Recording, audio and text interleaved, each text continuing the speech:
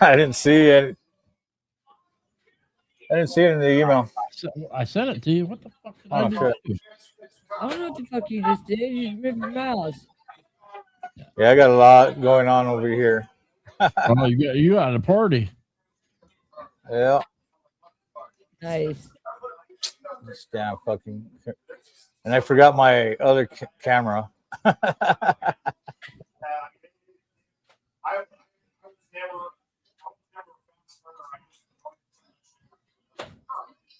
Hey, there's glare. What's happening? I don't know how the hell I put that on there. Man, technical difficulties. Me and technology. Yeah. Now my stupid. Oh, you guys got to run with the icon right now.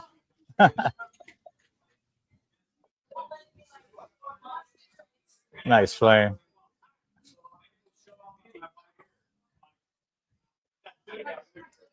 I don't know what's going on with my camera.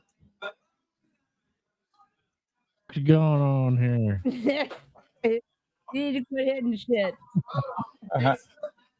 We don't feed hardwire gummies before the show no more. You did it.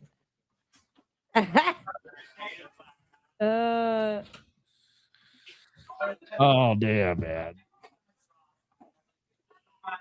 And we got Bucky Cheese back here. So what's going on over at the glare? How's Texas doing?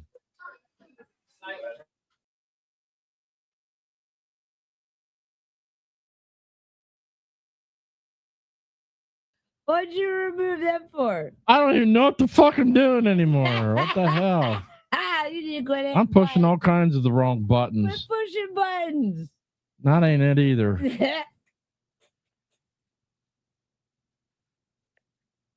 This is horrible.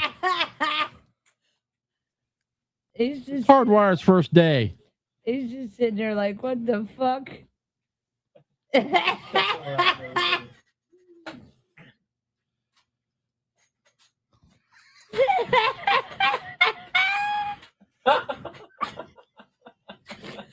Oh shit.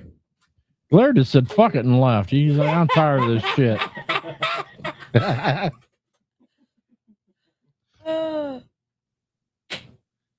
don't know. I got another weird fucking screen on the side of this screen. I don't know how the hell it got there. Left too. What? The other dude left too. No, Carney's there. He's just got his little icon up for a minute. He's probably busy doing something. Oh, there's somebody. Don't remove him anymore. I don't know what the fuck I'm doing. I don't know how to do this. Buttons. You should. This is my first day. Oh, you've been on there a while.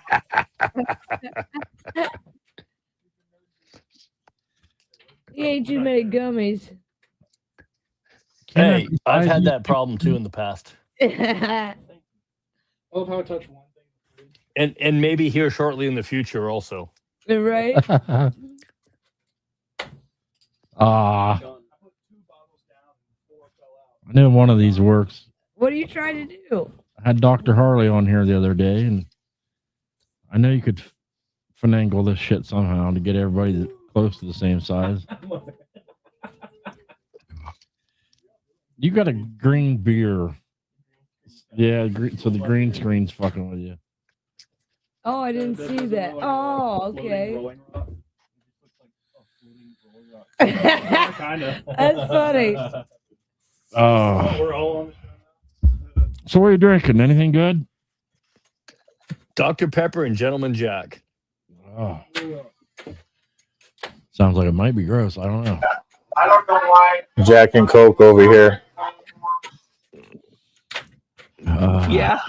The wife only drinks Gentleman Jack and she mixes it with freaking soda. So I buy Gentleman for her and I end up drinking it also. Oh,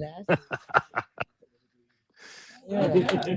Complete waste of a good whiskey, in my opinion, but whatever. What's that? I'm going to show this to everybody because we got some time to kill, and I ain't had a chance to show it to Glare at all. I sent it to Carney. He said he didn't get it, so nobody's heard this. It's a world premiere. As soon as I figure out how to share my screen again. Hey, there's Carney. Hey, there's Carney. Hey, my camera's working again. Share screen. Ah, and then it goes. Ah, I wish I didn't forget my other camera. it happens. Yeah. I was such in a rush to get up here. I forgot. I forgot to grab it off of the other monitor. Right. I've been working. So this is the story behind this. I've been working.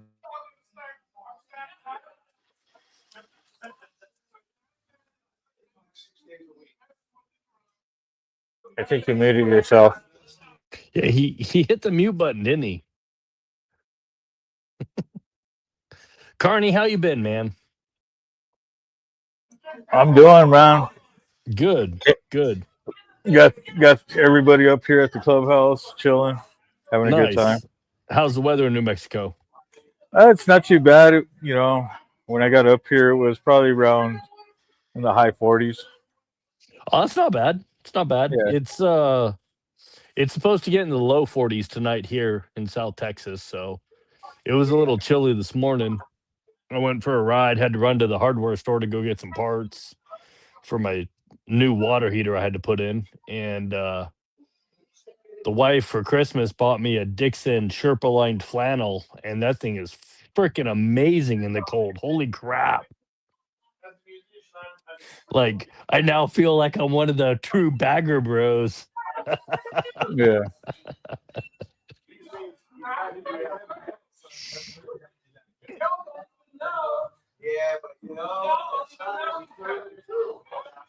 Hardwire still muted, doesn't even know it. No, you're good. Hey, you guys, don't forget to hit that like, subscribe, hit the notification bell, and hit the super chats. It's New Heck Year's yeah. Eve. Share the shit with all your friends too. Yeah. Watch a bunch of drunk monkeys on New Year's Yeah. Eve.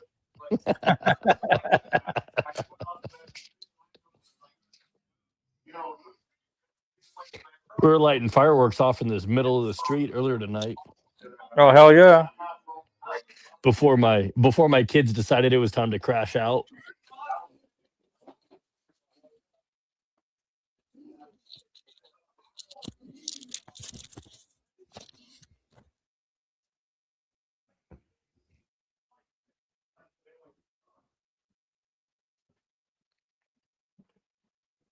Hey, Carney, Yeah. I need more rum.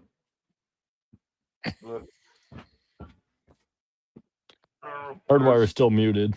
More room in there. Oh, I got 3 bottles. Fuck yeah. Okay. So we just saved ourselves because me and kid love the rum. Well, go figure.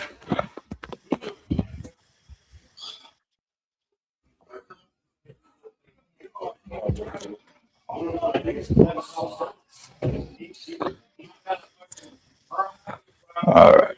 Oh, sorry about that. I didn't realize. Oh, I had my mic with me.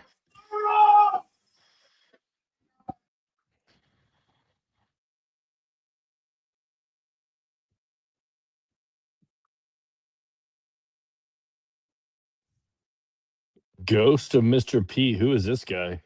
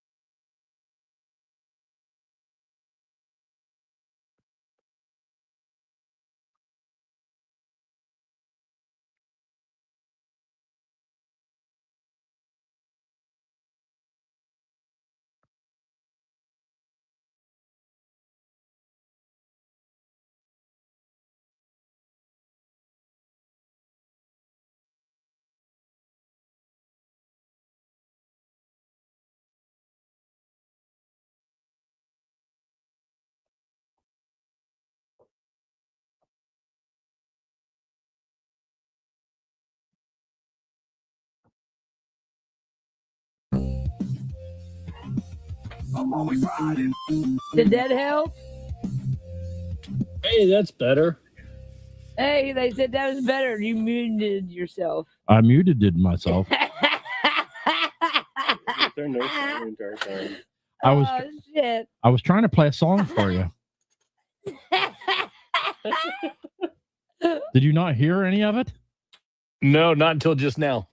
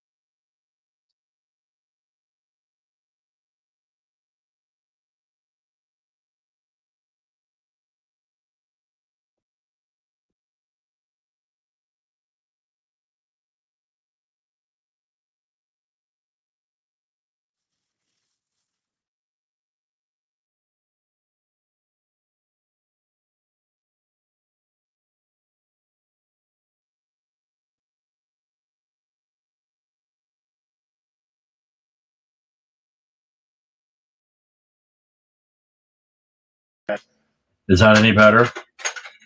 Can I be heard now? Oh, I think your Now my froze. camera froze. Oh, now your camera's. There we go. Hi. What the? Oh, now you disappeared. What? Now it froze again. Hi. How's everybody doing? How come that one works? That was a normal camera. The Yeah, camera's one. froze. Yeah.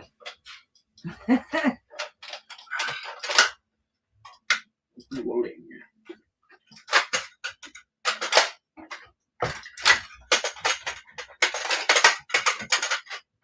We're doing that. We can hear you in here. Reloading.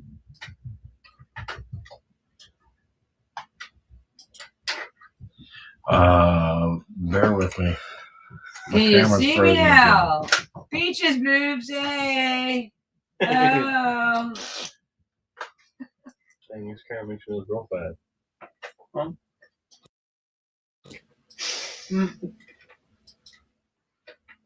It must like me. You're frozen. Oh, there's someone popping in. Yeah, that's a weird AI camera. Hey, again. Yeah. My camera. How's it going?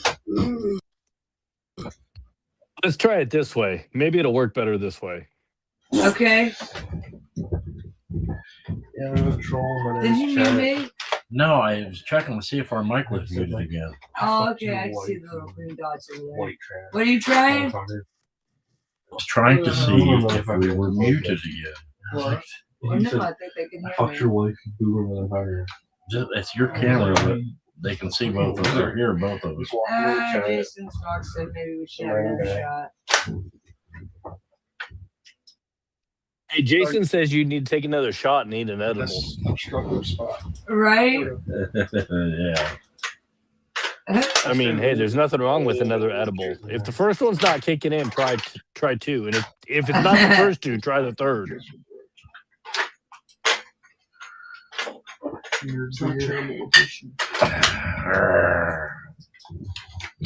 Banana. You just have to like say something. You're not very. I thought you said you wanted to do your own show. No, I can't do my own show. Start talking or It's something. like How's everybody? Come on, Peaches, join the conversation. What are we talking about? You couldn't hear Bouncy. anything from that song I just tried to play, could you? No, they said you were muted. I didn't hear anything till the end. My nails are all dirty. I know. That sucks, man. I worked hard on that. It sounds good. I like it. Yeah. Well, let me just turn my camera back on the other one instead of using that stupid app.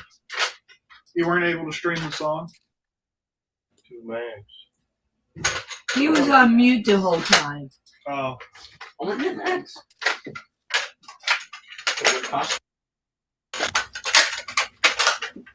Did you mute Deb?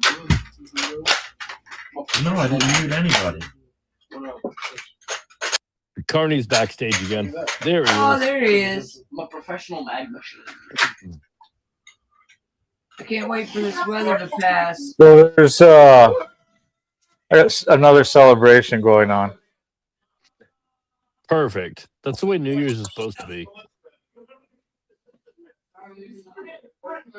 New Flash. Nice. What'd you get? So Vanguard Carney, New Mexico Prez. Oh, congratulations. Thank you.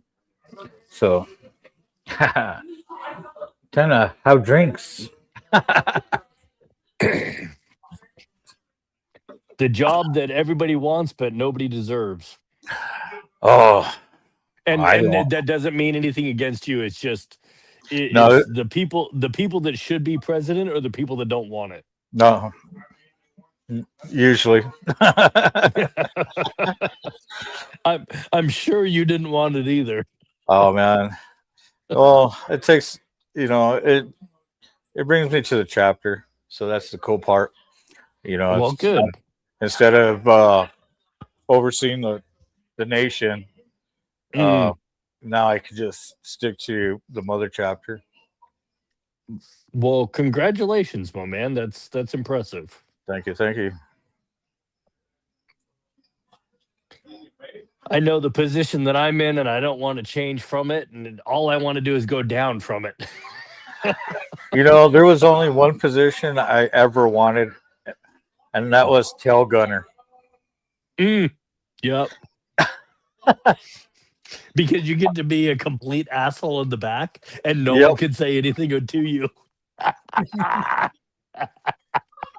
Until you get to a stop and the road captain gets on your ass.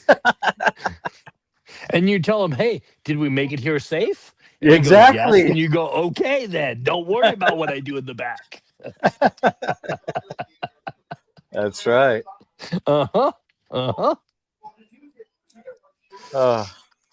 Yeah, my SA gets all pissed off when I say, "Hey, you're gonna ride up somewhere else. I'm gonna ride in the back for a while." He goes, "No, the fuck you're not." And I go, "Watch me. I know I can go slower than you." Yeah, you gotta be up by the P. Unfortunately, I do, which sucks. Yeah.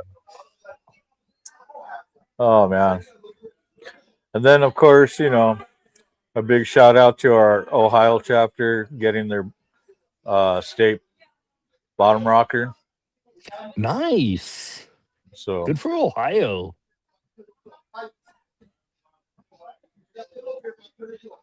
So when we say we go to church in Ohio, we literally mean we go to church.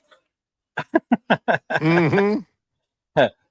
At our church, because it is a church, an old church, you could order water, but it might be not even wine. It'd be whiskey probably. Oh, well, that's all right too. And then we got a spot where you could actually go talk to the burning bush. I'm all right with that also.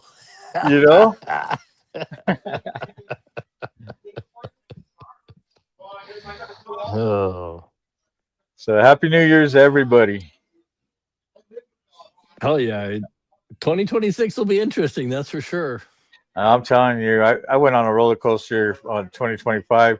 It worked out great during the beginning, and then, after the falling of my blood and then some others, it just I need a new start again. Yeah.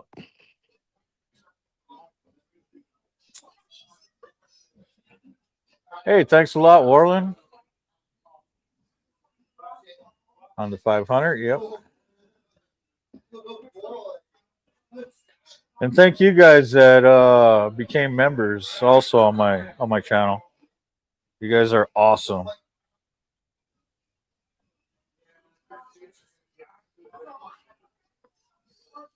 Oh, okay.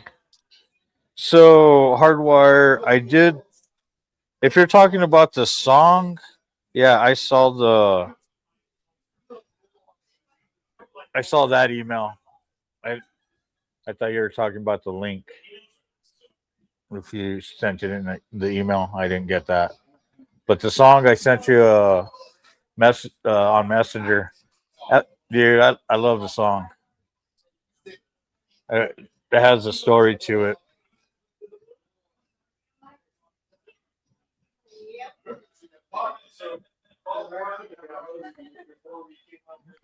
So what do you think of the shirt? I like design? it. Looks good. Looks Yeah. good. I need to get that six. Well, everybody needs to get me to that 600. That way, somebody could win it. Ooh. So each subscription is a entry for the shirt. Once once I hit 600, it actually will sit there, do a drawing for the person that wins it, can get it, and it will be in the stores if you didn't win. So you have the option to win it or buy it.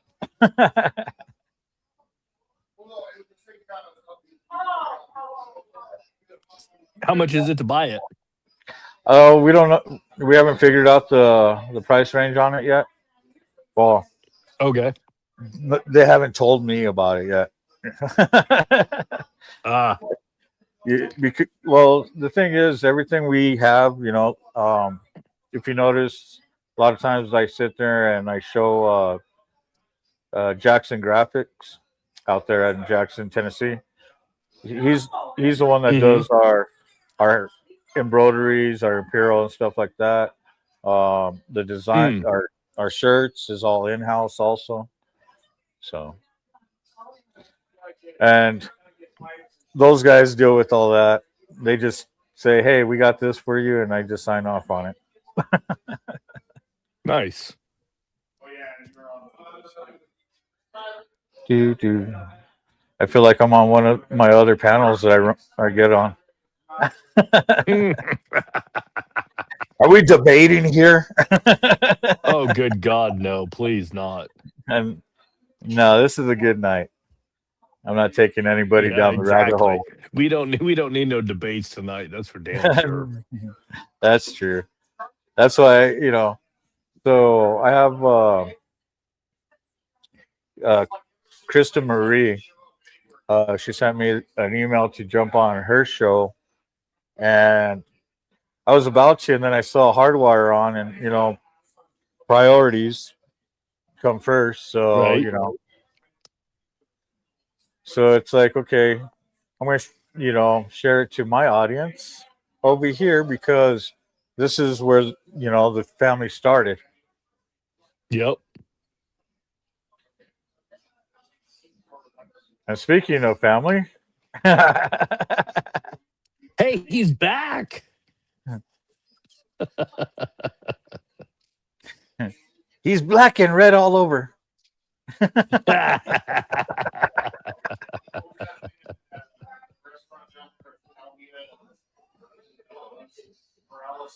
Now you just unmute yourself. Yeah, exactly. He just needs to unmute.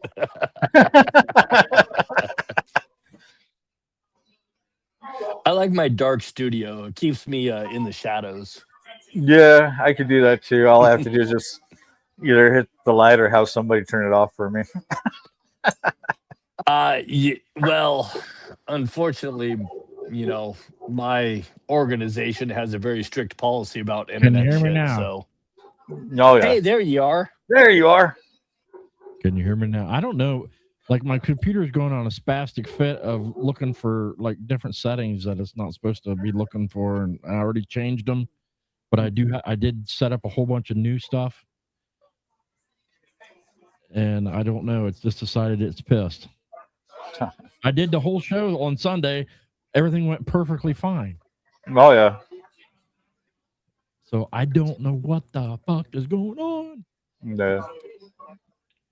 So the one thing about with my club is, I I've been doing streaming for a while, and then I used to motor vlog when I was a lot younger, so they knew was something, and they're the ones that actually, with them and Mike and Hardwire, pushed me into, hey, just do a show. Guess what? You should do a show. So now I know why that stupid little thing's on the side of my screen. I'm doing that vertical thing for the first time, and that's the vertical thing over there. yeah. I'm like, what the fuck is that? Oh, I'm so trying to this is figure the out how first to time get you it did off. both of them? Yeah, I never do both of them. Yeah. Ain't nobody wants to. Then nobody watches my shit anyway. I watch it. Hey, look, Slow Ride's in here. And even when I don't watch it when it's live, I put it on my show.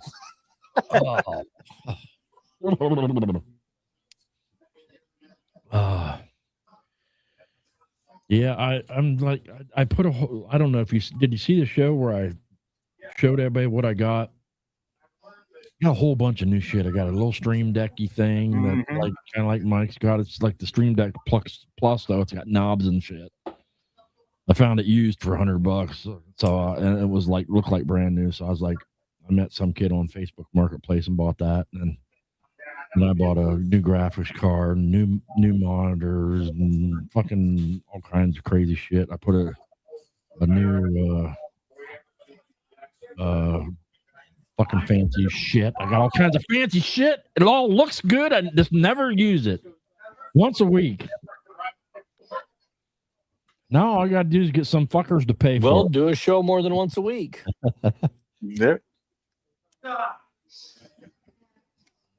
Damn it. So you just need watch hours, right? Yeah. What are you at on watch hours right now? I can't remember. Once like 3,000. I think I got like a fucking 800. I've been doing this show for a year and I'm nowhere near it. I know that. Yeah, but you have the audience. So I'm just surprised. I think it's just because I only do once a week. Even though I was doing the first year or so that I did specials and all that for like hours, and some of the regular shows I did were hours long. Mm-hmm. Hey, I don't know a lot about YouTube and how all the channel stuff works, even though I have one. But would it help if you like took a show and cut it into shorts and made shorts out of it? Would that help your watch hours? It goes into the short. So there's shorts, watch hours, and then there's the watch hours. They have it divided. So they're separate. Yeah. Gotcha. Well, they'll do anything they can to not have to, put you in the group. There's so many fucking people, man. It just like I started watching this other dude. He does a pretty cool show. It's called Gen X Thinks for people of our close to our age, And that's all he does is get in there and bullshit like I do, and then like reminisce about like we talk about like stuff that was going on. I said, "Here's a good show for you, for us Gen Xers. Tell philosophize. How did we fuck the next generation up so bad? We fucked it up. We got to own that somehow, and it's most of not everybody's fault, but pretty much our generation's fault as a whole. And we'll see if we ever. You want to know how my opinion on what it is? We did the same thing that boomers did to us. Boomers didn't teach Gen Xers, and Gen Xers are not teaching the next group. So we didn't have the stuff to teach them. We're kind of letting them make their own decisions. And then saying, see, that's why I told you don't do it that way. We didn't actually teach them the reason why. We just let them make their own mistakes and then say, see, I told you so. Yeah. I don't know. We did coddle them a little bit, I guess. Sure.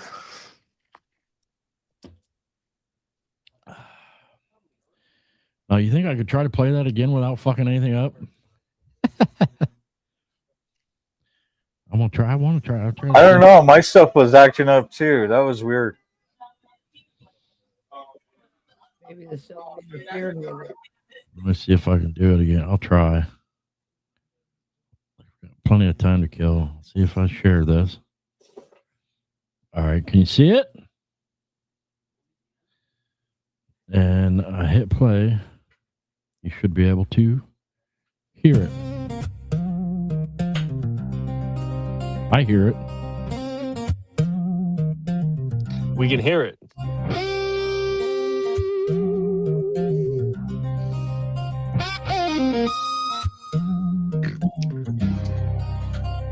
I'm one bad decision between seeing my family or seeing ourselves. I am always riding, always paying. It's got the words up so you can see the words. I'm always riding, always paying. It's the patch and the price. So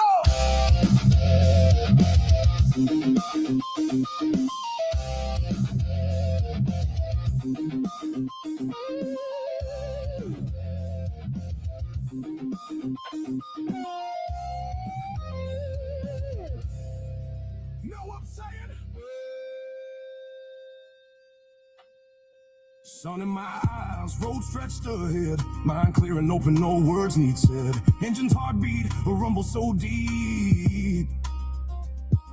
Secrets only the asphalt can keep. Wind in my beard, a mean mug on my face. The crew riding with me all in their place. God, I'm loving this song. Miles of penance to be paid. Brothers riding with me like a roaring parade. They see the tough exterior, the patch on my vest, blind of my confliction, the heavy weight of the diamond on my chest. My life a strange blend, two worlds I embrace. The club's pounding pulse and a sweet gentle face. This ain't about a choice, it's just how to survive. Both of these loyalties are what keeps me alive. Love my brothers, true to our roots. The 1%, a life of constant disputes and endless pursuits. Hate the wars and politics, fights over power and blame. Just roaring pawns riding out a pointless game. My heart yearns for home, so far from side, but the highway keeps calling day and night. Love this life, the freedom, the sound, but it's the passion, the prize when the wheels spin around.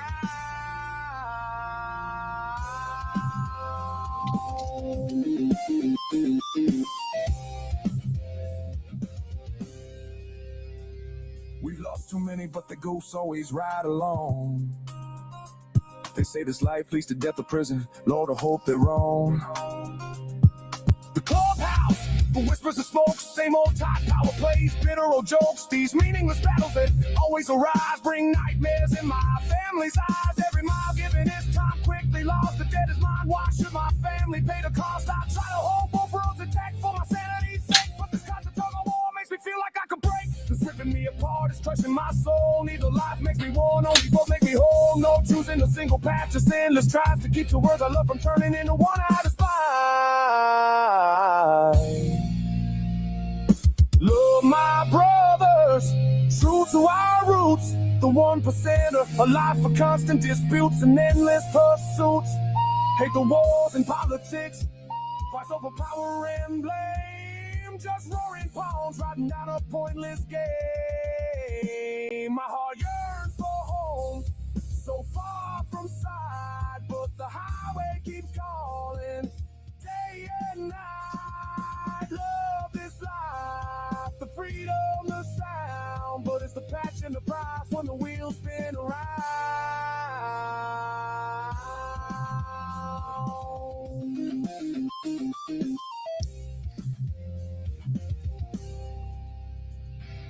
Love my brothers, true to our roots. The 1%er, a life of constant disputes and endless pursuits.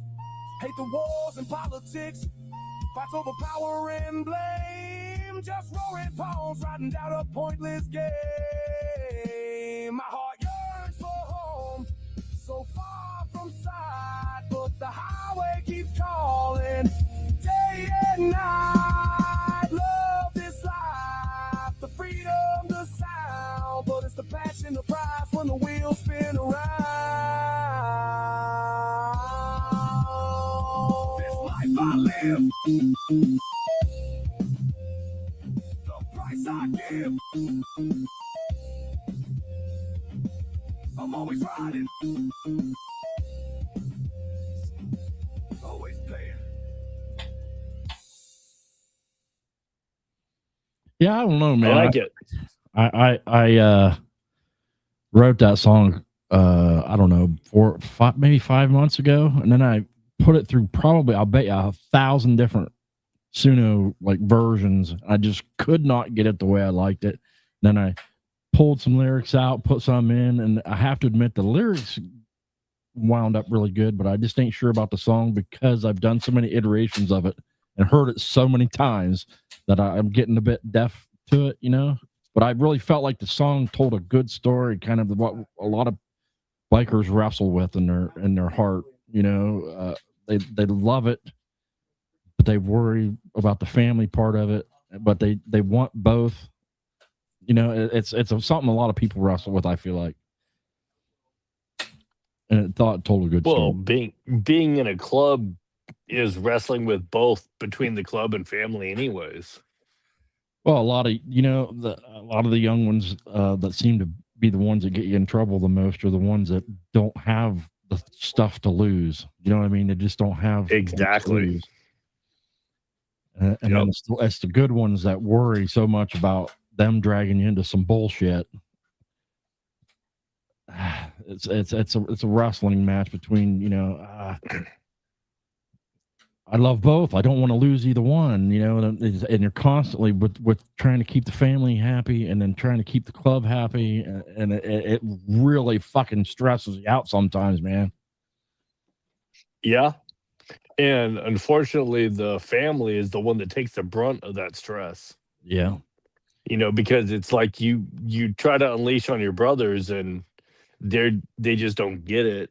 And they don't understand because they're not seeing what you deal with, you know, on a normal day going home after work, right?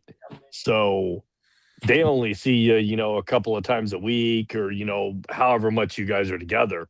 They don't see you day in and day out and see you at your lowest and at your highest. You know, they only see certain portions of you. And it that's a lot of things that a lot of brothers don't understand. A lot of women, there's especially ones that have never been around it at all, are the ones that automatically think, "Oh, you must be every time you got to go with your brothers, you must be out there with some horror," you know. And that's what the kind of thing you want to think. And I'm like, no. Yep. I said, I try to tell people, don't get me wrong. I say the good things. Most bikers are good, you know, and it's not like the party they see it. But don't get me wrong. Part of what people like, some people like about it, is access. You have access to a lot of really bad things. You have access. The horrors are there sometimes, but most people are good people. They don't. That's not their game. Some people, that is, you know, whatever. But it's access. You have access. If you want to be a drug addict, you got plenty of access. You know what I mean? But most people don't. Well, like I learned a long time ago, the club is what you make of it. If you want to make it a criminal organization, then by all means you have access to that. But if you don't make it that and you make it about writing and spending time with people that you enjoy spending time with, then it's that. It's what you make of the club is what it becomes for you individually. Because we all know that any motorcycle club can get involved in any sort of illicit activities, right? Yet, if that's not what you're looking for, then that's not what you're going to try to seek out, and that's not what you're going to try to make out of it. And so, therefore, if you're not trying to seek out the illicit activities, you're not going to find the people that do illicit activities. So it's all about what you make the club out to be.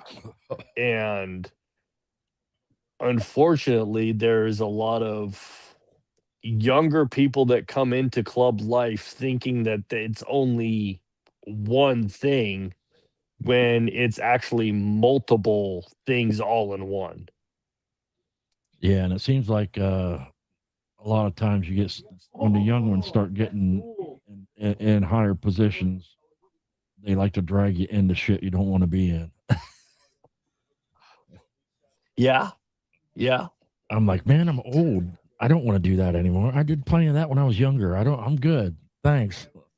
Well, and not only that, but I mean, And all Hardwire, aspects. you and I are, close in age, and I'm sure Carney's, right there with us, somewhere in between the middle of us. If I'm not mistaken, I think And Carney's just a little bit younger than me, wasn't you, Carney? Well, I'm 51. Oh, a little bit older than me. Okay. okay, And so you're the one that's a little bit younger than me. yeah, so we all get to a point in our life where it's like, look, I've already done all of that bullshit. I don't need to do it anymore. My life's set on a direction, and I'm going to do everything that I can for the club in my capability without jeopardizing certain things that I've set my life on in a path. And it becomes very complicated sometimes when you have young guys that come up and they want to play all of their politics and they want to do this and they want to do that. And it's like, look, dude, just okay, if that's what you want to do, that's fine. You go do it. But don't ask me to do something out of my boundaries, because these are my boundaries, flat out.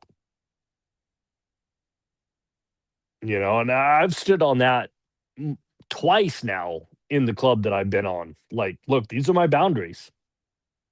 And I've stood on it. And luckily it's worked out both times. I'm hoping there's not a third, because I don't know if the third will work out. But, it is what it is. And, as any man in any motorcycle club, we all have the perception of we are men before anything. So as a man, this is what I have to stand on. And that's the way I look at life in general.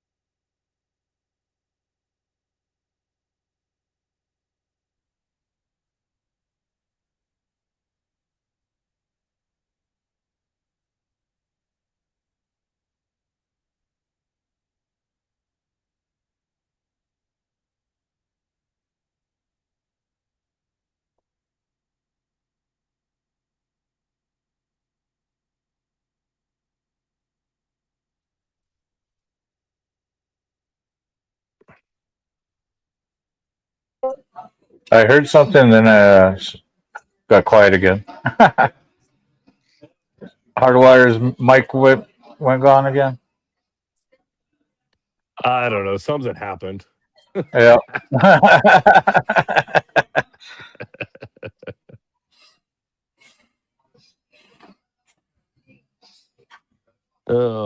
I blame it on the fireball.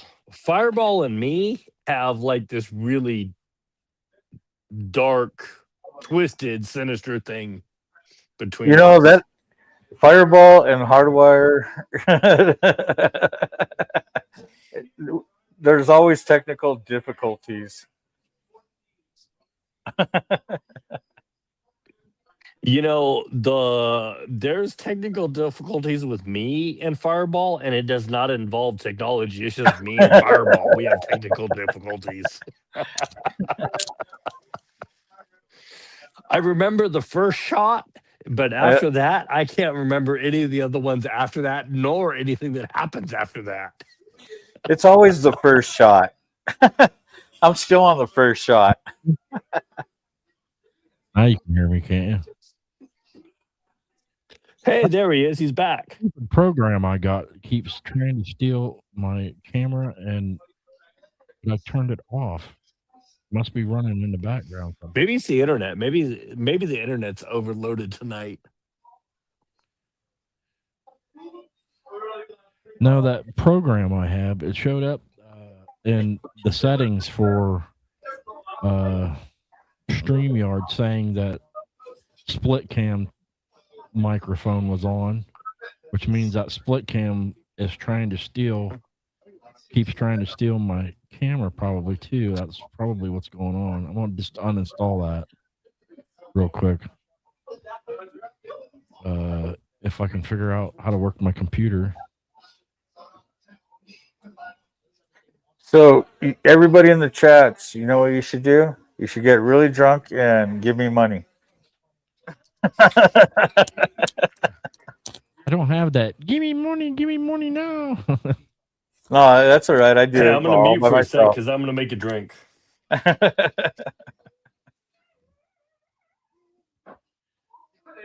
Okay, you can still see me. That's good. Yeah, we see you. I uninstalled the program. I do have this button. So, Frank sent me a message earlier. We need a show. Well, Frank, here we are. We're doing a show. Yeah, Frank messaged me on Facebook and said we need a New Year's Hitting with Hardwire show, and I sent him a thumbs up. And he's not even here. How's that for some shit? Go figure. You know what? I'm going to send him a message and be like, where are you at? We're here. Yeah. What the hell? All right. Evil Rick's my dude. He's always here. I can count on him.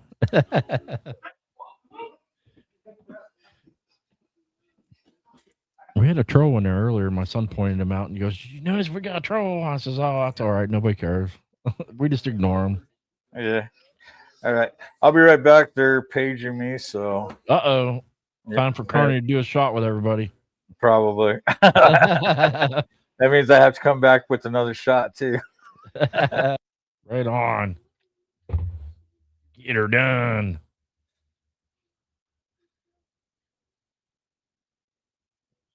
Welcome back to the crazy hour. Bringing in the new year with psychos.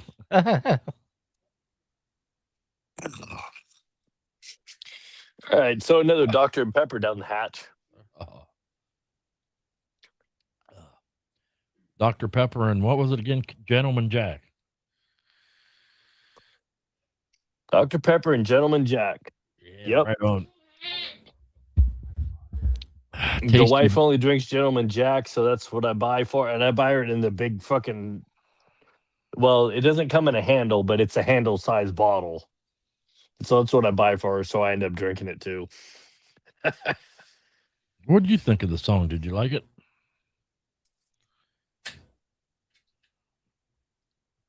I got Look at that. Lee's in here tonight. Hey, what's up, Lee?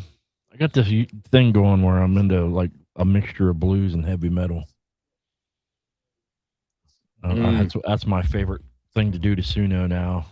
When I'm making AI music, is try to make weird concoctions of different things. I mean, blues and metal have been mixed a lot, but I try to mix blues, metal, rap. I even had it putting in some banjo and harmonica. I was really making it confused. I was fucking it all up. Suno had the little spinny wheel, and I think it caught fire a couple times.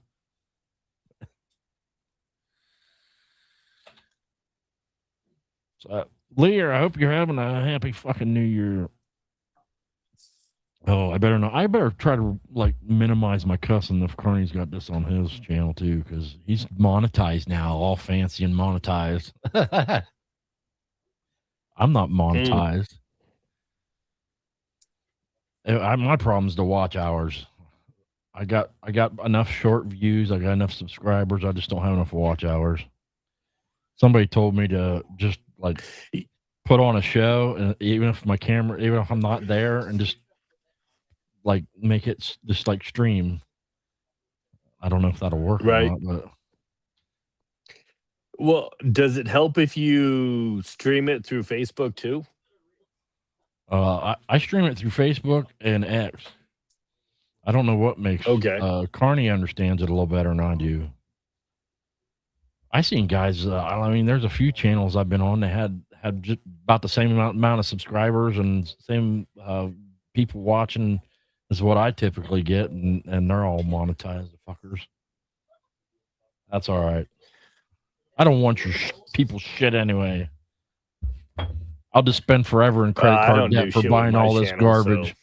So. I bought all this garbage on credit cards, man. Come on. Yeah, I don't do anything with my channel, and there's nothing even posted on my channel. So, but I don't know. Maybe one day, all the collections of photos and videos that I have and could come out, but not right at this time. So.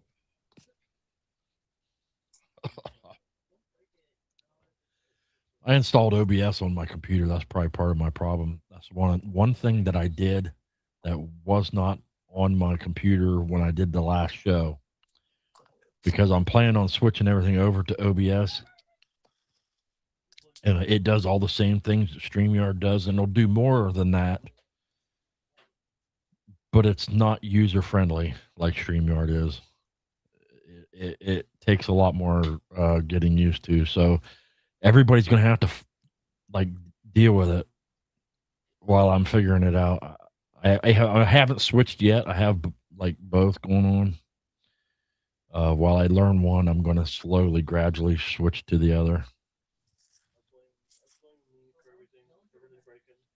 No, I blamed OBS. I installed it, and I think it's got a virtual camera, and my other program had a virtual camera. And I think they're fighting for resources in the background, and that's why it's just kind of randomly switching to stuff. It's weird how Windows works. It's the screwiest shit ever. When I first started doing this, I kept having a problem with it wanting to switch to my webcam microphone, and then I went into Windows settings and went in and removed everything that wasn't the one that I wanted it set on all the time, and that worked good for a long time. Till I messed with everything and like put all a bunch of new stuff in. I literally spent the graphics card I bought was like $800 fucking. Don't tell my wife I said that. Hopefully she's not watching this. Fucking $800.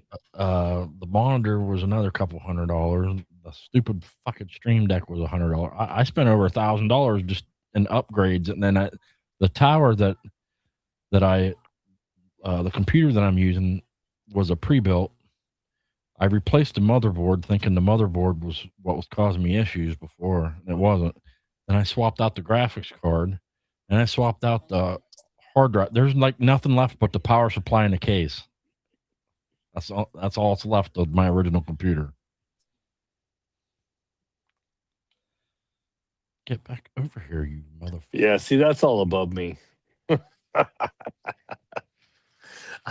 I just walk into a store and I tell them what I wanted to do, and I say, make it work. That thing really wants to show off the printer. And then I come home, and when it doesn't work, I look at the wife and go, why doesn't it work?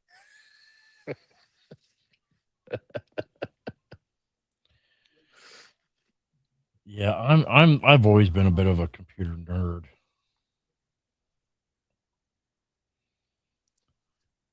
Everybody always asked me in school why I wasn't taking computers, because we grew up in the era when that was like just starting to be a thing. And if I'd have got into it then, it'd been a good time to get into it. But I told everybody, and I knew that computers were constantly getting new stuff, new programs, the technology changes. And I said, I'm not going to build a career on computers because I do not want to have to go to school every year or 2 years and learn everything all over again for the rest of my life. Yeah. but I probably should have. You know, that's funny that you say that, because that's almost any industry. Like even electricians, every 2 years they've got to go back to school, because to keep their license up, like if they have a journeyman's license, every year they have to go to school for, it's either 8 hours or 16 hours just to keep their license current. As a journeyman, that's not even a master electrician that can actually own a company. Master electrician, they've got like tons of schooling. So I'm an engineer, but I'm you not know, I'm not it's- a licensed fucking whatever they call it. For engineers, it's there's a certain engineering license you can get, but most engineers don't have it. I do not. Wouldn't mind having it, but fucking thing, man. I don't know what it wants to fucking show, but it ain't me. Spaghetti on top of spaghetti. Keeps on turning on the AI tracking over. I keep turning off the AI tracking, and my son noticed it's turning itself on. Fucking thing. I was gonna say I took an IT class, and my they straight up told me 2 years this is gonna expire. You're gonna have to take it all over again. I took my actual degree is in technology with a specialization in engineering. It's like an engineering technology degree. So I had to take a bunch of networking classes and different things that I just don't fucking use. It thinks I'm signaling it to turn AI on. Because when I wave my hands around, it's when it has a fit. You can turn it off. Where? I thought I had it turned off. More. It's got all the gesture stuff back on. Okay, that's why. That's why it keeps turning itself back on. It thinks I'm gesturing. I thought I turned that off. It's good now.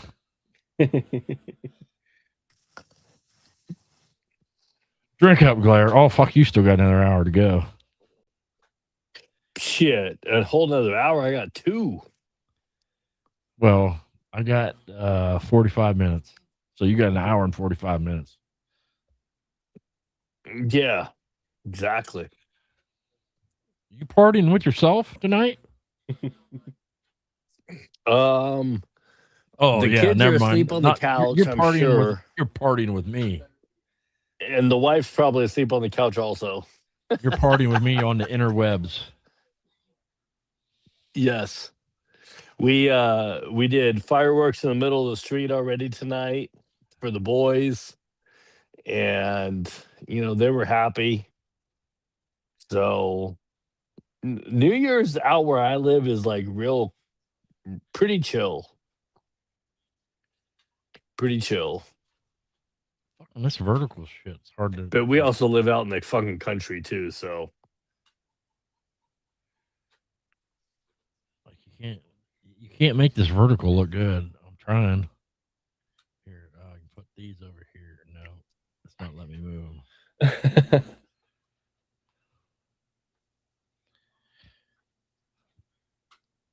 I'm just switching us around. Like I can see that weird vertical. Like I never broadcast vertical and with the regular thing because I don't like having like deal with it. I don't want to deal with it. That's just too much to deal with. One is enough. Now I still can't get back to where I was. What the fuck?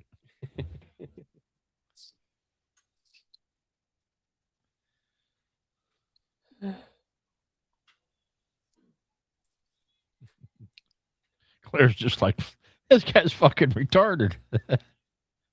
Oops. whatever. I don't give a shit. I said Dude. that word. I'm not supposed to say that word, right? Nah. Retarded's okay now. You haven't heard that? Oh, no. I never know what's okay from day to day.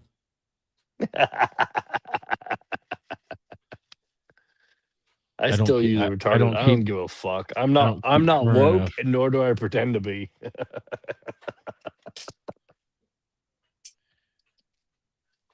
I mean, if they tried to cancel me, I really don't have much anyway. Somebody at one point threatened to turn me into my company I work at, and I told them, go ahead. They don't care. They're not like that. Most companies don't care.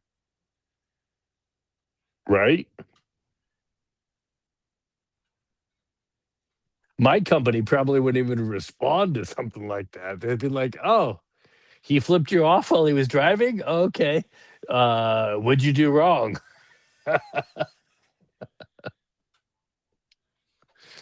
No, I'm listening to fireworks all around my house, and I'm watching fireworks out across the lake, and so it's pretty chill out here on holiday weekends. Yeah, that's better. I got all three of us on, and they can sort of see us on the vertical.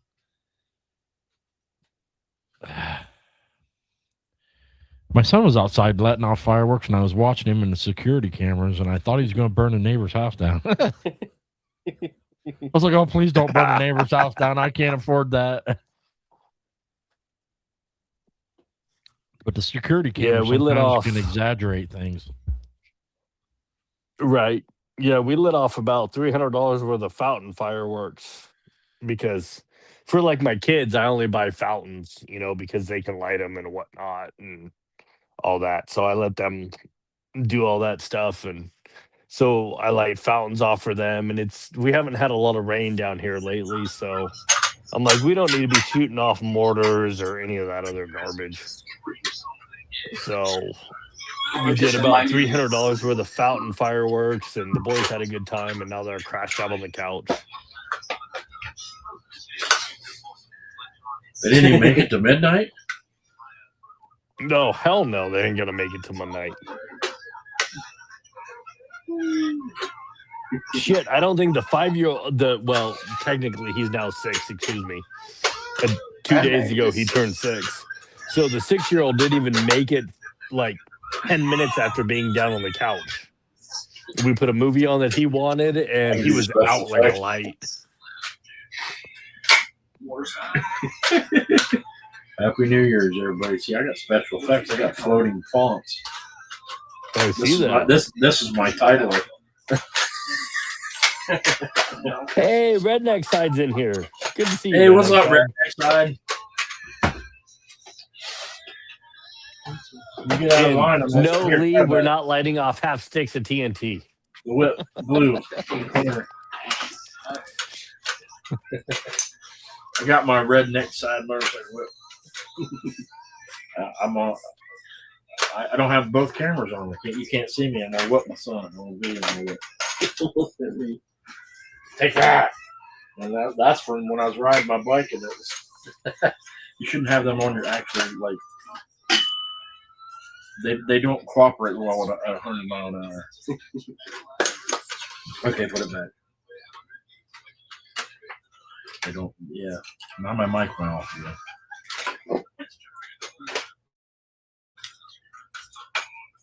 They don't. I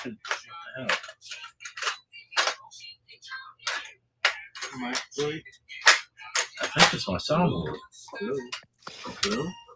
And for Jason and Lee in the chat, just so you all know, if I'm lighting off TNT, it is going to end up on the news because it's going to end up with a whole bunch of money in my pocket.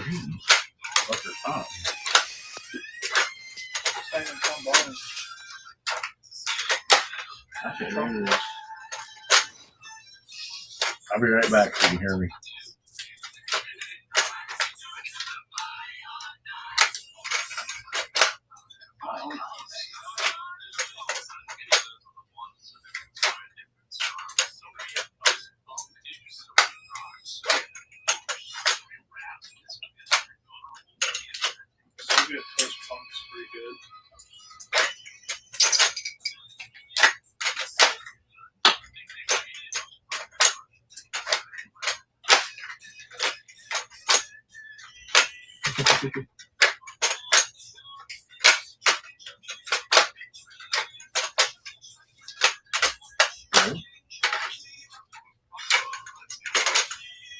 Hello. Okay, I had to reset my soundboard. I think it's overheating. That's never happened before. Can you hear me? Yep. Yeah, that's the most. Somebody pop in and say, "What's up, Birdie Rod 13?" That's the string. Happy fucking New Year! That's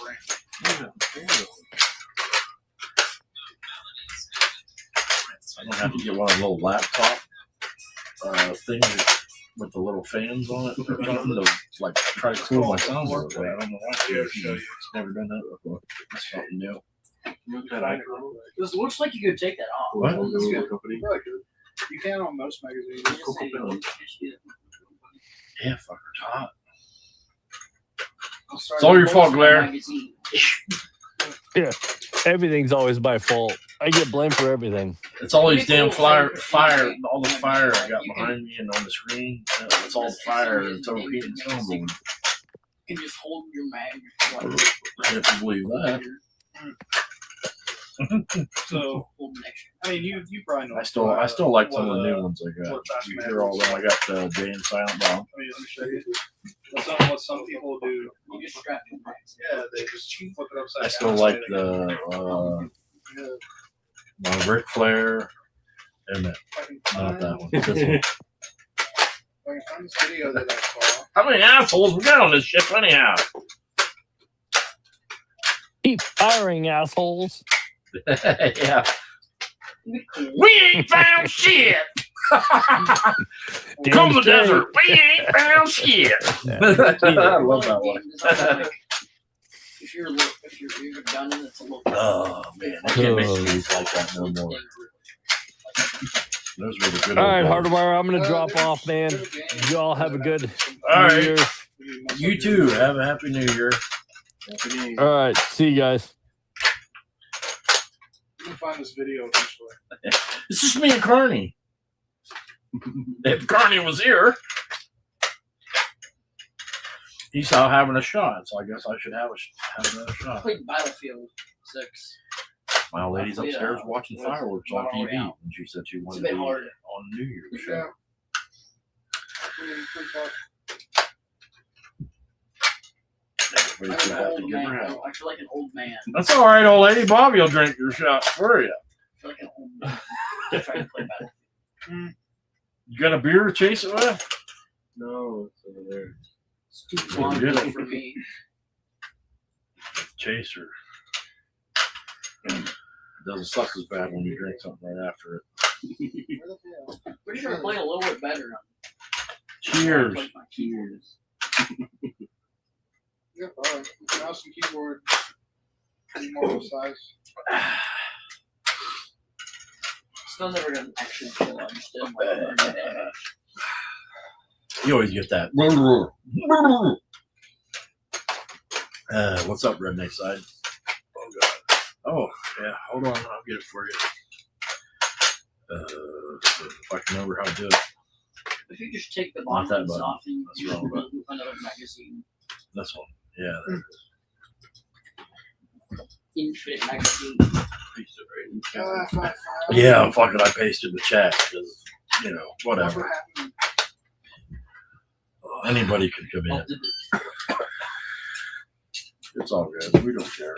Oh, it's- Even if you want to come in and troll, fuck it. It's entertainment. We'll have fun with that. No, that's not me. This is some guy. He's a Yeah, I'm pretty sure I've seen this. Yeah, this freaking floor plate blows out. What's happening? Yeah, You're looking a bit dark as you turn on. Oh, let's see what I can do. Yeah, the bottom of that blows out. The spring and fall and everything just all blows. I can't see you. You can hear me, right? Yep, I'm I getting- can hear you. I got to figure out what I'm doing here. Let's What I see. think happened. It's been a while, guys. Go to the StreamYard settings. It might have switched your. He didn't have it on. He didn't have it camera thing, on. right? Good. Oh, I got to fix Somehow this or another. sound. He didn't. All right. I think I got, all right. I got the sound fixed. Now, if I could figure out my light. Welcome to the Technical Difficulty Show. A fucking light. I've been having it all night. Oh, this is bonkers. It's the end of 2025. It's been a weird fucking shitty year. You got to go out on the dark side here. Oh, we're gonna see. It's been one of them kind of weird years. Oh, there I can see a little bit. I see something. Oh man, I know what's. I gotta slide the thing out of my camera view. Oh, there you go. That would help. You know the protective slide that covers your lens. Yeah. Let's. Yeah. End it with being a dumbass, right? Why not? All right, look at that. We got something. Hey, now I can see you. Right. Hey, it's been a while, guys. I don't think I done anything since the last burning room. Hell, that's been 4 or 5 months ago, ain't it? Dude, it's been longer than that. That was back 6 months probably ago. before June. This damn thing. Hey, don't feel bad. I have an AI camera and it's been going bonkers all night. I didn't realize I had the hand gestures thing turned on, and I'm sitting up here waving my hand all over the place, and it's going, "What the fuck do you want me to do?" I'm about to tape this damn thing to the top of this. And I don't want to.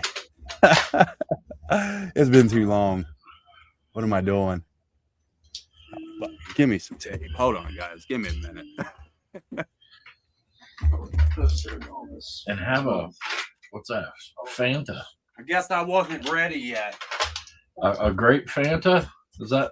Yeah, I make mine. Or is your color off? That's all right. Grapes. If I had to have one, it'd probably be grape. So people can play them. Okay. I had the idea of posting them on like Curse Forge. Could do that. I don't need the chat ain't even moving anymore. I don't know if anybody's even watching. Carney's out having fun without us. We're in the works. We're gonna get some tape going here. Well, I want to tape this fucking thing here. If I can even do this right. I'd like to see what works. Sure, if you want to bring your laptop down here. Oh, for God's sake. Okay. Yeah. Might run like 2 FPS. Jason's still here. Yeah, I don't really want to get up. I'm chilling here. Always, even Rick always. He's diehard. He's always sticking around. I think we got something going on now. Well, we can make work. All right. You're like me. You're getting close to like. I feel like I should go to Santa school. I'm getting there. I'm starting to get a little bit grayer and grayer by the day. I think. I tell everybody, hey, at least I ain't all gray yet. And this every time I look down, there's more there and more there. I got my little skunk stripes. I like. They match. They're symmetrical. You know, it don't throw me off. Those are my my skunk stripes. Aren't no, skunks don't have one stripe. They do have two. Right. That's my son. He got sprayed by one. I've been chasing a couple of Oh them. my God, did you get sprayed by a skunk? Yeah, I did. I've been going out, working out at the campground and getting myself outside doing something instead of, since we closed the store down, I got to get some extra time in, do something else, get myself busy. Yeah, I picked up a whole lot of hobbies and kind of decided I have other things like camping. I bought a camper. I don't want to fucking spend all that money for a camper and never use it. So Right. I got things I want to do, so it's just how Yeah, it's my been. wife and I, we're looking at, we was going to get one, but we're going to hold off right now, but we're looking at a couple others. But yeah, I'm working at a campground, like I said, to do something. Come home and make whips. So Yeah, learn how to work on them. They're actually not quite as complicated as Like when I first bought it, I thought it was like, I don't know. It's like a lot of things when you first get it, it feels like it's overwhelming. But the more you kind of dig into it, there's really not that much to it. Right. It's a combination electrically. It's a combination of 12 to an inverter to 120. It's if you know anything about 12 volt and a little bit about 120, you can figure that out. And the water system's not very complicated either. It's just a little tank, and it depends on what you're running off of to how it's pressured. It's not as complex, at least not in mine, because I don't think they're that way in any of them. Although some of them really big bazillion-dollar ones can probably get pretty complicated. My new buddy right here. Is that a squirrel? It is, man. I found like 4 or 5 baby squirrels that fell out of a tree behind my house, and I wanted to keep them. And I know somebody that worked at a sanctuary, like used to save animals. And they said the squirrel you do not want a wild squirrel. They said that wouldn't work out. Damn it! Now you make me wish I would have kept one of the fuckers. Yeah, I had to rescue these guys. They mama left them behind. Yeah, I don't know if the ones I found, if their mama left them, or they said sometimes they especially in the city, they venture off and get run over or whatever. Right. The cat gets them. Yeah, where are you going, bud? Once they're ready, I'm gonna they're ready, but I'm gonna wait till it gets a little warmer for them, and I'm gonna let them out. But yeah, unfortunately, only one of the ones that I've found survived. Right, and it was let loose at what's it, Sippo Lake or something like that. You're from around here too. Yeah, I'm gonna build a box, put these guys outside, keep them feeding. They love their peanuts. Whenever I found those squirrels, to find a place that would take them, like a rescue, was non-existent, except for one place. It's that Sippo Lake would take them. The rest of them, they said they're considered a nuisance animal, like a rat, so they don't, like rescues won't even take them. What the hell? One. Sadly.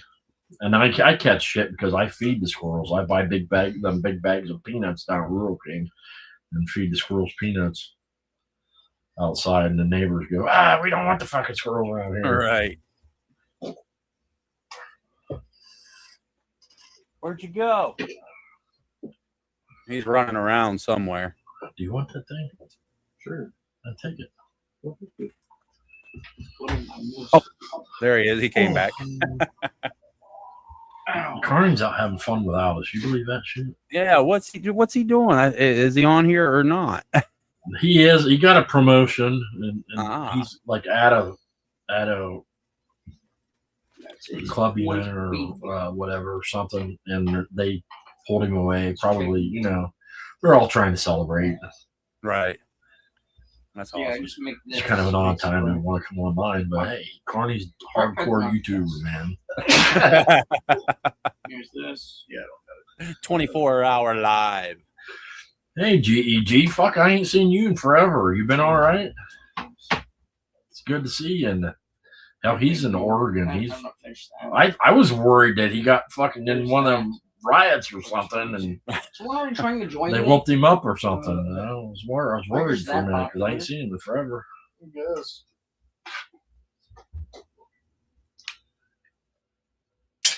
That noise will shut off here in the background real soon, I hope.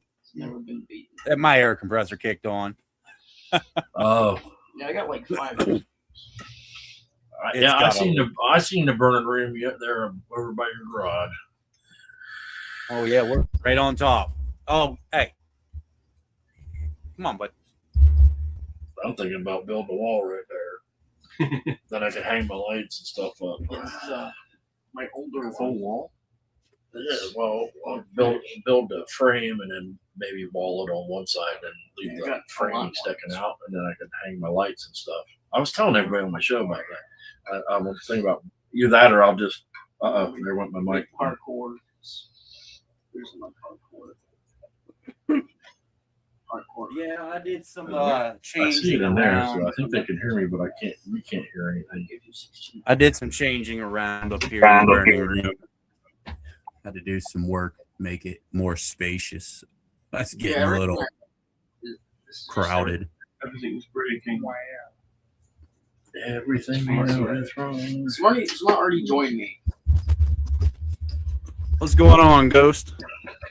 I see you down there. You can hear me. I gotta reset my damn soundboard again. I'll be right back. All right, on. You'll see me, but you won't be able to hear me. Does that thing got like fans in it or something?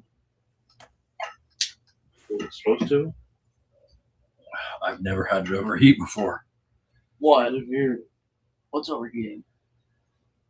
My soundboard. Oh, a soundboard. Is it? How does a soundboard overheat? You might be able to hear me a little bit through the. You might switch Hello? to my cam microphone. Can you hear me? I'm not sure try to find it. Like skim to read. I was not. All right. I think That's I not think I'm even back. skin. That's just old Steve. Yeah. Can you hear me now? Yeah, I've done like 30 I can hear you. I've never had my soundboard You? overheat ever. No, it's not. And now all of a sudden it's like overheating, like, Sorry, I have like. and everything keeps switching and shutting off, Then I have like 30 big versions. and it's hot. I can feel it. It's got little holes underneath there. It's never happened before, so I don't know what the fuck. Is it this? Get one of those laptop pads. That Yeah, have that's what I was- fans going through. That's what I was saying. I need to get one of the little laptop air blower pads, pads.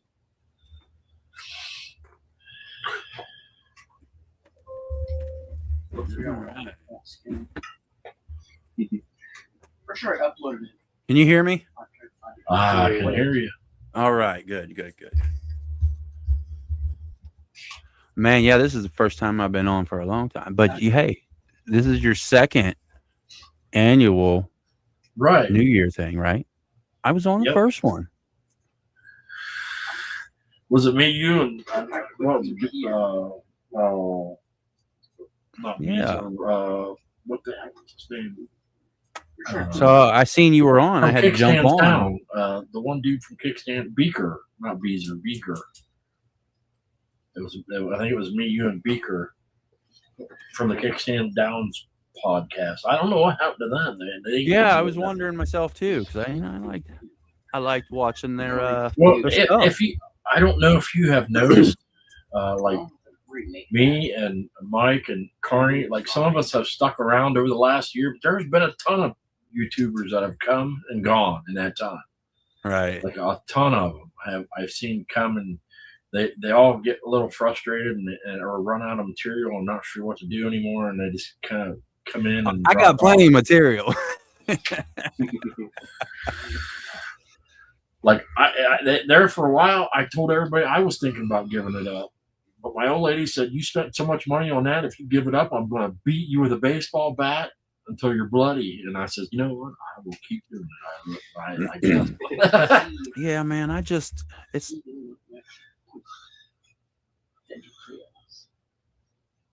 I enjoy it. It's like it's a little bit of therapy to get out here and spill your beans to everybody. I enjoy it. Comes natural to me. Oh, redneck side froze up. Excuse me. That's the whiskey or the pop. I don't know. One of that. Probably the pops. Pardon me. She said she didn't say that. She did tell me that I wasn't allowed to quit. He did freeze. He's not that far from me, but it's still too far for me to drive over there and whoop on him. It's still it's not really that far, but he lives in one of them areas where it's kind of hard to get to where he's at, so I got to drive way out in the middle of nowhere to get there. That is not doing Hey, you're back. I'm back. He's back in Hardwire Show. No, I had so much to do that I just couldn't commit to it every time. Well, I don't know how some of these guys they do it. Like Mike, he does it. Well, he goes off of like showing news on his show, Right? And so he's kind of got something. It pulls up the news for the day. He's got something to talk about.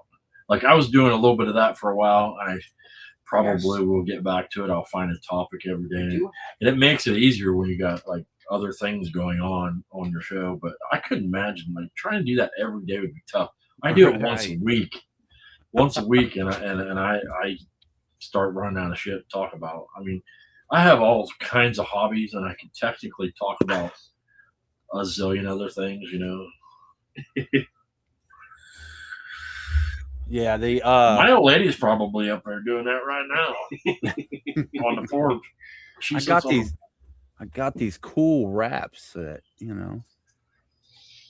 Yeah, I'm enjoying gummies while there's not while I still have some. I can't buy them anymore. They're made them illegal. That's dumb and fuck. But I was just reading today that Ohio's getting signatures to put it on the ballot again because because of them trying to change all the laws. They said that basically the voters think that they're trying to change too much of the law that they originally passed or whatever, so they're trying to put it back on the ballot for this next year to basically like citizen veto all the bullshit they're trying to do, and they'll just try to do it again anyway. They don't give a fuck about the people who vote for them, I guess, apparently. Right. Why do you think it took so long to legalize it? They didn't legalize it until they had no choice because they got it on the ballot and people voted for it. Yeah. And then they were scrambling trying to figure out what the fuck are we gonna do now, man? People voted for it, so we have to make it legal. And they went ahead and made it legal, and while they were trying to figure out how they were going to fucking try to screw us every way they could. Right. Let's see. I don't even know what Molly's talking about. They still have what? Yeah, even Rick, I didn't know shit. That's basically all it's been. Weed's been a prohibition for weed. There we go. Now I can see the comments. Hey, you could rebroadcast it on your channel if you still have it. Then you can at least keep it current. Or whatever. I don't know if I'm gonna do something later down the road. We'll probably just keep going with just our business, you know, and I just got to get time to get back on, man. I gotta see if I can find the ball drop or something because it's 10 minutes till. Oh. YouTube. Ball drop here. Let's see if I can find. Well, the bad thing is that YouTube's on. Yeah, I just happened to see you was on, so I figured I'd jump on, say what's up. It's been a while. Yeah, you believe Frank? That's always on me and Mike's show. Got on Facebook and messaged me and said we have to have a Hardwire New Year special, and I went, oh, well, I debated on it. I was thinking about it. Then I was like, I probably won't. And he got on Facebook and messaged me. He said we need to have a special. So I was like, fuck it, I guess. Then Blair got on there and says, hey, if you having a special? So I was like, no, I got people asking, so I guess I'll do it. And then Frank fucking doesn't even show up. And that's some shit. That is some shit. That's horrible. Yeah, we're not doing nothing. The wife has got to go in and do some nursing. So she's got to go into work. Well, she's already there. And I'm sitting here. On New Year's. Oh, Yeah, I'll be going to that bed kinda sucks, but and then heading to work in the morning. look at that. Somehow it's in the background. That's bad. That's cool stuff. I don't know how I did it.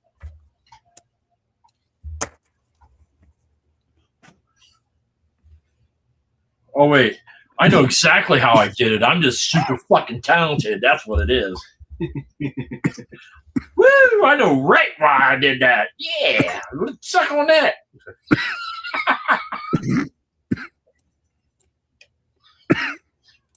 Let's see. Let me turn that shit down a little bit. Fuck.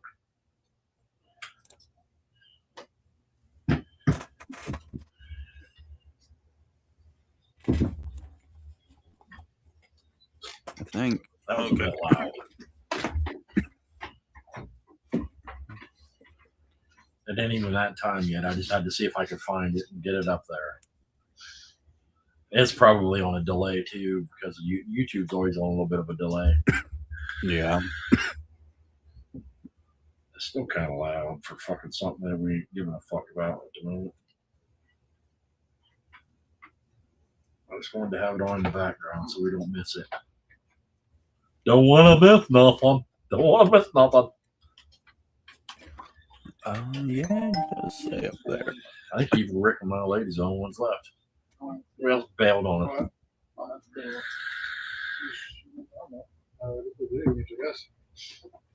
I'm gonna do another shot. You got the smoke out.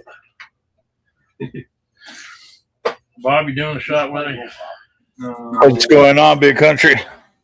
What's up, man? Hey, it's Carney. You made it back. Cornball. How many shots did you have to do? 4. I don't know. This is between the shots and then another couple eggnog and Let's brandy. do something.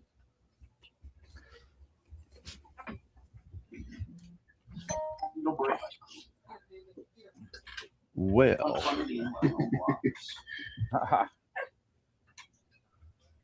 What the? Hey, darling, you want to grab me another pop, Grab me another please? beer. Not really. Or come take my spot and I'll go get it. Boy, Well- pass me another beer. What's going on, Evil Rick, Jesse?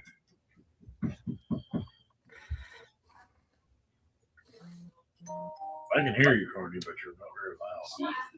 You need to turn that. I'm not loud. Turn down that. Huh. You can turn down that separately on the desktop. Oh, wait. All right. Turn that down. How about now? And turn this up. Well, it's getting close, and I'm gonna jump off, and I just wanted to jump on and say what's up to y'all real quick. It's been a while since I've been I on. wish I could have got here a little bit quicker. It's all good, man. We'll catch up. But I'm gonna get off here. That way I can give my wife a little ring. Whoa. Talk to yeah. her on the. You're not allowed to do that. No, I'll see you later. Happy New Year. Yeah, Happy you New guys Year. have a great one, man. Take You care. too. Ride safe, brothers. Bye.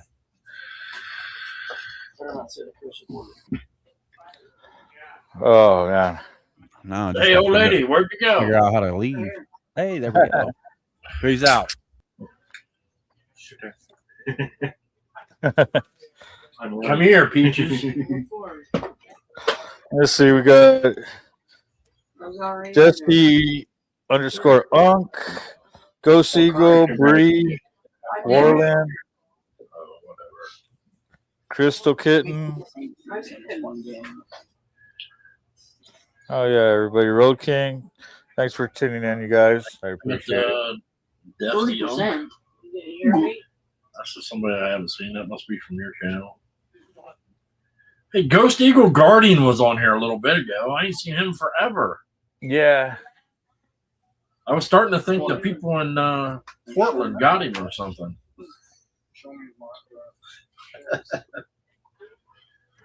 Ooh, it's John Lennon. That motherfucker's still kicking it, just like fucking. Damn it, Mick Jagger. That's the word I was looking for. Old as fuck. You only got, Oh, it ain't Paul McCartney. some girl singing a Paul McCartney song.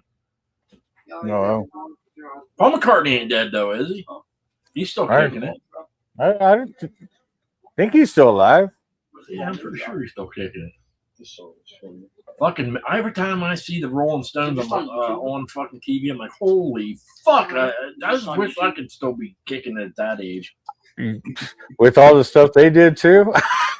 Good Lord, and what's his name? Fucking Keith Richards, man. That Oh, motherfucker is proof that I have a chance.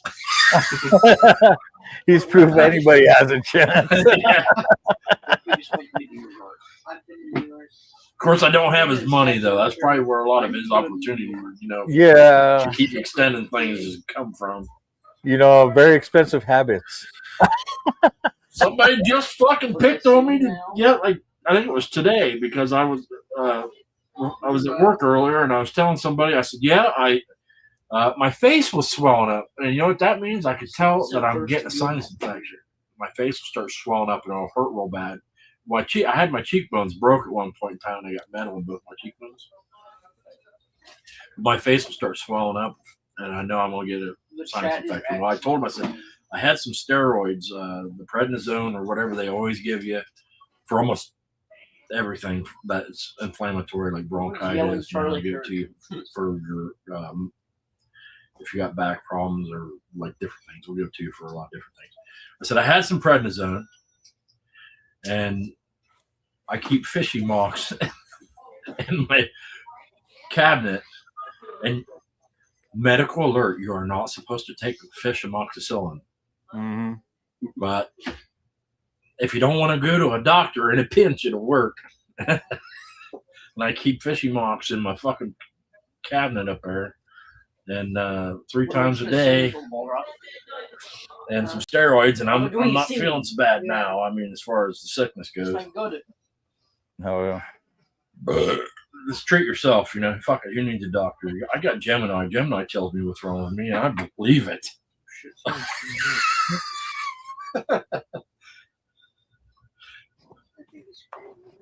Oh shit! It's a good song, though. Yeah.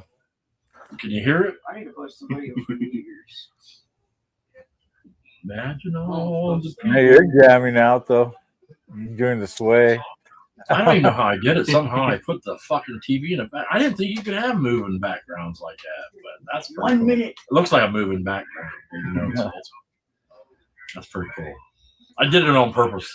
An accidental on purpose. Yeah, I accidentally on purpose did this, Or you know how much I smoked since then? That's my excuse on a lot of stuff.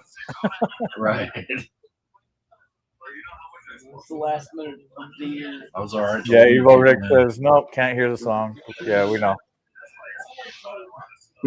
1 minute to New Year's. 1 minute.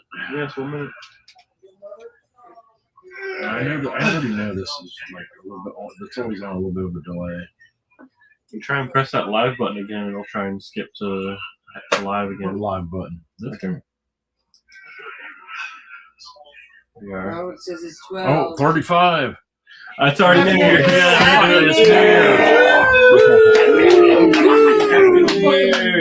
I told you there's a 30-second delay. Fuck that. I'll boot fart. I don't have a.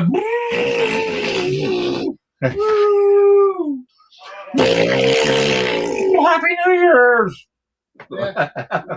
No more brain, y'all. Fuck you, 2025. Here comes 2026. Hopefully it's not worse than the last one. We get to no more But brain. it always seems to be, doesn't it? Happy New Year! Woo! Happy New Year! Oh wait, you're an hour behind us. You're still waiting. I still got 2 more hours. I'm talking to the future. Send me, I haven't showered since 2020. Give me the lotto number. If only it worked that way. No shit. My friend just told me I haven't Should showered old since acquaintance be 2025. forgotten days of all lang syne?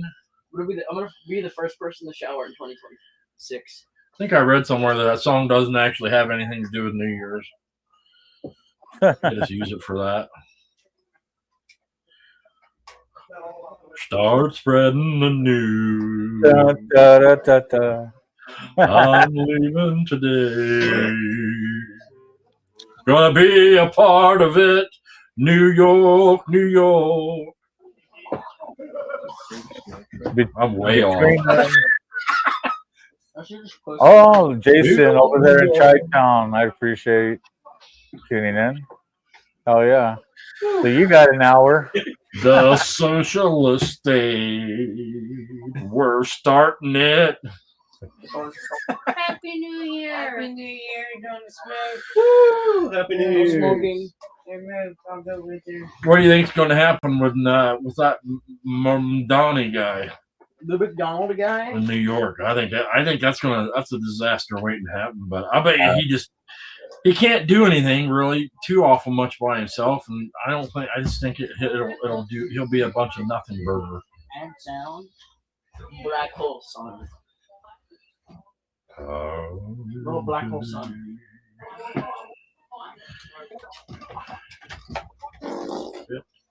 New York, New York. I heard somebody tell me one time that they went to one of them things, and it's literally like you can't move. It's like you're packed in there so tight you can't even lift your fucking arms. And if you gotta go to the bathroom, you just gotta fucking piss right there because you can't move, you can't get anywhere. That it's fucking awful. But still, people go and pack into that fucking place. New York. It's crazy. I wouldn't do that. Imagine getting a seat on the the end of the row. There, that's way better. We're burning now. What if I was on? So when you gonna make it to Ohio? I'm going to try to make it this year. Obama. Down there. So, right? So if you look on my Facebook, they're doing Maybe post that banana- picture of the fire that video of the fireworks you sent me. Are you gonna make it to Mike's next year? For the 4th? What about the They're having something going on March 7th.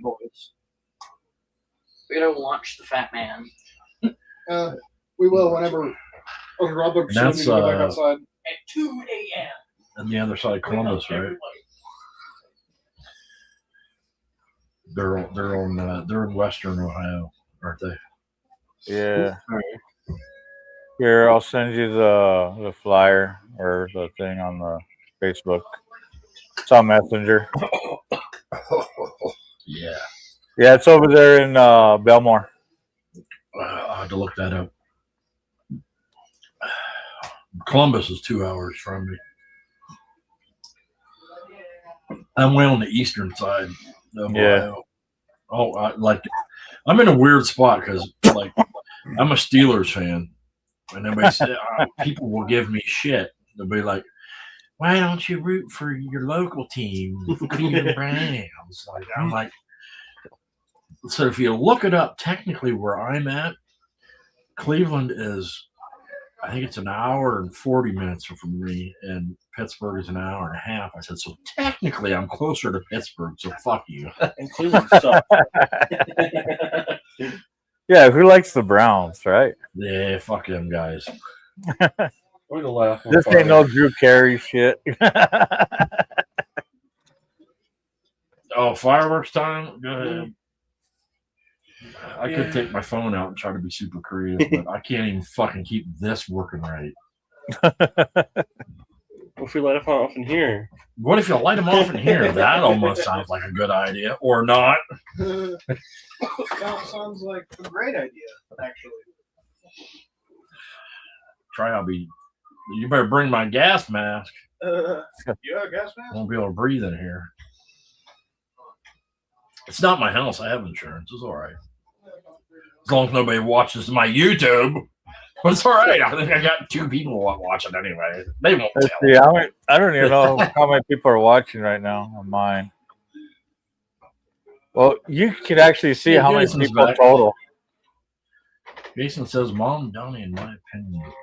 How many do How many shows on the top right there total? Well, mine 5. On the I got total? 5 people. Yeah. So that's between both of us. That's fucked up. Nobody's watching. And one of them's my old lady. And the other one's Jason and Evil Rick. But he says, Mom Donnie, in my opinion, is big talk. I think Trump was cool with him because he knows Mom Donnie would fail. It could be, I mean, if he fails hard and good, it could be good for the Republicans.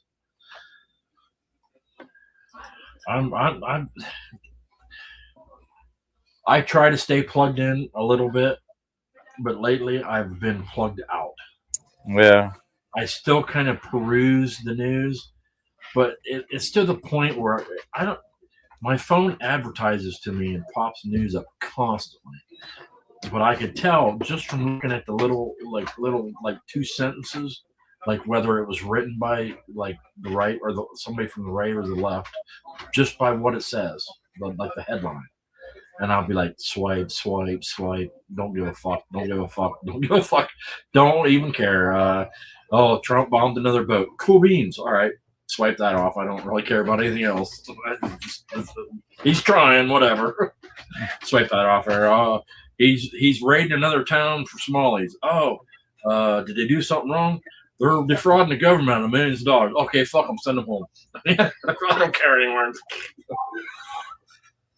I've been tuning out, just like keeping minimal knowledge of what's going on because it's fucking overwhelming, and the more you get into it, it's like the same recycled crap.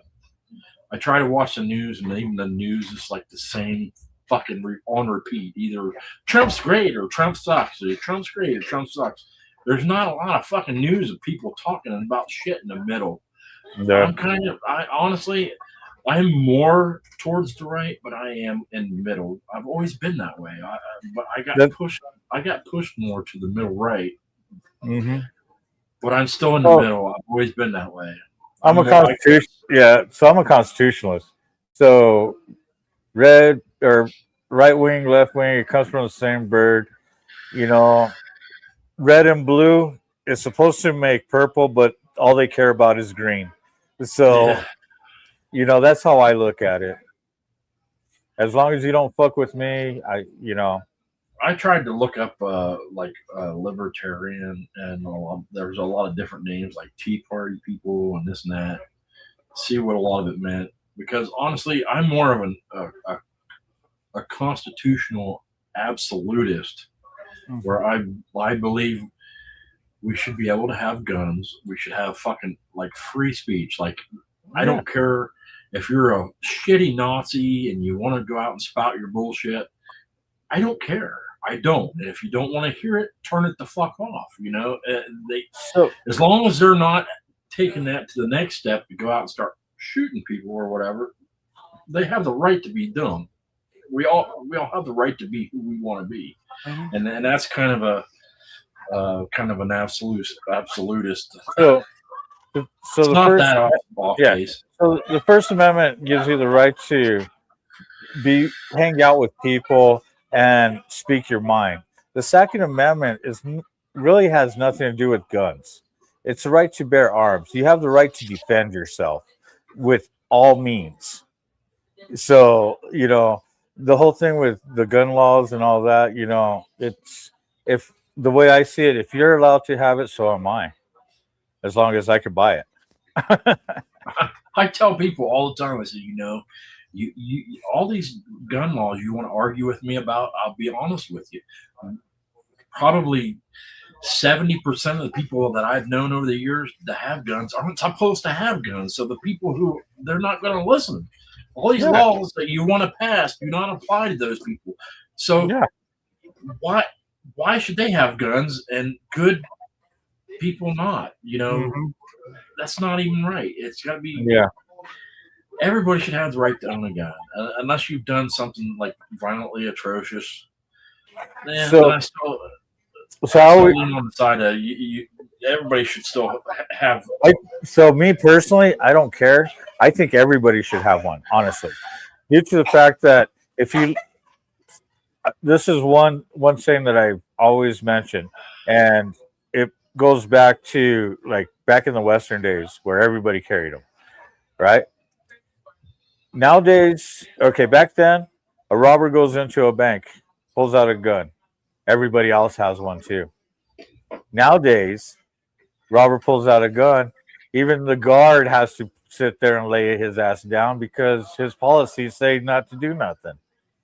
So, right, that I mean, you're right. That goes along with what I was saying about being a constitutional absolutist. I do believe that everybody should be able to have a gun, but at the same time, if that violent so and so has a gun and they do something stupid, you don't give people shit when they shoot their ass either. No, because that's what's gonna happen. Yeah. People would think a whole lot harder about what they're going to do and what their next steps are if they knew every person might have a gun. Oh yeah. But I also say all the time, you can suspend guns all you want. People that want to kill people will find a way to kill people. Ask people in prison. They find fucking ways to kill your ass. Well, Even it's when like, they can't have anything. They can't have knives. They can't have fucking guns. But if they want to shank your ass, they'll find a way to do it. yeah. Well, it's like in the UK, Yeah, of course you don't hear about, gun Don't hear about fatality. shootings, yeah. Yeah, He's got a lot of due to the stabbings. fact- yeah, but if you look on their stabbings compared to the U.S., they're up the roof. Right. It's fucking crazy how many fucking stabbings you have over there. Oh, I keep forgetting. You're monetized now. I'm trying not to cuss if you're rebroadcasting it. Why do I fucking say fucking too, fucking much, fucking bad, fucking worse, fucking fucking right, fucking do, fuck yeah. I think that's why Hollywood put his he just put his Madhouse on you have to be a member to watch it. Mm-hmm. I think they was hassling him about the things he was saying. Yeah. So if he puts it behind even a 99-cent paywall, then they can't give him shit about it. So one, I already keep my stream going nothing under 18, and that's automatically on there. And then the other thing, that's why and mine then, is. And then if you look on my disclaimer, I put warnings. Yeah, I don't have one. I always meant to put one on there. That reminds me, when I do my new intro, I should put a little disclaimer on there. Everything's opinions. It's my opinion. Everything is my opinion. You shouldn't have to say that. At one point in time, you didn't have to say that. If I say something, it's my fucking opinion. So if you go to pull up another tab and look at my live and look at the disclaimer, and you'll see the warnings.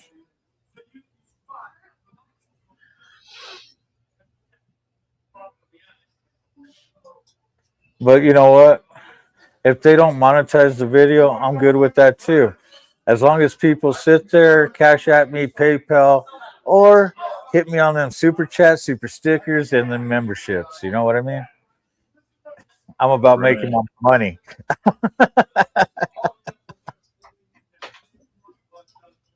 What is your cash app again? My cash app? $ Carney Vanguard. The only thing is, I can't do any shout outs on it because that phone. See if I can fucking spell. when I'm kind of drunk here. Let's see if I can. Well, let's see. There right? You go.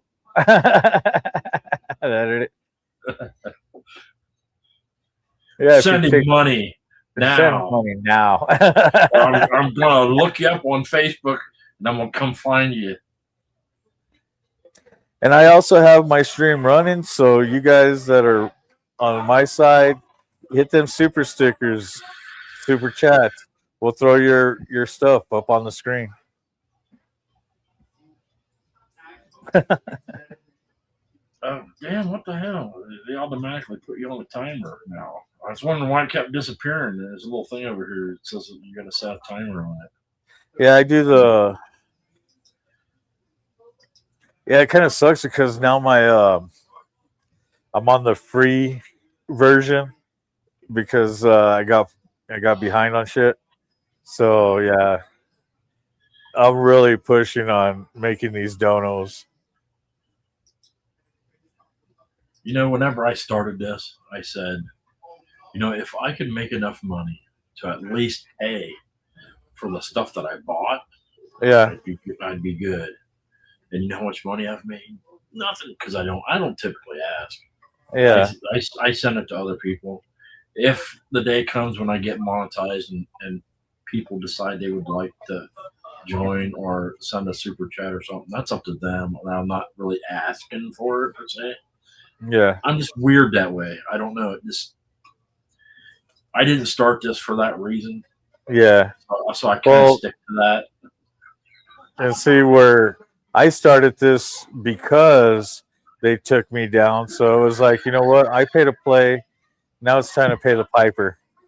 You know, it took me from 2021 to right now to get where I'm at all over again. I suppose I kind of subscribe to the philosophy of what I can't remember where I heard that. I think it was Kenny Rogers or somebody said that if you get in the music business because you want to be famous or make money, you're never going to succeed. So you have to get in it because you like to do it and you enjoy doing it. And if you get in it for that reason, then you can become famous and succeed. And I kind of subscribe to that. I didn't get in it for that reason. If it happens, then okay. You know what I mean? That's kind of the philosophy I'm going on. I don't think it'll happen, but if I took off one day and it worked out, then okay, I'll go along with it. I mean, somebody on my channel said, "Why don't you have a drive or something?" And if I did that, then I would go in with the intention of making money. It would be fine. So I have thought about it. I've thought about doing it and putting my Cash App up there and having a little drive to help me pay for some of the stuff that I've bought. That would be nice. And I'm still mulling that around. Still stewing on it. I'm not sure how is it become easier that Trump and the Congress has passed the no tips thing? Is it all considered tips? I'm a little worried about how that would, because you can't deny it. You can't, when it comes up live, you can't deny you're making money because So I always tell people, when you want to send me like Cash App and PayPal, you know what? Put in the memo or the note tips. This is a tip. You know, if you send a super chat, put tip. Because then it's documented there is a tip. Right? Jason says, whenever I come find his ass, I better bring a bottle and we'll make a party out of it. That sounds like a good time. Yeah. Hell yeah. As long as you can handle Fireball. Mm-hmm. Pour me another shot. What? Pour me and you a shot. You need a shot. She just got here. It's after New Year's and she just got here. I've been here off and on. That's the secret. I told her last year you passed out 2 hours before New Year's. So this year she said, fuck it, I'll wait till 2 hours after New Year's before I even start. I had a couple shots with you earlier. And I told him congratulations earlier. Again, congratulations. I don't think you can hear you. You're not talking. Hey, so on the super chats, I decided to do this. I'm going to send it to you.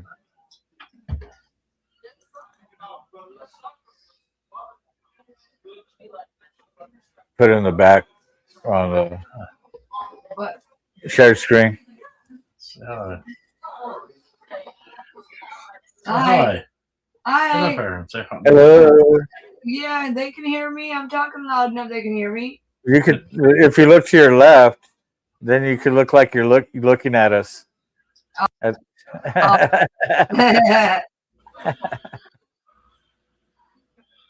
But if you go to the back chat or the back in the basement there, the shared screen. Share a screen. Yeah, I put something up there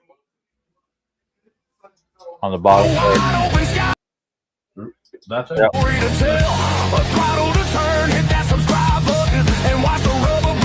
Yeah, this is Carney's ride. Why you quit? He's got a story to tell. A throttle to turn, hit that subscribe button, and watch the rubber burn. Yeah, this is Carney's ride.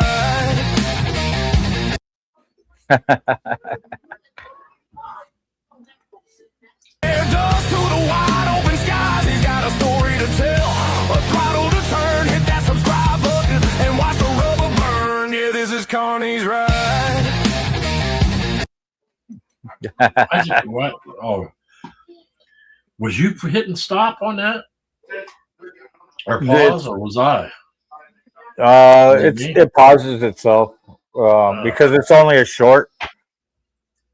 I thought I fucked something up because I've been fucking shit up all night.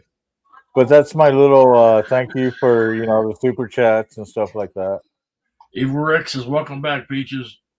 Thank you.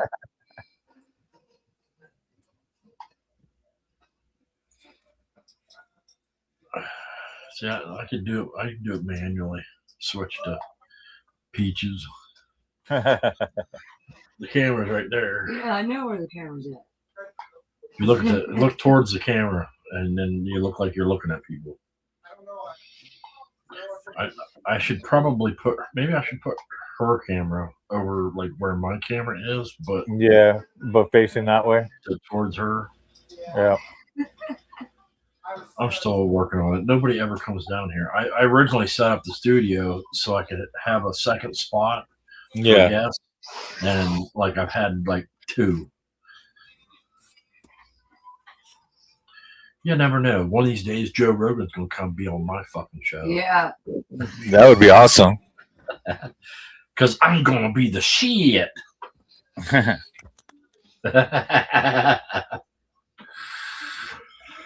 One day, Hardwire and Carney is gonna be the shit. Yeah. All right. I need to go grab another shot and stuff. I'll be back. All right. I'll be looking at the chats. All right. Enjoy. Congratulations.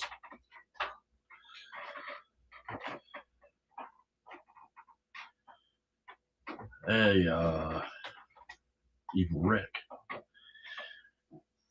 Well, I was gonna do like New Year's in the central, like our time zone in the central time zone, but Glare left. How am I gonna do like New Year's like second time around if nobody's here to do the central time zone? Like Mike's not here, Glare's not here. They're the only ones I know that live in the second time zone, central. I'm having a good time though, even though there's only a couple of us in here. Jason, you still here, or did you leave?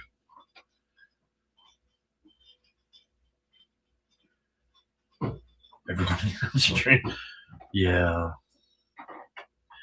I wouldn't say it's a dream. I would say it's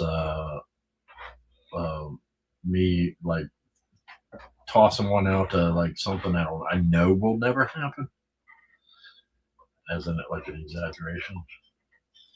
What's up, Jason? Hey, why don't you jump in? You ever did some tubing?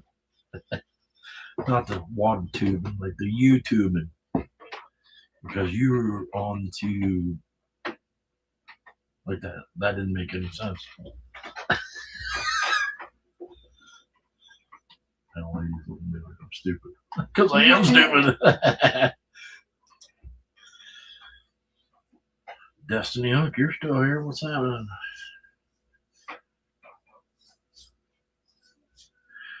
Where you at, Destiny? Destiny Hook. Are you in the Central or are you in the? If you're in the fucking West Coast, or in California, or like Oregon or Washington or anything like that, yeah, you're probably sure. Look, I'm not gonna make it that long.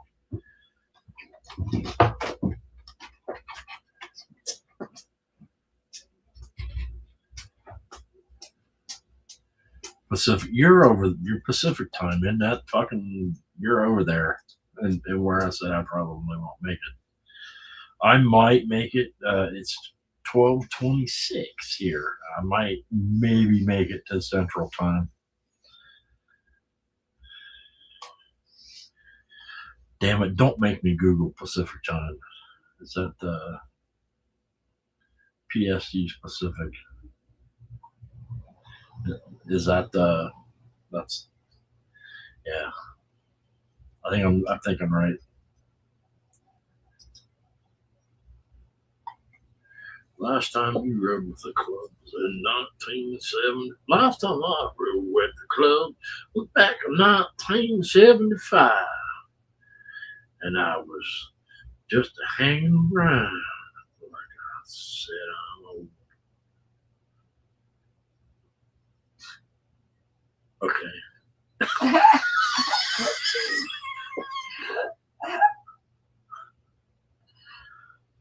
I read that like there was still something coming after it. Last time I rode with a club, it was 1975. And I was just a hanging around. Like I said, I'm an old fella. That sounds like a colored person. No, it doesn't. Yes. I'm not trying to do a Morgan Freeman. That ain't even close to a Morgan Freeman. That's just like an old Western remnant, like a flashback. That's what it sounded like to me.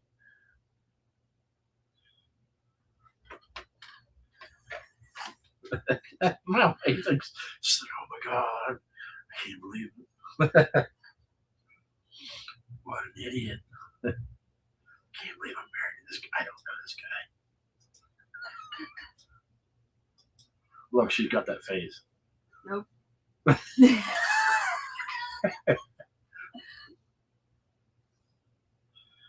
She does. He's like, I don't know this guy. Nope. Definitely not married to her. I'm the fucking camera off, I'm gonna tell you.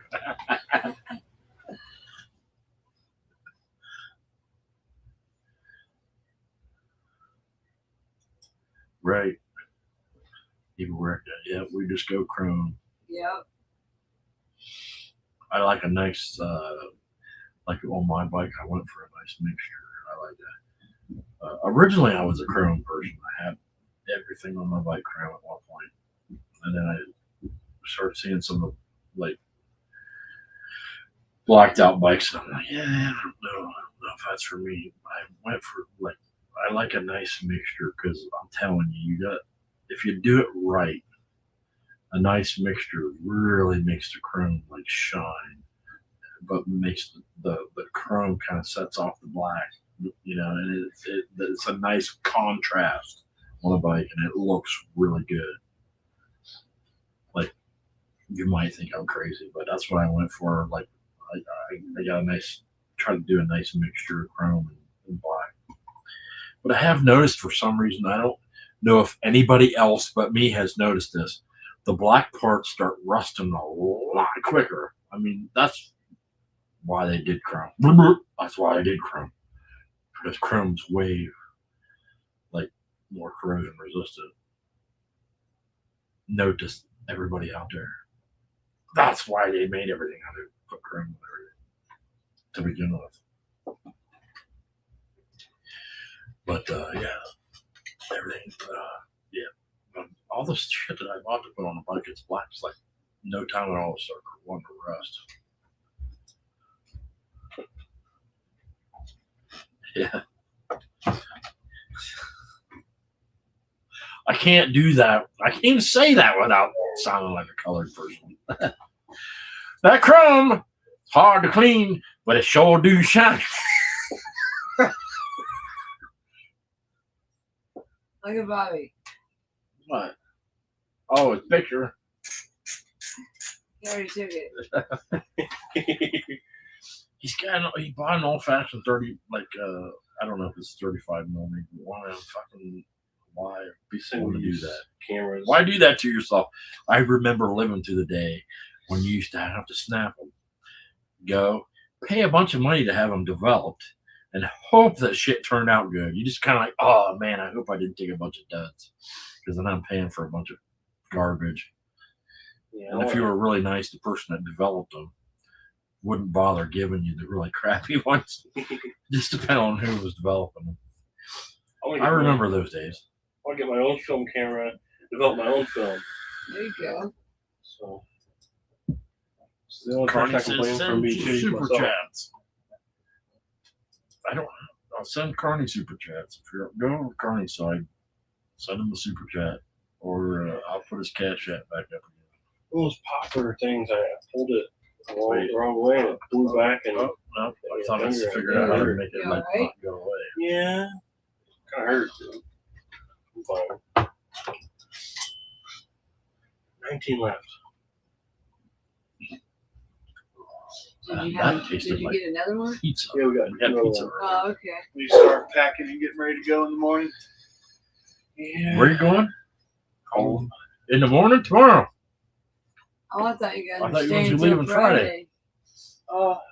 Friday? Like next Friday? No, like Friday. Oh yeah, we're leaving like midnight of the second. Yeah, he doesn't want to chance it because he's got the first.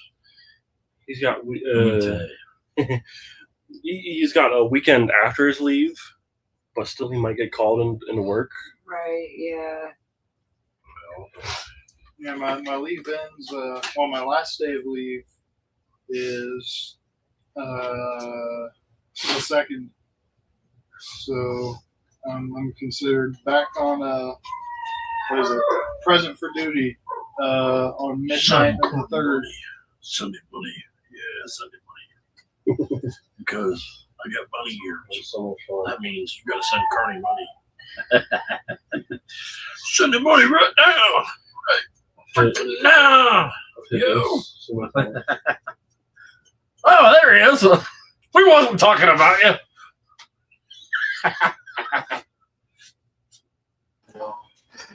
Damn, I'm gonna get buzzed pretty quick. You should have heard the shit Evil Rick was talking about you. Oh, I bet. I'm getting out of your hair. I'm tempted to start packing right now. Yeah, if you got a lot. We're having fun. We got a little under 24 hours. But not as much fun as we have with you. A little bit now, and a little bit later. Not that you know about it. 'Cause we're not going to tell. Pepsi? Yeah. Even though that Evil Rick was talking a lot of shit. I'm not going to say nothing anybody was doing or saying, but, you know, just like really bad. Evil Rick, he was talking some shit. He wasn't really. I'm just kidding.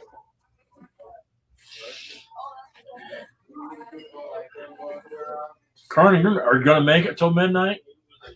Oh yeah. Ain't my first rodeo. Still got 25 minutes. Oh no. I still got an hour and 25 minutes. Are you not home? I thought you said you was central. No, I'm mountain. Oh, you're mountain. So you're well, I definitely ain't gonna make it that long. I can make it to, you're an hour behind Mike. Yeah. Yep. Oh, heaven forbid.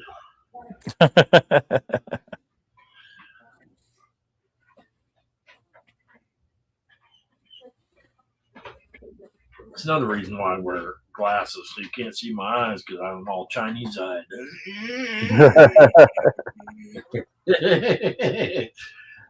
Wear them sunglasses, people can't tell. Yeah. Can't see me squinting back here. You know what my remark is? You know how much I smoked since then?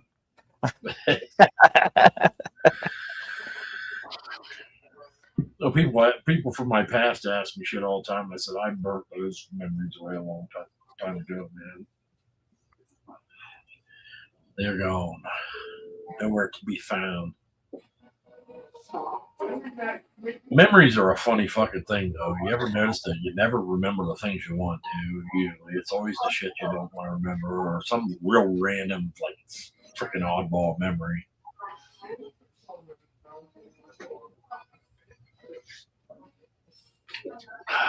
I'm gonna reach for another shot. You know, everybody's gonna start going, Hardwire, you don't need another shot. You can barely stand up as it is. Well, I'm not standing up. I can barely sit down.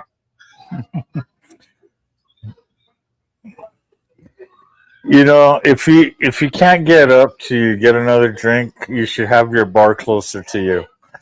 Yeah.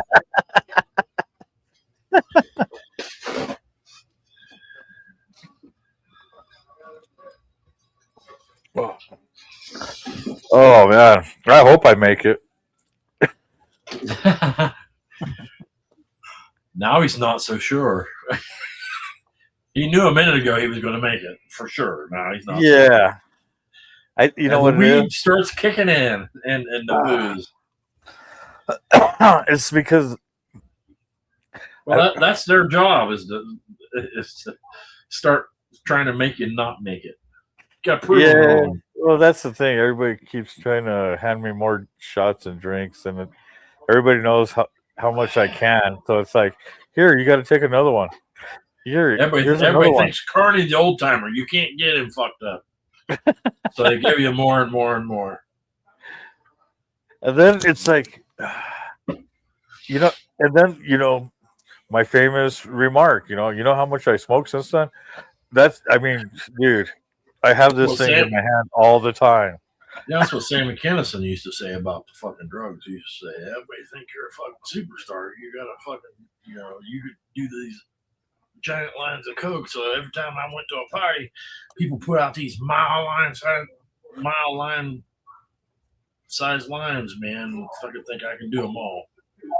You know what sucks about it is every time I try smelling it, I never got a good scent out of it, so I kept trying to smell it.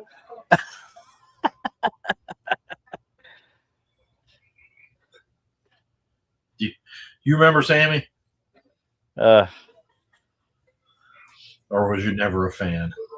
Mr. Hagar? Hell yeah, man. I can't drive. No. Sammy Kennison, the comedian. Oh, fucking the yeller. Yeah. Fucking wild thing, motherfucker. Drove his car off a cliff. Oh yeah. He did leader of the band when I was younger, and he did a joke about Dr. Ruth. And I still laugh about that. I tell everybody, you got to hear that joke because he talks about Dr. Ruth and the grilled cheese sandwich. He said, "You'll never look at a grilled cheese sandwich again the same way." Oh, the cheese! Oh! Fucking Dr. Ruth was a fucking man. She was a dirty little whore. Yeah. Well, kids nowadays don't have no idea who Dr. Ruth was. I know. She was even back in our days, she was a little old biddy who was a little old lady that talked about sex.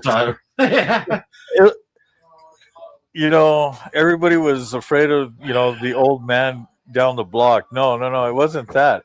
It's the old lady you had to worry about that had a TV show. Honestly, if somebody told me Dr. Ruth, the little old lady, was picking up high schoolers and she was a pedo, I would not have been surprised. I've been like, oh, that you know what? A lot. Now that you said that, I wouldn't be either.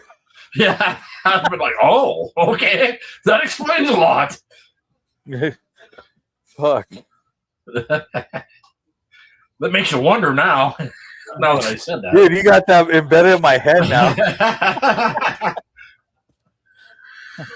Fucking between Dr. Ruth and fucking Howard Stern, I swear, man. back in the day, Howard Stern was the shit. No, I don't. Yeah, when he first started. When he got older, he wasn't the same. Yeah, no,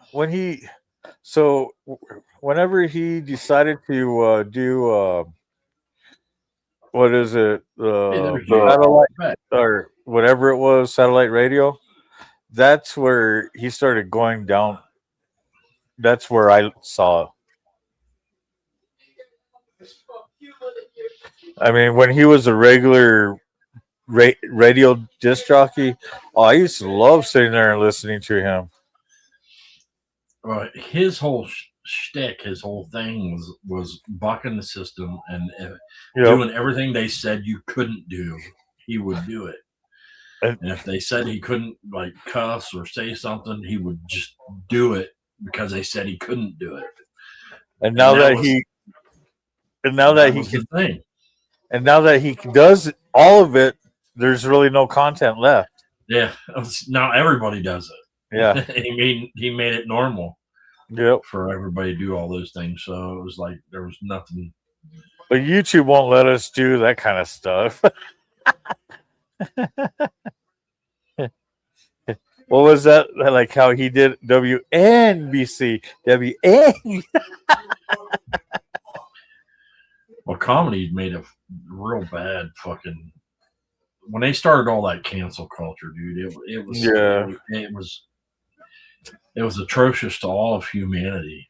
It was bad for comedy, which I don't care who you are. Comedy is what just makes the world go round, man. Really, not enough people attribute things to comedy because comedy is such a vital part of everybody's life. You need to be able to laugh. It helps you, like, blow off steam, forget about all the bullshit in your life. Just a good laugh. Everybody needs one once in a while. And when you start just doing away with comedy, it's as simple as this. If you don't like what a comedian's saying, fucking pick another comedian. Listen to somebody else. Don't listen to it if you don't like it. You know, It used to be that simple. And then they started doing that cancel shit. And it was such a gross, horrible thing for all of humanity, in my opinion. What's it? IMO. In my opinion. Everything I say is in my opinion because nobody else is saying it out of my mouth. Right.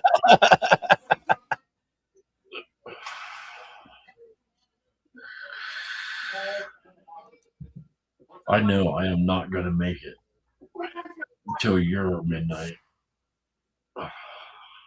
But everybody's wanting to party with you. So I would say I'm going to make it probably another 15 minutes till Central Mountain Time. And we can try to, like, New Year's it one more time. And I'm not going to make it past that. Yeah. I'm a lightweight. I can only like New Year's twice. Unlike some of these young spry guys who can probably New Year's a bunch of times. I hear that. Can only New Year's twice. And I probably had to take a pill to do that. Central Mountain Time. Yeah, Mountain Time. So Jason, I live in Albuquerque, New Mexico. So I'm Mountain Time. You ever heard Weird Al's Albuquerque? Yeah. He was trying to make the most longest annoying song ever, and it became popular. Yeah. So when I lived up in Wisconsin raising the kids, it was funny because a lot of people either thought when I said I lived in Albuquerque, they're like, I thought that was a fake Bugs Bunny town. Or when I told them I came from New Mexico, it was always, oh, do you have a green card? What the fuck? And I thought New Mexico was, high in or low on the educational system. Damn. Another shot down. Yeah. I heat that shit up. I'm not gonna make it another 15 minutes. Mostly if Peaches just keep serving you. Yeah, she don't. That's bad. She don't even have to keep feeding them to me. I'm doing it to myself. That's bad. That's gonna make for a bad tomorrow. At least you don't have to go to work, right? The pork and sauerkraut.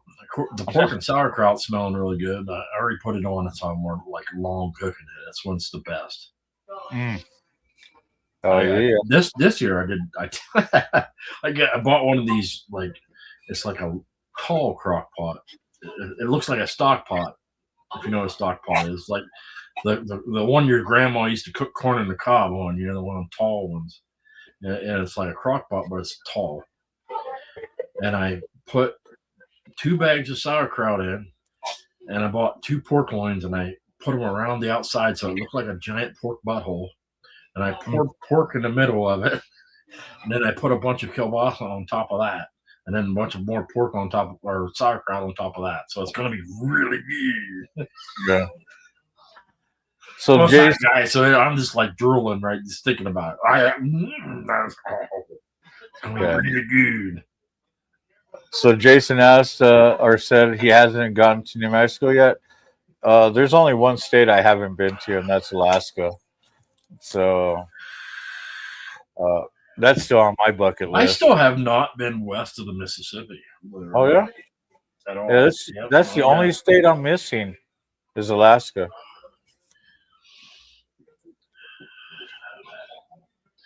I get my bike tuned up. I heard it's a fucking it's a sweet ass ride to go up there if you go the right time of year to fucking That's what I keep hearing too. That's the shit.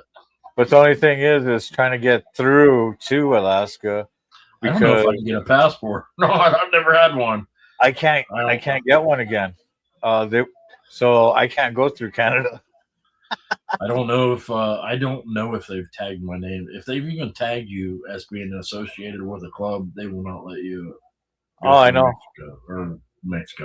Canada, the northern Mexico. Which sucks because to get to our other state, we have to go through it. Did you know if you like start watching some Canadian YouTubers? Yeah. The whole thing that Trump said about Canada becoming a state is actually like becoming a big deal up there. Some of the western parts of Canada are really considering it. Yeah. And it's I don't know why the news works that way. The news is weird in America because they're not they that was a big thing for a minute, and now they're not really talking about it. But now Canada started talking about it, and if you pay attention to Canadian news, they're really mad about like the eastern part of Canada telling the western part what they have to do and not do or whatever. And the western parts, like there's a serious like batch of a lot of Canadians that are really wanting to become part of America. And for some reason, it's like totally dropped out of American news. It's really weird how that works. But I don't know why I said that. Do you? I forget. I just like totally lost my train of thought. I'm old and forgetful. I'm getting Alzheimer's. Leave me alone. Old timers.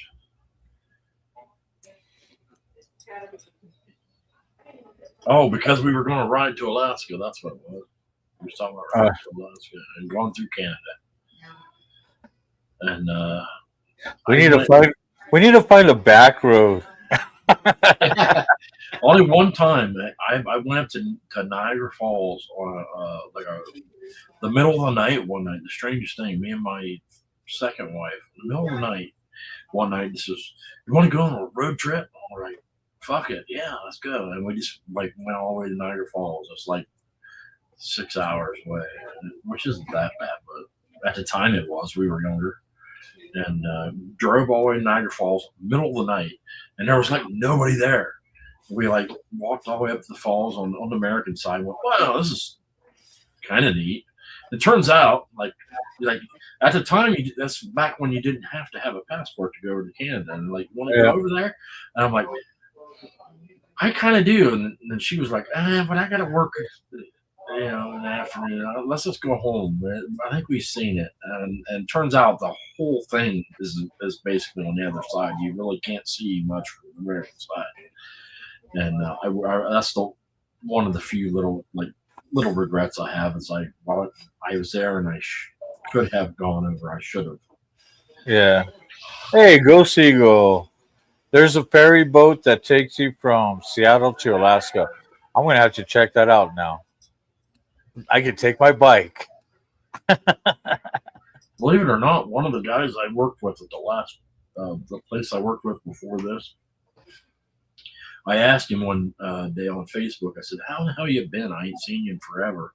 Because he got fired from that job. But I said, I ain't seen you in forever. How the hell you been? Because he was one. I was there for 5 years, so they have a very high turnover rate. So I've seen a lot of people come and go. And it was usually the people you like that didn't last very long. So I learned not to like anybody either. Yeah.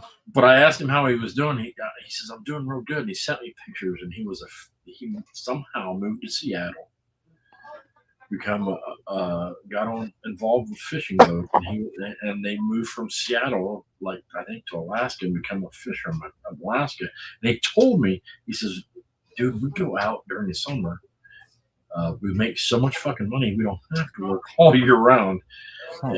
He said, you should come up here. And I said, if you had asked me that when I was much younger, I would have definitely considered it, but I'm too old. I can't uproot myself, go up there to do a dangerous job and probably die anyway. I don't have the reflexes I once did. But it was kind of cool, and I seen, the pictures of him. It wasn't a very big fishing boat, but he was telling me all about it. It's evidently pretty cool. Yeah. It's an experience. So what we got? We got 7 minutes left for the next time zone. Yeah, I gotta find the ball drop in there. I gotta tell my old lady to turn the fucking sauerkraut down. If I could smell it like really strong, that means it's probably too hot. I like how she's like, I'm ready for bed. Sauerkraut down.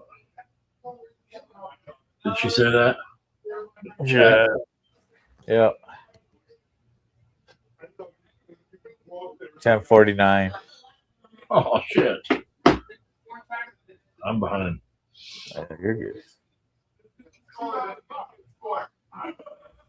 that's like, where's my 5 minutes ago. Whoa. Oh yeah, it's not New York. Don't give a fuck about what time of year it is anymore. Yep. New York quit. Is there any kind of fucking ball drop? Hey, what's happening? Is there any kind of fucking anything that goes on in the Central Time? Everybody looks at the New York ball. Like here in Albuquerque, everybody looks over towards up towards Sandia Mountain because we have the world's longest tram. So everybody watches the tram come down. But we're on this side of the mountain, so we don't get to see that. To Google it or something like ball drop Central Mountain. Probably like Dallas or something. For the lame people. It has to be like Dallas, Fort Worth area. That's going to be the biggest one, probably. No.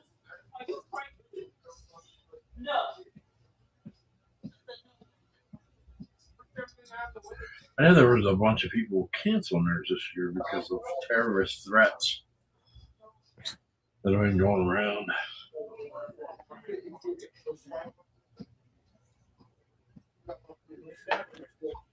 Apparently, out towards California, there was the FBI arrested a bunch of people Oh yeah.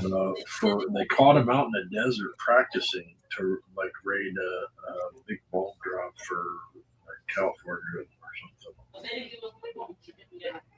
Yeah, these are like those certain age. Says watch the ball drop in Mexico. Mexico. New York. I don't find anything. Let's see, gosh dang, come on, even rednecks gotta watch a fucking something drop. Beer can. That's some funny shit right there.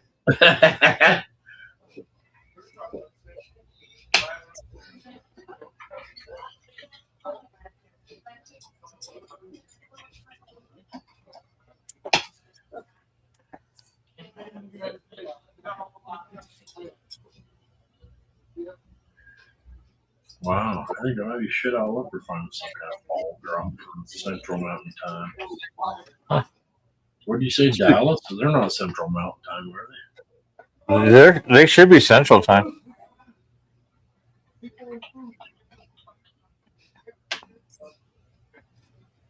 Nothing in Alabama.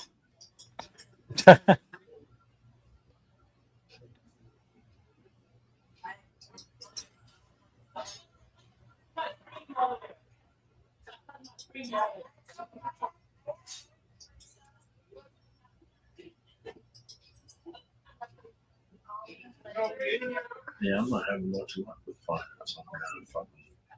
Well, that sucks.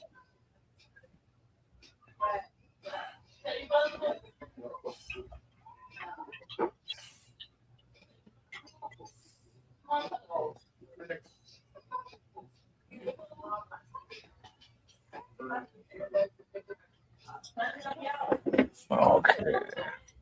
Is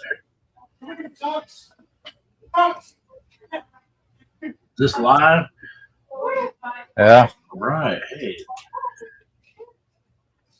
This is Gatlinburg, Tennessee. Ha.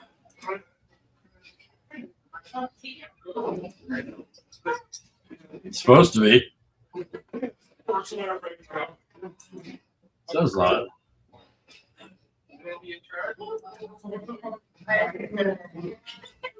Apparently, it's some fucking lady walking around. Next thing you know, she's gonna be a Karen and go, "Hey, what do you think you're doing? You can't do that on New Year's." Evil Rick, I done seen the beer can drop. Hell yeah. Happy New Year, sleepy time. Sleepy time. Oh yeah. Happy New Year. Happy New Year. I don't have one. I need one of them zzz, whistle things.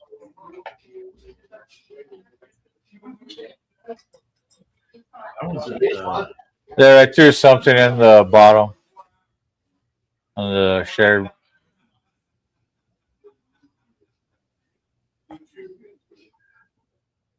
Brooks, or how much do you want?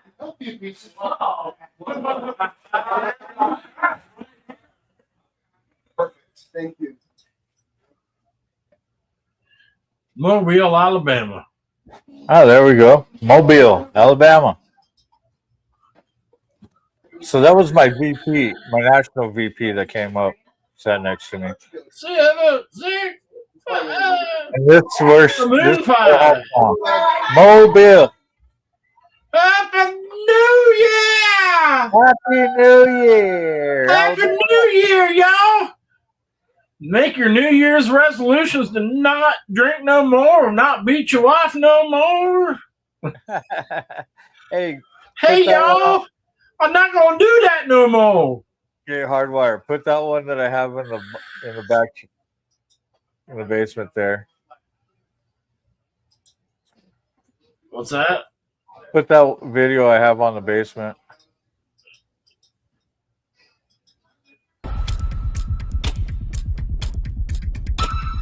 So countdown.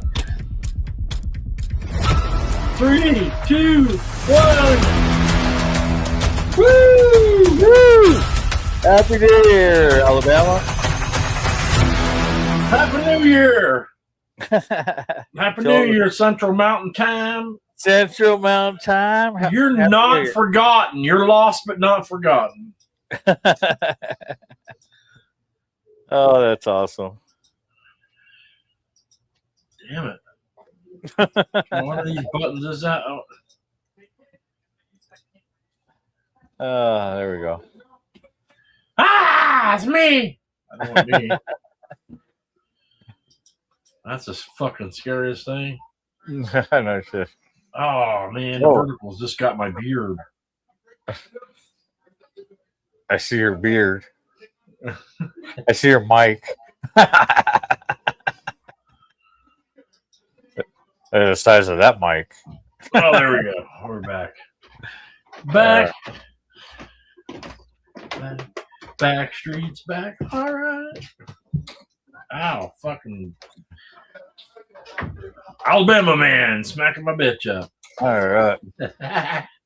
So I got another hour before it becomes. Hey, who's your brother? Introduce your brother there. All right, this is my brother Ratchet. You can see him on Vanguard Ratchet on YouTube. He's been working on. This is the one that's been working on my 2017 Indian Chieftain. Right on, Ratchet. Nice to meet you, man. Nice to meet you finally. Oh, Lordy. and then our national press. I want to know what the fuck is going on here.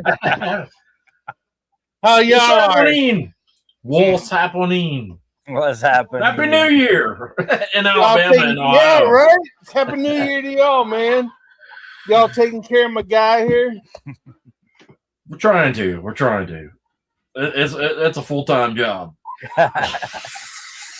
Hey, you guys, don't forget to hit that like, subscribe, hit that notification bell, let you know when the show is on.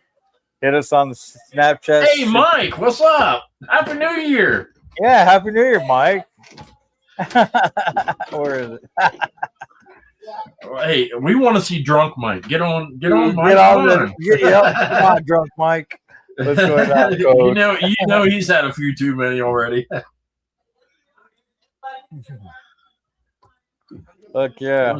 I can't remember how I do that again. This which button is it? Damn it! Why are you limping? Mine just locked up because of the cold. Yeah, we didn't have to try the back because everybody's just climbing into this. Yeah. Oh, shit. My foot got caught. Happy New Year! Code, Happy New Year, Code. You're in Philly. Here we go. Happy New Year, everybody! Woo!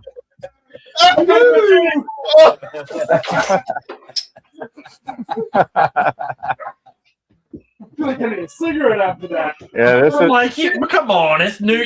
You just is ran into New way. Year. There ain't no way you're in bed. All right. Mike said he's in bed. He expects us to believe that. Oh, go figure, right? Get out of bed, Mike. It's early. Mike says he's in bed. Oh. Come on, we're the old ones. Yeah, no shit. Here's the second wind. Photobomb! Happy New Year's, Code. I put the link up, Code. You can jump What's up, in Code? too. You're welcome to jump in too, man. I put the link in there. It's probably buried by now. I put it in again and again and again. Now everybody's showing up. Everybody's like, I'm done puking. Now I'm going to go visit Hardware and Carney on the show.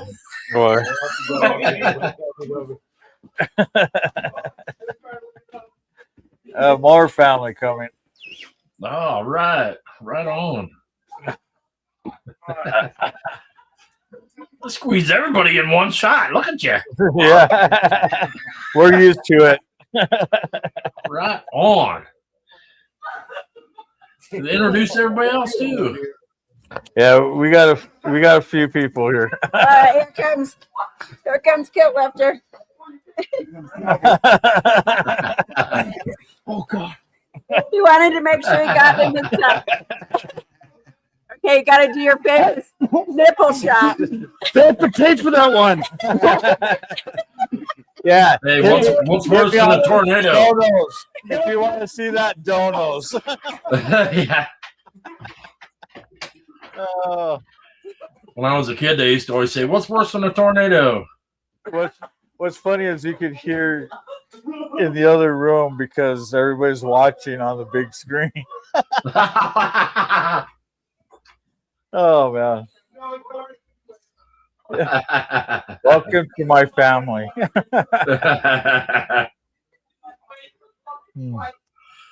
Nothing like the pressure. They put the pressure on you. You know. See, that deserves donos. Go over to my channel. Donos, here we Hit me up on them super chats, super stickers. Let's hit that goal. Hit the Cash App right there. Carney Vanguard $sign and stuff. Even though I won't be able to announce it because I'm not paying attention to the Cash App, it's on the other phone that took its last fall. Don't worry, he appreciates it. Yes, I do appreciate it if you send it there. And you know what? I've been doing Uber for so long, and Uber takes 30%. So YouTube could go ahead and take their 30% if you want to go ahead and super chat me. If you've got complaints, send them to email. Email me at hardwire.1percenter@gmail.com, and I will make sure it catches my spam folder. Or you can get me at vanguardcarney@gmail.com. I'll make sure it doesn't get read. What's that one I used to see all the time? It says complaint department, and it's got to pull a number, and it's got a grenade. Yeah, take a number. Yep. You know what? Another funny is when I had my work truck up there in Wisconsin and stuff, and people would call the number on the door complaining. I'm the one driving my work truck. Yeah, I will tell him when I see him. Here's the bad decisions. Cheers. Oh my God. Oh,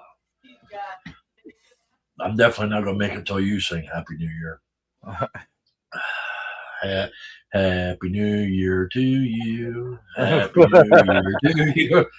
I can make up new songs. Hey, speaking of good songs, why not play a song, right? Yeah. Uh-oh. What was that? Hey. What's happening, Code? What's going on? What's up, Code? guys? I have two of these things open. I'm trying to get the one closed. Can you hear me pretty good? Yeah, we hear you. Yeah, I hear you. Happy New Year, brothers. Hope everything's Happy good. New Year. I said, we man. celebrated New Year when I did an hour ago. Yeah, I have the grandkids tonight, so I just got the grandbaby to sleep, and I was reading this book, man. This crazy book called Guest of the Ayatollah. I never thought that I'd get into it, but it talks about all that Iran Contra shit and all that's crazy, man. How you doing? I'm doing all right. Good, man. That's what's up. Probably a little more buzz than I ought to have. Yeah, right.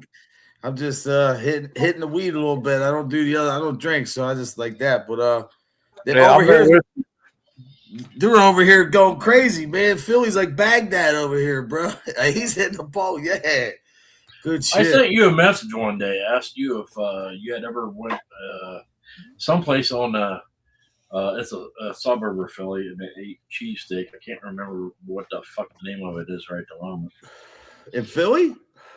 Yeah, right outside of Philly. I wonder which one. See if I can see the name of the place. Yeah, I'll tell you, not to just say, but Skinny Joey, man, he's got a really good cheesesteak. I don't care about what he does or what people think of him, but they sell a really good steak. Phillips, I'm trying to think of another place over there in Delaware County that's pretty known. Leo's Hoagies and Steaks. They got really big steaks. Happy New Year, everybody in the chat too. Fallcroft, PA, Leo's. Yeah, they That's got where really. I went when last time I was down there. That's around the corner from my house, man. Last time I was in Philly, that's where I went, and because the girl I was with at the time said we went to her family was from Philly, and we went down there, and I said, "Where can I have a real Philly cheesesteak?" And that's where she took me.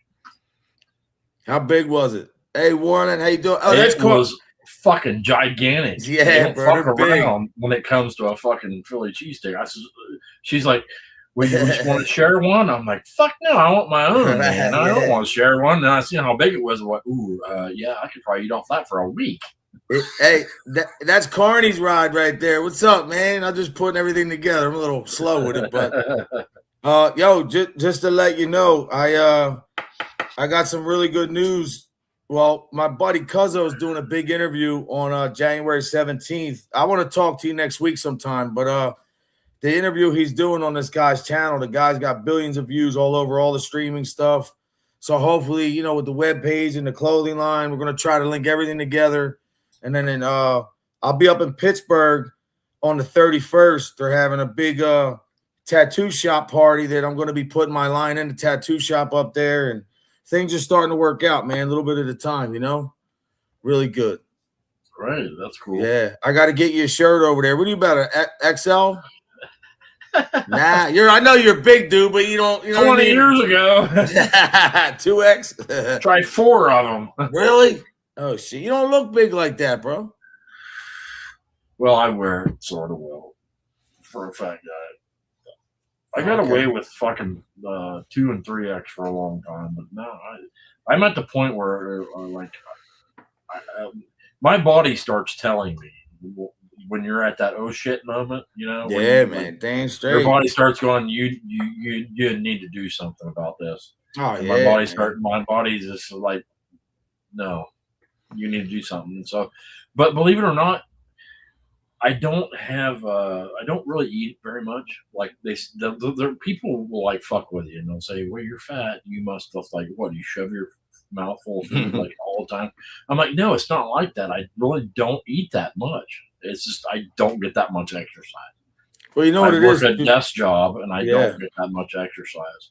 But you know, a lot of it has to do with insulin, though, man. The way your body reacts. Like when you get to a certain age, it don't matter. Like I don't know if you have sleep apnea. I have it. Like when you have sleep apnea, you shut your whole body down. You can be working out, taking steroids. It don't matter. Your metabolism's going to be like a friggin' The only way I can ever lose weight is I have to starve myself.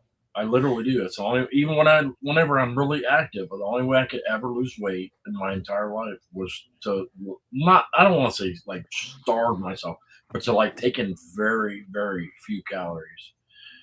Well, let me people used to give me shit and say, then tell me it's like drinking. You can't drink and lose weight. I said, dude, the skinniest I ever was is when I drank all the time. But that's all the like diet I had for the most part. Oh yeah. I had some wings once in a while and beer, but I was always out on the dance floor having fun. So I got more exercise too at the time. Well, you know, the whole thing about that, it's funny you said that because that's what I've been doing to keep myself maintaining. Like a couple days a week, I fast from sun up to sundown, just water fast. Let me tell you something. Your body can build stem cells. You can, when you deprive yourself of food, your body, like people think you just start eating away at your body. I mean, yeah, that can happen, but for the most part, if you do it right, you can really repair a lot of stuff going on, man. Injuries, like speed, you turn your clocks back on, man. Your switches are like back. Like look at Warren. He said he lost weight. Good for you. My fasting was every other day. I would that's a good one. Just do water and nothing, basically nothing for a day, and then I would eat light every other day. And everybody picked on me because I ate microwave meals. But it says they're lean cuisine. It says how many calories are on there. At least I know how many calories I'm taking in. If I eat other shit, I don't know what I'm taking in. At least when I do that, I can count how much I'm taking in a day. The main thing for us, though, even when you get past 30, man, is really like, especially for guys, is protein, man. Like, that's the biggest thing. Like, you wouldn't believe how much we deprive ourselves of that. And when you do that, man, it just, like, I've been starting a little bit again to put it back in my body. And, you know, I'm back training a little bit. Not crazy. My son, he's almost took my head off. Look at this shit, man. My son hit me with a body shot. Look at that. Damn. Like, I hit him with the left, and I dipped down, and my foot was out there, and I could have hit him. You know, I didn't want to hit him, so he took the shot on me, and I was like, I was proud of him, but you know, I was like, wow. So, and that's what I'm saying. Like, usually, like my weight, usually I'm a little thinner, so you know, it wouldn't hurt that bad. But shoo, man, that shit hurt. How you been doing though, bro? Everything good other than that? Yeah, I've been doing all right. Good for you, man. I'm in this weird spot where I'm having I have severe arthritis. I have arthritis in my neck and upper back. Yeah, me too, man. And I don't like to admit it, but they do. I went to a pain management. I told them, I says, if it comes down to you telling me it's 50-50, I may never walk again, or you can fix me. I'll take my chances with that. I would rather take a chance at not feeling pain anymore over, you know, having to just deal with pain the rest of my life. And they said, sorry, we can't even do that. We're gonna have to put you on pills. And I said, dude, I had a head injury when I was young, and they shoved a lot of pills in me when I was young. I don't want to do that again, because I've been fortunate enough that although I took a lot of pills when I was younger, I never had a problem with like seeking it out. You know, I'll be honest. When I was younger, they used to give me like 90. What was it? That's time. It was 7.5, 750. The Vicodins, yeah, at the time.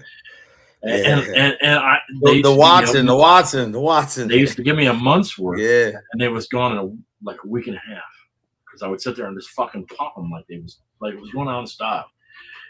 And I said I really don't want to go down that road. Like, now that I'm older, I don't want to take that chance. But I've been real proud of myself because I stick exactly to what I'm supposed to take. If you had a heart condition, or the thing is, you got to treat it as if it's a heart condition, or if it's like a kidney, something like diabetic, you know, that's the problem, man. We get prescribed, they tell you to take this, to that. I mean, the only thing with painkillers is, because I've been off them since 01. That's when I started the cannabis mostly. I mean, I was on Oxycontin. I was on like 560 milligrams a day, bro. I was, listen.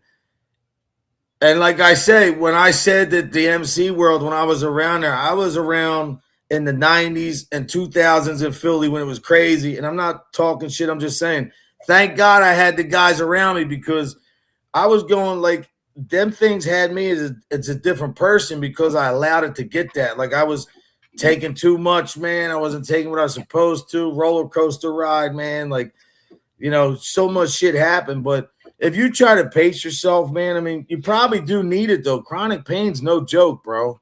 You know, you probably need a little bit. Myself, because I've now I take them exactly how I'm supposed to. Good, you wouldn't believe the amount of people that ask me, "Hey, you want to get rid of some?" I'm like, yeah, don't do that. No, actually, because I need every single one of them.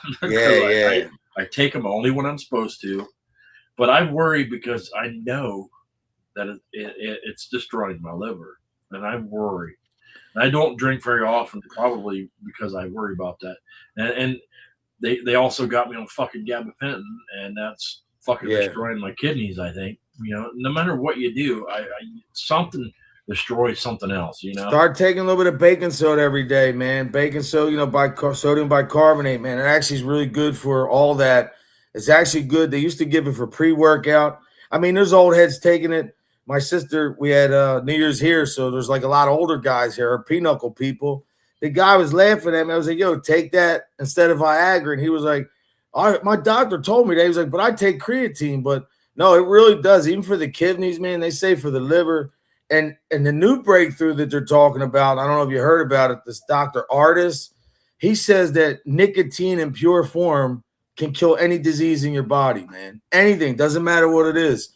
And I've been reading a lot of that too. But the baking soda, even for me, like, you know, when you take baking soda, usually people with the messed up stomach, like it goes right to the inflammation. It goes right to the acid and it kind of neutralizes that. That's why a lot of cancer patients, when they take that, I guess that a lot of cancer slows down. It doesn't really, you know, I guess metastasize or however you say that word. It doesn't really get to that point because it slows it down a lot. You can look it up, but that might help you a little bit. Try a little bit of baking soda. I told my insurance company, I said, I know, like they used to be back when we were younger, like almost everything was considered like elective or whatever. Okay. Where they didn't want to cover it because it was considered cosmetic, like diet pills and whatnot, all these different things. But I said, wouldn't it make sense with these? Because I thought about trying that, like Ozempic and whatnot, because I've struggled, like what they say about like it being a diabetic drug originally. And I said, well, I'm considered like pre-diabetic. I said, wouldn't it like be helpful? It is so helpful. If you can lose the weight, it solves a whole bunch of other problems. Cheers, bro. High blood pressure. I got all these different problems. I said, I'm not ready for this one. I said, you should like insurance companies should cover more with weight loss because it solves so many other problems. Well, like as far as insurance goes, like high blood pressure, fucking diabetes. Like if you lose weight, it can get rid of a lot of other problems. Oh yeah, they will pay tons of money for. So why not pay a little now? Get the people to lose the weight, and then you won't have to pay all this money for their other health problems down the road. You know, I tried to convince them to help me out more. And they Trump sucks. They just signed that bill like about 3 weeks ago when he had Dr. Oz and all them in the office. The one medicine, not Ozempic, there's another one, not Trulicity.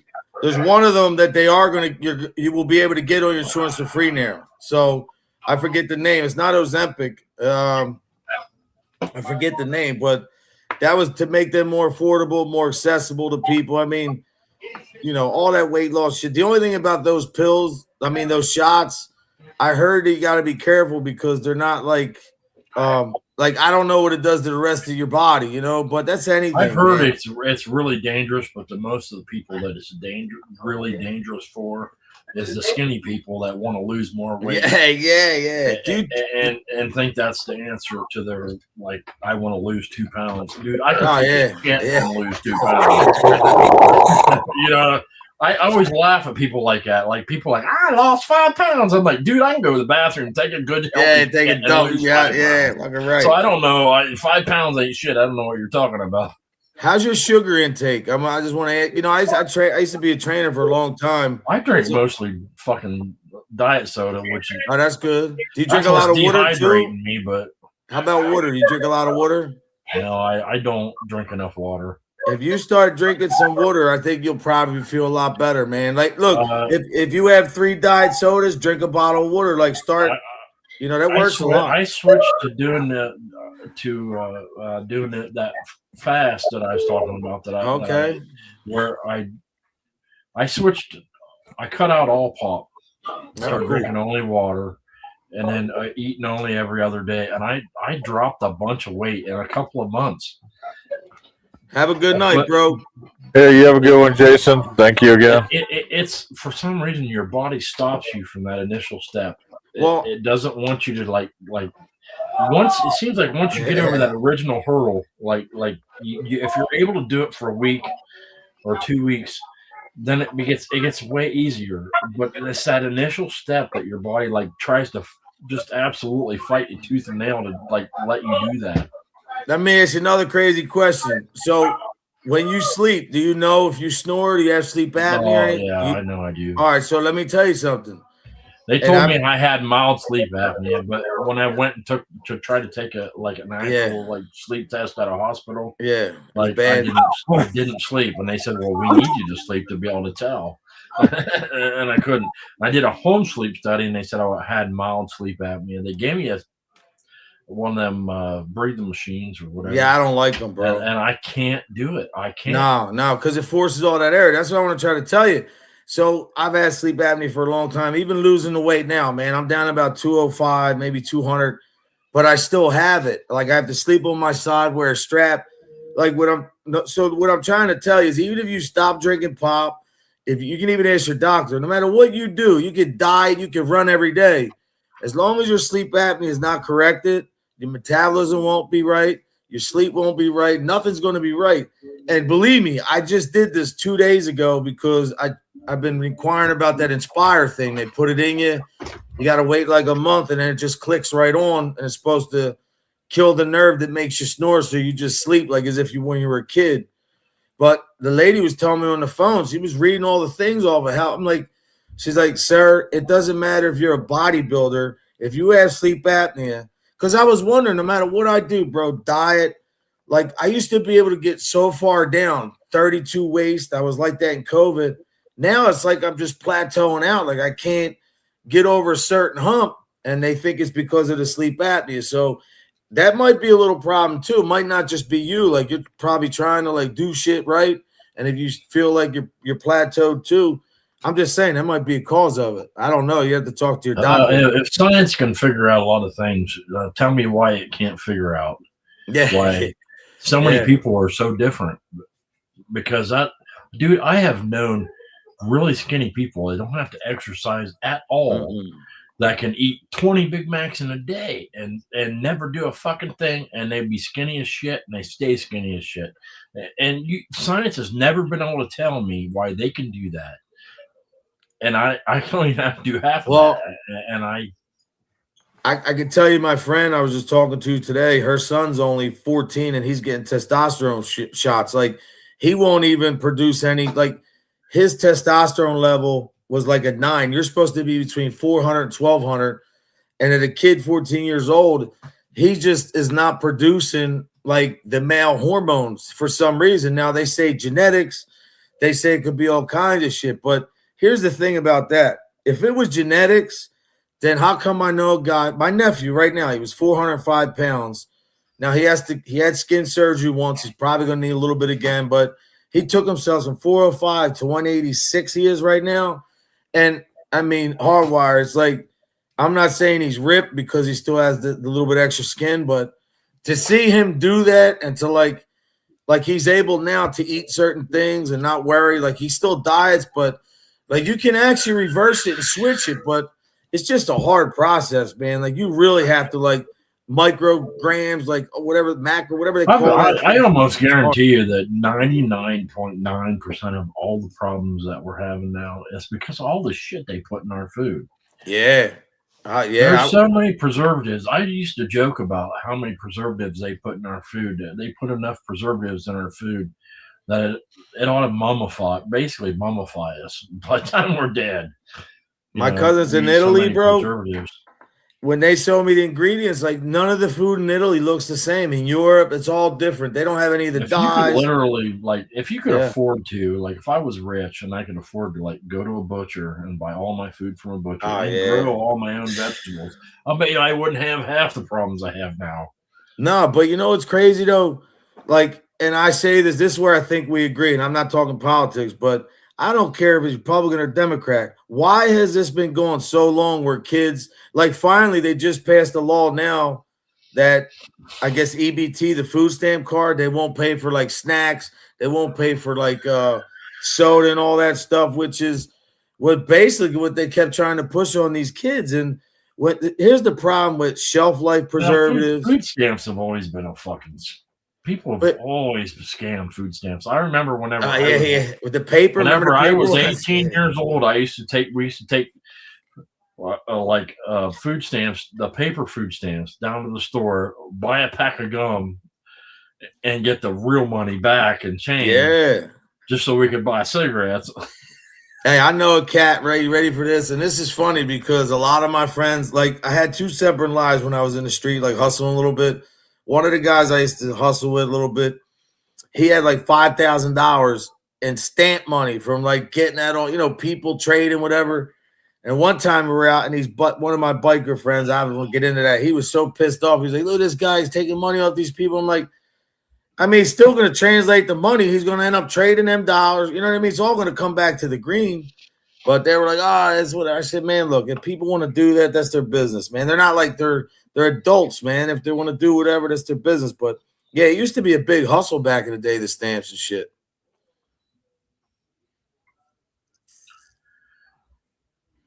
How's the politics thing? Like, you've been going to meetings and stuff and dipping your foot? No, that hasn't really worked out. Yeah, you know you what? went to a meeting and spoke your mind.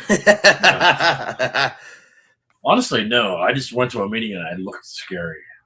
And they all just kind of like. Then I started. I don't know if the word got out or what, but I started asking the local Republican Party. How do I try to help? I messaged the mayor. Yeah. He said you can get involved locally with. He was trying to be very helpful, and he told me there's this program and this program. You can get a hold of them to try to get involved. And if you want to volunteer your time, there's probably some local politicians that'd be glad to. You know, I think he meant him. But yeah. He's older. That's cool. I'm not so sure he's got a lot of more campaigns left in him, but he's a cool guy. I swear I know him from somewhere. And I asked him, and neither one of us are sure from where, but I swear I know him from somewhere from back in the day. But he was the only one that seemed like wanted to help you a little bit? He was very cool. He was very nice. I went to a city council meeting, and it never fails. The guy sitting next to him was in a motorcycle club that I knew, and he come out like, "Hey, how you doing?" I'm like, "Oh fuck, man." He goes in there and starts telling everybody, "I was in a motorcycle 1% club. I'm fucked." You know, none of them are going to want to talk to me anymore. You know, I said I left. I'm not in the club no more. How is it? How's your life train? You know, you getting used to life now? I know you probably miss a lot of things. You don't have to get into it. I just wonder how you're doing. No, depressed. Yes and no. I've got all the time. I wanted more time for my own things. Nothing wrong with that. I've got time for my own things, but I do miss all the things that I gave up. You know. Now I know that I'm not in a club, but I got to ask you this question because I've been around it my whole life, and this is how you'll know this question is. You'll know that I know. How much support did you have on your exit versus how much do you think? I knew how it was going to be. All right. That's cool. That's cool. That's good. I've been in enough clubs to know that the second you walk away, nobody knows you anymore. Yeah, bro. And I knew it'd probably be like that. There was a few people I didn't think would be that way, but it turned out they was too. Bro, I was around a certain club like all my life, man. You know, I don't have to get into it, but them guys, even the guys I was talking a couple weeks ago, like, because I step back a lot too, just because what I'm trying to do in my life it's nothing to do with that. It's just I'm focused on like the clothing line and trying to build these youth centers and do what I'm trying to do and really like give back. But I had a guy who's been there. He's been there for about 30 years. And he pulled me aside. I seen him at one of the Wawas, and he was just like, you know, where you been? He was like, and you know what he said to me? He goes, I just want you to know you could tell me anything. But I said, bro, we don't have to get into that. He was like, and he looked at me and he said, I want to tell you that, you know, we all still got respect for you. You know, I knew who he was talking about, not the whole club, obviously. But he was like, I want to commend you for doing what you're doing. He's like, because he's in a position where he can't really do that. And he's so vested that that's going to be the rest of his life. But he was telling me like how so many guys that he talks to that want to try to do that, but they're nervous because of that reason. Or guys that like don't want to come that way. Because I'm like, look, you know, one thing why we always got along is to just be yourself, man. I never claimed to be anything but a guy who, as a father, you know my story, you know about my parents and all that, coaching kids, trying to never act like a tough guy. Like, you know, I always know there's somebody better, but the club thing, why I was always so hesitant, because I seen so many guys that where judge didn't even get a shot at a trial or nothing, man. And so many people, like I watched a video of, some of these channels, they put all the news up. I don't agree with all of it, but like I feel you're putting red dots on some of the clubs. But I've seen guys taking a dude's cut off and they're making a big stink. And I'm like, that's what that shit's about, bro. Like everybody knows, like whether you agree with it or not, it's like protocol and respect. That's just the way that it is, man. If you're in an area or whatever, you know what comes with it. Then it's a big thing. And, oh, well, how could this? And I'm just like, man, it's so watered down that it's not the same, man. Like, I just hope that the guys who are still there doing it, like the old I'd heads. say about 80 or 90% of it has nothing to do with anything but hanging out with your brothers. Oh, yeah. Damn It's, straight. it's that other 10 or 20% that can get you in trouble. I call it real careful about. Yeah. But I was in enough clubs to know that, unfortunately, that a lot of people only love you because of what you have on. And when you don't have it on anymore, they won't know who the fuck you are. Good night, Peaches. I think that's why I got a little bit more respect too, because obviously when I used to see this guy's out bad, one guy I know, he was there since he was a kid. And then I go to a funeral, he sit with Mother Club. I'm like, and then I knew right there, that's one of the times, and that was 2 years ago. I was like, man, this is so I said it's not my business. Like I don't care. I can't even tell you how much shit I've caught over the years because I tell everybody, and I'm not afraid to tell anybody to this day, if I ever looked you in the face and I called you brother, if you call me tomorrow and you tell me you need something, I will do my best, absolute best, to try to do that for you. I will try to help you in any way that I can, within reason. You know what I mean? I'm not going to, like,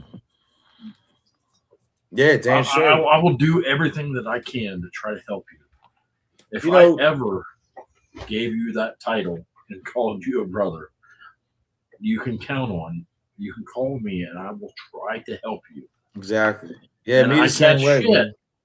I catch shit because I have been on several different, what would be considered now opposing teams. And I will still say, if I called them brother in a smaller club that was related to whatever club, yeah.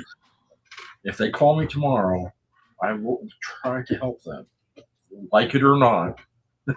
And I catch it. Oh, you shouldn't help them. They're from such and such side. I'm like, if they call me, I'm going to try to help them. I'm going to tell them, say, hey, this is not. Keep that out of it. But we are brothers once. I will always try to help you. I consider you a brother. You're always a brother. And like that's why I said you and Mike, man, Family's you got family. Yeah, when I'm exactly that drives me nuts. And that's one of the bad things about clubs is a lot of people are misguided and they think that these people are really my family. Bro, listen, people are only calling you family because of what you're wearing. I got pulled in an alley one night, man, and nobody knows where or when. It could have been another state, don't matter. And I was confronted about something that I never said or did on the internet. And I looked over, and there's 100 guys there, and in the alley where I'm at, there's like 10 guys. Half of them are saying he's a good dude. He's known us. He's been, the other guys are saying, well, maybe you did. Just get it over it. I'm like, man, I can't just tell you what you want to hear. Like, and the dude turned around to me, and he said, look. The guy, the guy who was in charge or whatever, he said, I give you respect, man. You came like a man. You held yourself like a man. And, we went on with that. And then, I never got an apology because you won't get that. But I was just like, man, you're friends with so many guys for years, all different clubs, man. Support clubs. It don't matter. Diamond clubs. I've always been respectful. I've always been into every party, always with my glasses off, gloves off. I stopped and said hello to everybody, waited till they're done talking, obviously.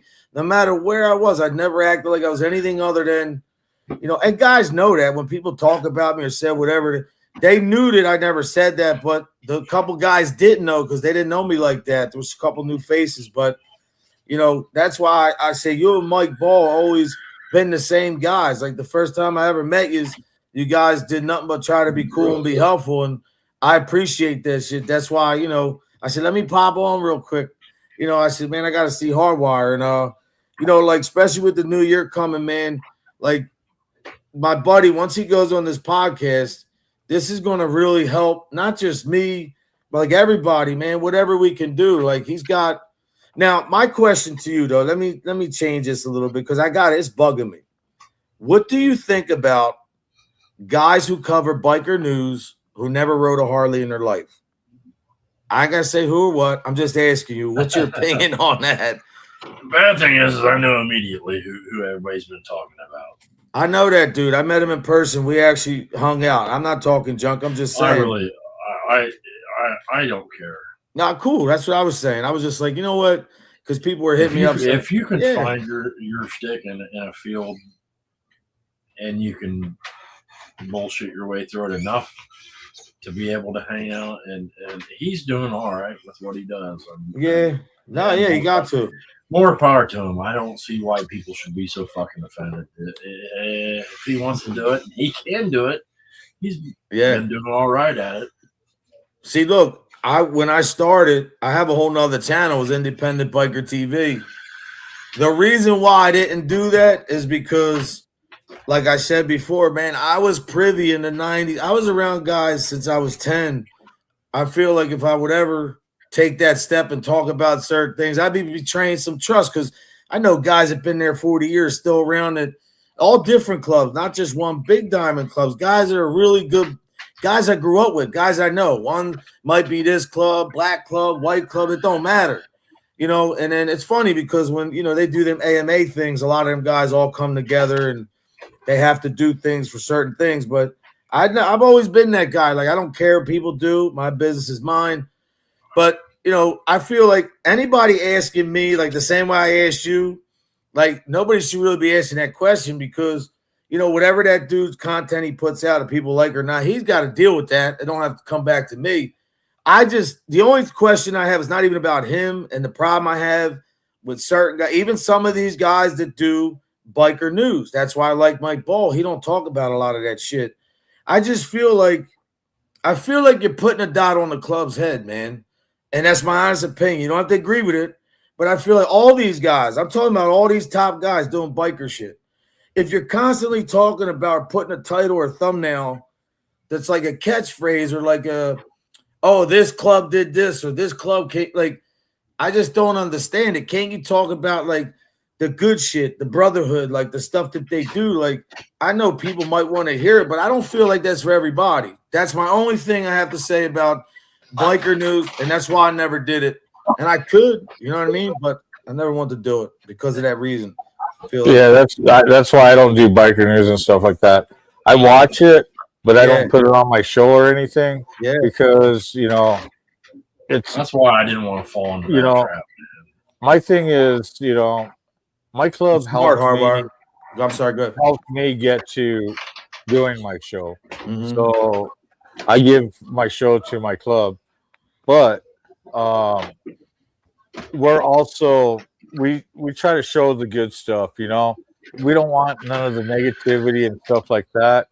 If other clubs, you know, want us to show the goodness, I have no problem showing it. You know, mostly if they're entwined with us in an event. Oh yeah, like one of known associations is Guardians of the Children. We work with them quite a bit, and you'll see their patch on a lot of my stuff. That's besides ours. Yeah, so I miss being able to do that. That's one of the things I liked most about when I first started getting into motorcycle clubs is we used to do a lot of charity work. Yeah. When you get into the 1% world, the 1%ers are like, we do our thing, and we might occasionally do a little bit of this or that, but remember, I was at an event. Believe it or not, it is more of a PR thing. I'll tell you a true story. I was at an event one time. I won't say where the toy run was, but there was another club that were really like, they weren't a support club. They were just like a regular veteran / charity 501c. Man, these brothers were doing, women and everything. They were doing so much, like the toys, everything, like from the heart. You see all the stuff. and you got two punks from a diamond club. That, you know what? They weren't even in that club. They were a support club. And they came, and I watched these guys come up and try to harass these guys. And I seen a dude that wasn't from their chapter, like their, you know, the club that they were a support club for. He wasn't even from their area, but he must have had some stripes. I mean, he didn't have all the shit on there like that. He was wearing a t-shirt. But when he came over and grabbed them two dudes, man, I heard a little bit what he was saying. And he said, man, who the fuck you think you are? Like, and I think they got really reprimanded. I mean, I didn't sit there and ear hustle. You don't do that. You know that.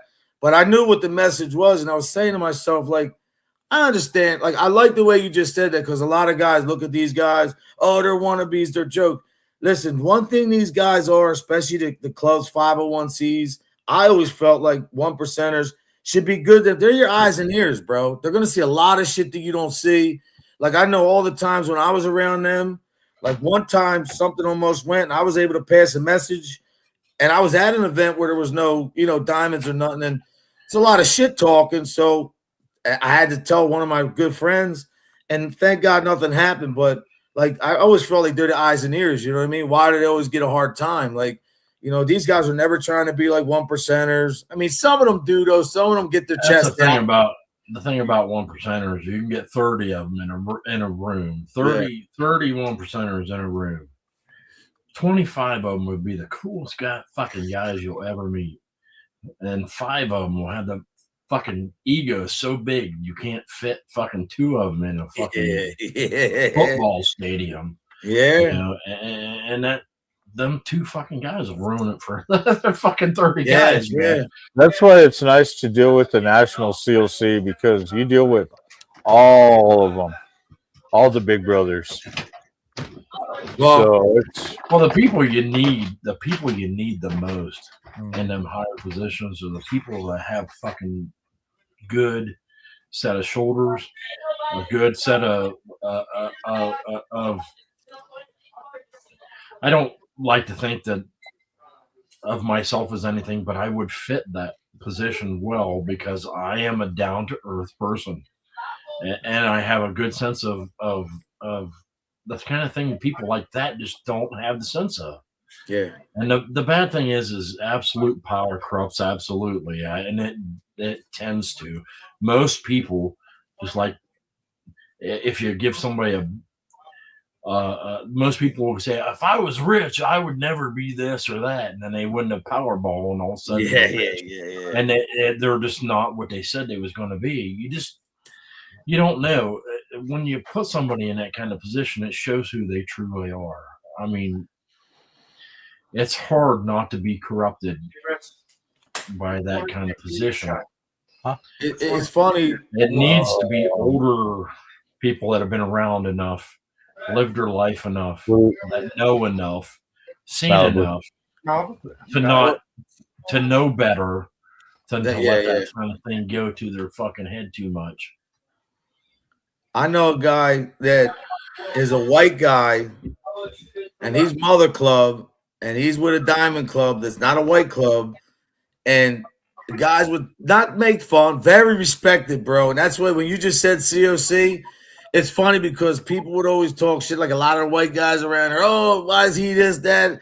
And then you go to a COC meeting, you see all the big dogs huddled around this dude, all different diamonds. Guys are like, you know, like the pictures don't lie, the relationships don't lie, the stuff you build over years. That's the only thing that I wish with the MC clubs. And no disrespect, Carney, because I'm sure your club's great. I'm talking about the guys that I know. I just wish that they would. When you're looking for a guy, like, you know, we all know that the pass, you got to make the pass don't make you. But I just wish that there was, like, you know, around here used to be 2 years if you're a support club, then you got to make a decision. I just think the rules have been so lenient, and a lot of guys there's guys that have been patched up that I know that never had a bike, bro, never even rode on 2 wheels. And these guys are support clubs, diamond clubs, whatever you want to call it. And I just never understood that, because when I was offered it, I turned it down because of family reasons, but I told them I just couldn't give the time. I wasn't ready. There was no disrespect, and they respected that. But I was around for so much time that it was almost like I was doing that. A lot of people think that I did, and I never did. I never claimed that I did. But I was able in that time in the 90s, I met my first 1% when I was 10 years old in 1984, and I'm still friends with him to this day. And he just recently retired. And I don't say that braggadociously. I said I was so fortunate to learn the old school biker ways that, like you're talking about, like this. Some of these new guys, once they get a cut, they're gone, bro. Like, even for you having a short time in the club, CARNY'S, right? I don't know how long you've been there. Like your mentality, like I'm saying, just this last club, you're in other clubs. You don't see that, man. A lot of guys, their heads in their ass, and it's like, their chest is out. Back to what you said, the original expression is you don't wear the cut. You wear the cut, you don't let the cut wear you. There you go. And the reason why they say that is because if you were a fucking idiot, you'll be a fucking idiot when you put it on. Yeah. And a lot of people don't understand what that means. Yeah, the whole thing is you make the patch don't make you. Yeah. But I've seen a lot of guys that never got a patch. No matter what you wear, you're the same person you were before you wore it. Yes, you were. And too many people don't understand what that means. Yeah. Because they put on a patch and all of a sudden they think you're a different person. And that you are not a different fucking person. You are still the same insecure person you were before. Yeah. If that's who you were. And now this is all of a sudden you think you got a world behind you, a bunch of brothers behind you, and all of a sudden you're going to grow big shoulders even though you had small shoulders before. They're always the dudes that can't fight. I can't even count how many times that's happened. They're always the guys that can't fight. The biggest mouths, talking their shit, running their mouth, and then the first dudes, when the shit goes off, they're running. Like I've seen that a million times too, man. But I do respect. Carney, you got your clock going. It's almost time. Where are you from? Yeah. Carney? They're already getting my shot ready. Yeah. So, I was gonna say 4. So I don't know what area you're from. Know about Vanguard though. But Vanguard is a young nation. Okay. We got 10 chapters, 10 years coming in, and we got 10, states. We're located from New Mexico, all the way to Minnesota, from Southern Cali to Virginia. So we got border to border, coast to coast, Awesome. And the one thing about Vanguard is we're a young nation that started. We're going on 10 years. So the whole thing is we're also a co-ed mixed awesome. race. I like Diamond. We're a Diamond 13 club. We're not a support club. We believe in the old outlaw ways. I love the old shit, man. I really do. Like you know who when I see looks like they got a good brotherhood, and I'm just saying that Red Rum, that guy who built the Red Rum. I know guys that know him from New York. He used to box. I don't know him from like the biker stuff. Guys that know that box in New York told me he's a real thorough dude, and they said that he was Evil Rick. Take care of yourself. Like what he built, it seems like Red Rum. I don't know. Every club, like you said, you got a couple that's always bad, but it seems like for the most part, I know they're indigenous and all that, but it seems like they have a strong brotherhood, like all over their chapters. Like I've seen a lot of stuff. I talked to a couple guys on the road, like I don't know them or nothing, but they're real, like easy to talk to, real respectful. But I just think, I just like to see that. Like his club, I love seeing that, man. I think there's enough for everybody out there. As long as you have that respect and treat people right, you can do whatever you want, man. I do believe that. But, I feel that even in my world, I just want to make this clear. When people always say, I always hear these guys, and it's the same guys.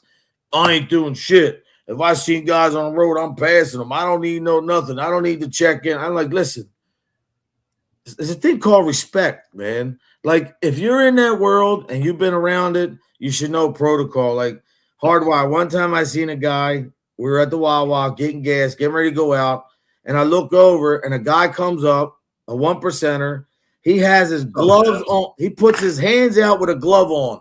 I grabbed his wrist. The 1%er didn't put his hand out. I was like, dude, what are you doing? And the guy said, go ahead, Mike, you got this. He said, I'll let you get this one. I said, bro, what are you, the kid, I felt bad. The kid was like, he was getting so nervous, man. He was like, not crying, but he was like, oh, man, I feel so bad. How could I do that? I said, bro, would you shake anybody's hand with a glove on? Because that's like really like just something that I think comes, you know. I walked in between two guys one time. We're talking, wasn't paying attention. The one dude was like, oh, you never walk between two Long Island guys. And I'm like, the other guy's like, nah, he's as much as they talk shit, I don't even know how many times I could tell you. I walked up to one of my own brothers and said, hey, man, good to see you. I'm from Ohio. Reached out my fucking hand to shake their hand, and they fucking reach out with their glove on. And I'm like, dude, you fucking know better. Now, Come on. Let me ask you, you would know more than this because you were in the club, even though I've been around. But the way I was taught is that's almost like a fuck you when they do that. Like was it almost like a knowingly, like, because I've had dudes trying to. Okay. No, I'm just asking. Don't do it. Most people don't do it intentionally. They're just that dumb. You just gotta fucking slap your head and go, oh man, are you really just gonna be that much of a numb nut for a minute there? I know, right? As soon as I almost guarantee you, as soon as they walked away from the same interaction, went, fuck, what was I thinking? I knew better. You know?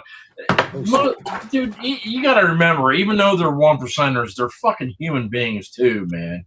And they do dumb shit, they make mistakes. They get fucking like the same kind of fucking nerve. Like, oops, I don't want to make them fucking like walk up to somebody I don't know and do something stupid. You know, you got to remember a lot of this shit applies.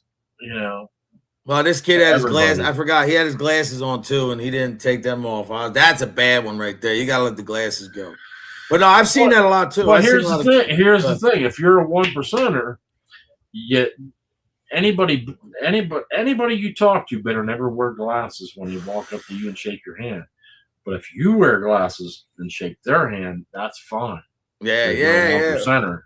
Well, that's what I want to state here too. Carney's right. I'm sure you believe the same way.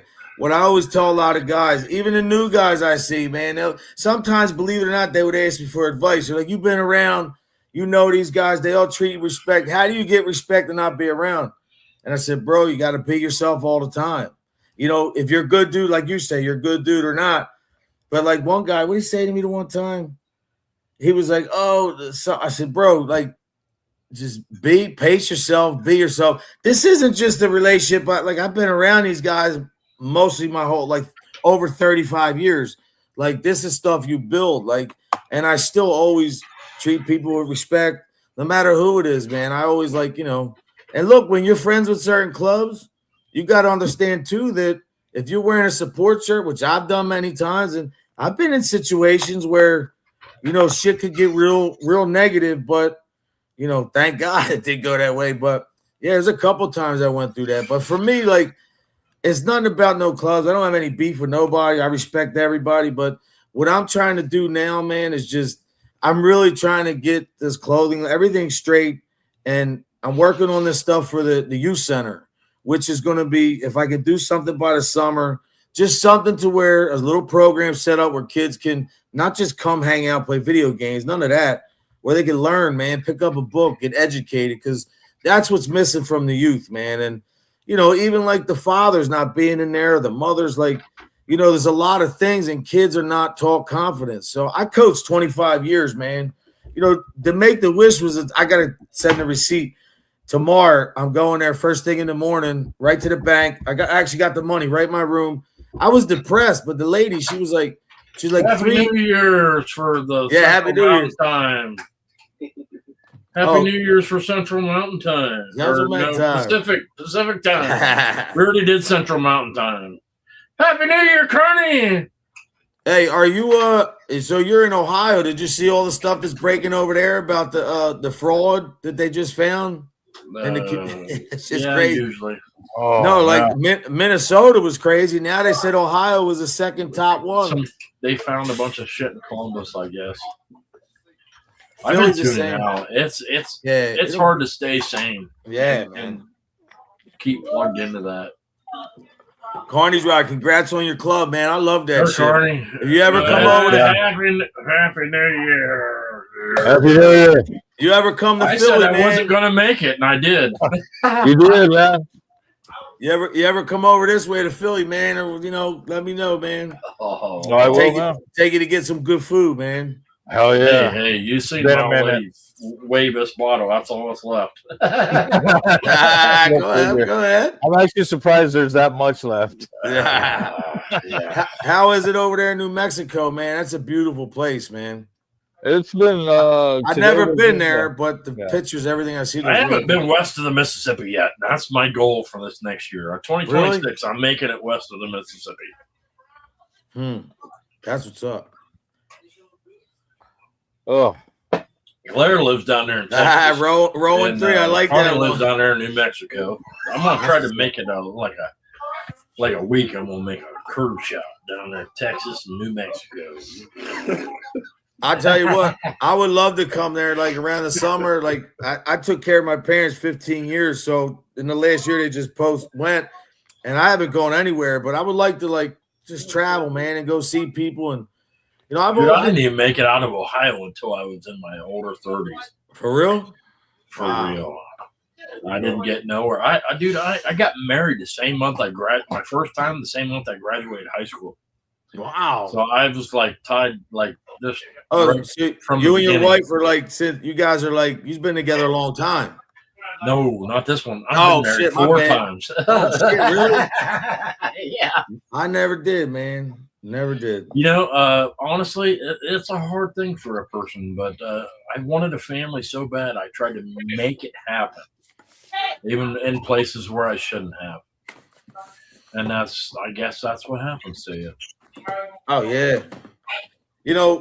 I give a lot of credit though, because you can't you guys aren't just walking away, man. You're sticking it out. I won't lie to anybody. I'll tell them. I grew up in a fairly conservative household. I thought that's how things were supposed to be, and I got married young. I thought my wife was going to be my wife forever, and I thought men were men, women were women, and that's just how it was going to be. And I've learned that that's not just. It's not so. Life is not so black and white. And then I wanted a family so bad, and I wanted kids, and I wanted the storybook life out of my life. When I was young, that's what I saw. I was going to get married. I was going to work. My wife would never have to work, and it was going to be like that. And that's just life is not like that. Life will send you so many fucking curveballs. Oh yeah. And I always tell everybody, all you can do is roll with the punches. Life's going to send you. It's like a roller coaster ride, right out of Carney's Ride. But life is a roller coaster ride, and all you can do is ride the fucking waves and hope you make it out the best side in the end. And when you make it towards the end, you'll be able to sit back and go, "Hey, I fucking survived. I did all right, and here I am. I learn from the oopsies and whatever you have, and you get there, I felt that way that night, man. When I came out of that alley, I was like, I didn't get mad because I understand that shit happens, but I didn't like being lied on. But the fact that there was 5 or 6 dudes that had my back and stood up for me, it's like that right there was all I needed. I was like, man, you know what? Because a lot in that world, like you said, man, there's always a couple guys. I didn't know what was going to happen, but not just even that one incident. What that was a direct result of is me being a real dude all the time, never talking shit, not acting anything other than who I am, man. I like to praise God. I like to pass a smile. I like to build people up, man. I'm not one of them guys that talk shit all day. I can hold my own and all. I don't want that message, man. I'm trying to help the next generation. And that's why I coached a long time. If you want to be like 9 out of 10 guys will be good guys. The one guy is either the asshole or the one that leads people in a good direction. If you have to choose in your life, be that guy that leads people in a better direction. Oh, yeah. Not in the worst direction. Like 90% of everybody, like that's a biker that you'll meet, will be really cool, but don't be that dickhead. I've seen a lot of them. Few people that make the rest of them have to follow you because they're in your club. You know, they'll have to. Don't be that asshole that just sticks your fucking neck out and just to be a dick, and then everybody has to follow you and stand behind. If you're gonna lead people, lead them in a good direction, bro. You know, I was in be that guy, not that guy. I was in a deep in Jersey, and it's nobody would this. I was at a funeral. A friend of mine, you know, kid passed away, and one of the guys he's actually still big in the club that he is, and one of the big four. Long story short, guy comes up at this funeral, and he says to my good friend, and my friend at the time, I gotta watch what I says because you'll know exactly who, what, when. But anyway, he's like a brother to me. And this guy walks up to him. We're staying in outside the funeral home. Now, this guy right now, even today, is you know, God, he's a very respected dude. He says to my buddy, this guy, you know, his guy in there out bad. Now, his daughter's 22. He actually wound up losing two. Long story short, he says, yo, you want me to go rip him out? And I'm being dead honest. I look over, there's dudes from every club, bro. I'm talking about the Christian clubs, the other clubs. This guy's respected. Everybody came, as you should. It was his daughter. She, you know, overdosed. It was sad. I said, bro, what are you like? I don't know what to do. I'm like, bro, I'm with you. What are we doing here? Because I know this is not my place, but your family's in there, your kids in there. If that dude puts his hand on anybody in there, I know it's not my position. Tell me what I need to do because I don't want to overstep my bounds. He was like, you personally have, like, he was actually bigger at that time. He said, nobody's doing shit. And he told him that. He said, yo, come here. He said, not here. It's my, you know, and he said to me, he said, if something goes down, you know, just stay close to me or whatever. And I was like, and I was thinking to myself, I didn't understand until like 6 months later. I was like, this is that one guy who is now praised and guys look up to. And he's that one guy that shouldn't be there. And I'll never say his name. And, you know, was in Florida. But anyway, no matter where it was, I'm saying to myself, how could somebody act that way? And like you call yourself a brother, you call yourself whatever. I'm like, you're not, man. Your intentions are this is the guy that ends up with the ego. This is the guy that ends up making it all about him. And he's gonna probably be the dudes, God forgive me, when they kick the door down and something, God forbid, happens, he'll be the first one cooperating. That's just the way it'll go down. Maybe it won't. But my question to you is, isn't that wrong to do at a funeral? Like, I couldn't believe that shit. Like, I was looking like, this is your brother. Like, how could you, a guy's out bad, you don't just grab by his neck. There's civilians in there. Like, I don't know. Thank God nothing happened, but that was a bad day. That was one of the days out of my whole life in the world, like being around. That was the day where I said, man, I'm either going to go to jail or end up dead here today. Something's not good's going to happen. I said a little prayer. Another guy came up and kind of just, I don't know how he did it. They were both like this. Boom. Within like 10 minutes, it was all eased up. He said, it's all good. Relax. Everything's taken care of. And I was just like, but the fact he was going to go in there and rip this dude out. And if I would have tried to stop him, I definitely was getting sucker punched. I knew that was coming. But I was just like, man, when you talk about that one guy, and then I look at him like he gets rewarded, and it's like, did they get rewarded because they are that caliber and they are that guy, or because they're kiss asses? They tell you what you wanted to hear? Because it's all that about depends on who you're talking to at the time. I get you. Yeah, right.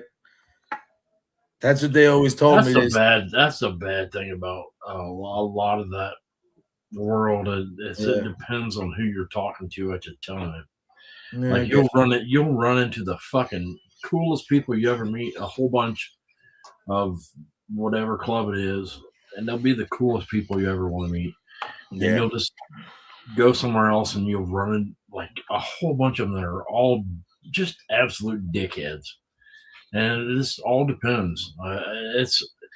That's why I tell Black Dragon that lot of times it's hard for you to say that, like, this is how things are, because that can change drastically, like from Ohio to Pennsylvania to New York.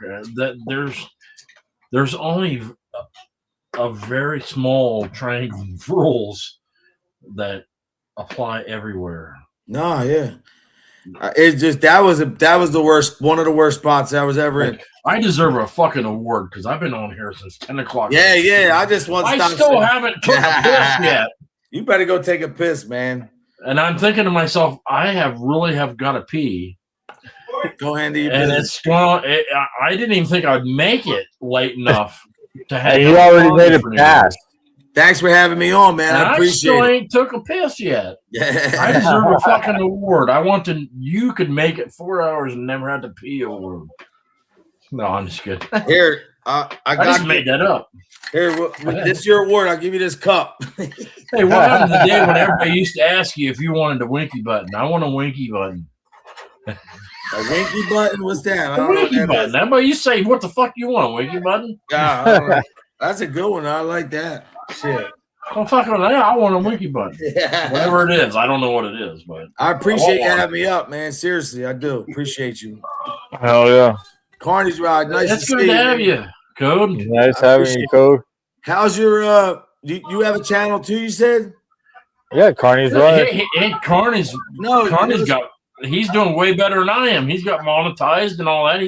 He's all fancy and on the like monetized side of all that. They demonetized me because I always put hat on my shorts. Look, I'm not a Bible pusher, but the Lord's done a lot for me. I like God. I just do my thing. Each his own.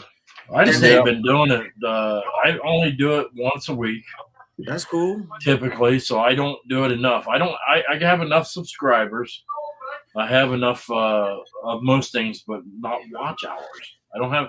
Evidently, I just need to, like somebody said, turn your camera on, just leave it go. I'm like, okay, maybe that's what I need to do. You can see when you see these guys. I seen a chick sitting in a garage.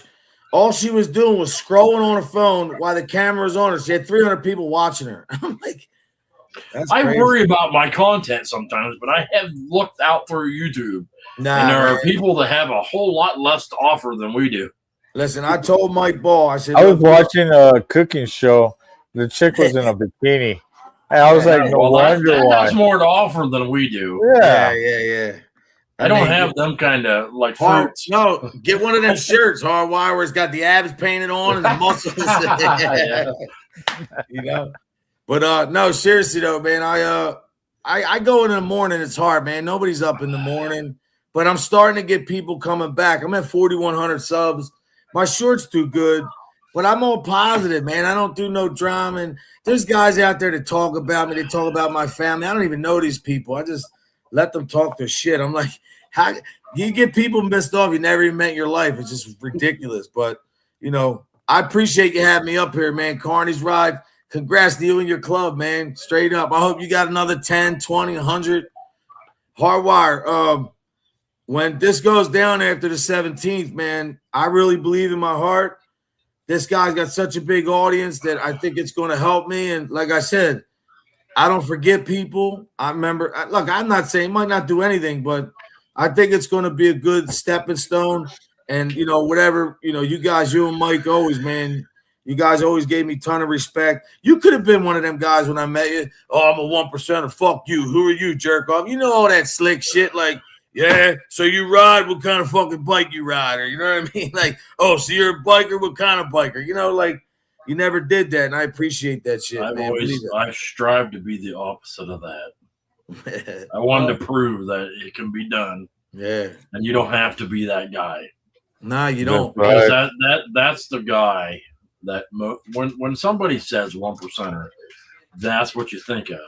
And I was always the anti that. I wanted to prove that you can be a normal guy and be a 1%er. All right, I got to ask you this. That this is imperative, and this is no disrespect. So, just I you know, a friend of mine who was in a club, 1%er. He never even got a chance. Like he was on his bike, but not like that. but he's not a 1%er no more, and he still goes by 1%er. Now, no disrespect. I mean, I feel like if you're not that no more, you're not that no more, because that's like me saying I was in the street, I've been around 1%ers, I've done 1%er shit, that I'm a 1%er when I never earned that. Like, I know that, like, I got friends that'll tell you, fuck that, Patch, I'm a 1%er. No, you're not. That's what Mike says to me when he sees that I put Hardwire X 1%er on a lot of my YouTube, like my YouTube tag or whatever. Yeah. Mike says, you're still. I think that once you're a 1%er, that's how you live your life, and you're a 1%er. And I said, well, I worked really hard to get there, and I feel like once I stepped away from that, I don't deserve that anymore. So that's me, I guess. Yeah. You can wear it if you want, but to me, I feel like I worked hard to get there, and if I'm not maintaining that, and I decided to walk away from that, then I also walked away from being able to call myself that. Yeah, so I can call myself X 1%er once all I want, but to no, call I myself think a 1%er implies that I am still a 1%er. I think people put too much spin on it. I won't say that I may not do that again. I have had a lot of clubs try to contact me since then and ask me. Yeah. I'm like, I walked away from my club not because they told me I had to leave. If I want to be in a club, I will stay with the club that I was in. Well, and I have had like non-1%er clubs say, hey, if you don't want to be that involved anymore, you can step down and come with us. And I'm like, I kind of unfortunately made that agreement that once I stepped up that I can't go back. Nah. So I can't. They literally will not allow me to go back to any other club ever again. Nah, and man. I'm okay with that. I'm okay with that. A lot of people may not be okay with that. I'm okay with that. No, listen, you're a good dude. You're a good fit. Why would they want to share that with somebody else? And to be honest, once you were where you were, what? Hold on one second. They didn't particularly want me to leave any more than I didn't really want to leave. Shout out to the nation, man. There's a lot of good brothers over there. I wanted my own time, and they wanted my time to be all their time. And I was like, if you want to share, we can come to an agreement in the middle. And they just like, no, we don't want to share. We want all of your time. And I'm like, I can't give you all my time. Yeah. And that's where we disagreed. So Carney's right. I got a question for you. You don't have to answer if you don't want. What do you think about the guy in Canada that brought back the Satan's Choice? Oh, I can't answer on any other behalf of any other colors. My bad. No, it's all good. Nah, my bad. It's because I choose not to. That's good. That's enough said. Enough said. Well, look, Hardwire, I appreciate you letting me on. Carney's Ride. I'm going to check your channel. I never put the name to the face, man. Now I'm glad I got to do that. But if you guys ever come to Philly, man, especially Hardwire, if I would have known you were at Leo's, dude, I would have had you could have came to my house. I would have made you dinner, bro. No Diddy shit, just you know. But if you guys ever come to Philly, I'm going to get back down there again. If you ever do, man, you know, and I'll get in touch with you this week because I want to send you a shirt and I want to talk about like what's coming up and everything because I really think this is going to be good for everybody, especially like, you know, I don't forget who stood by me, who's been cool with me, man. There's a lot of people on here I don't even know that they talk shit. They used to say on there, I said I was a biker, I was a 1%er. I said I was a biker. I never claimed none of that shit.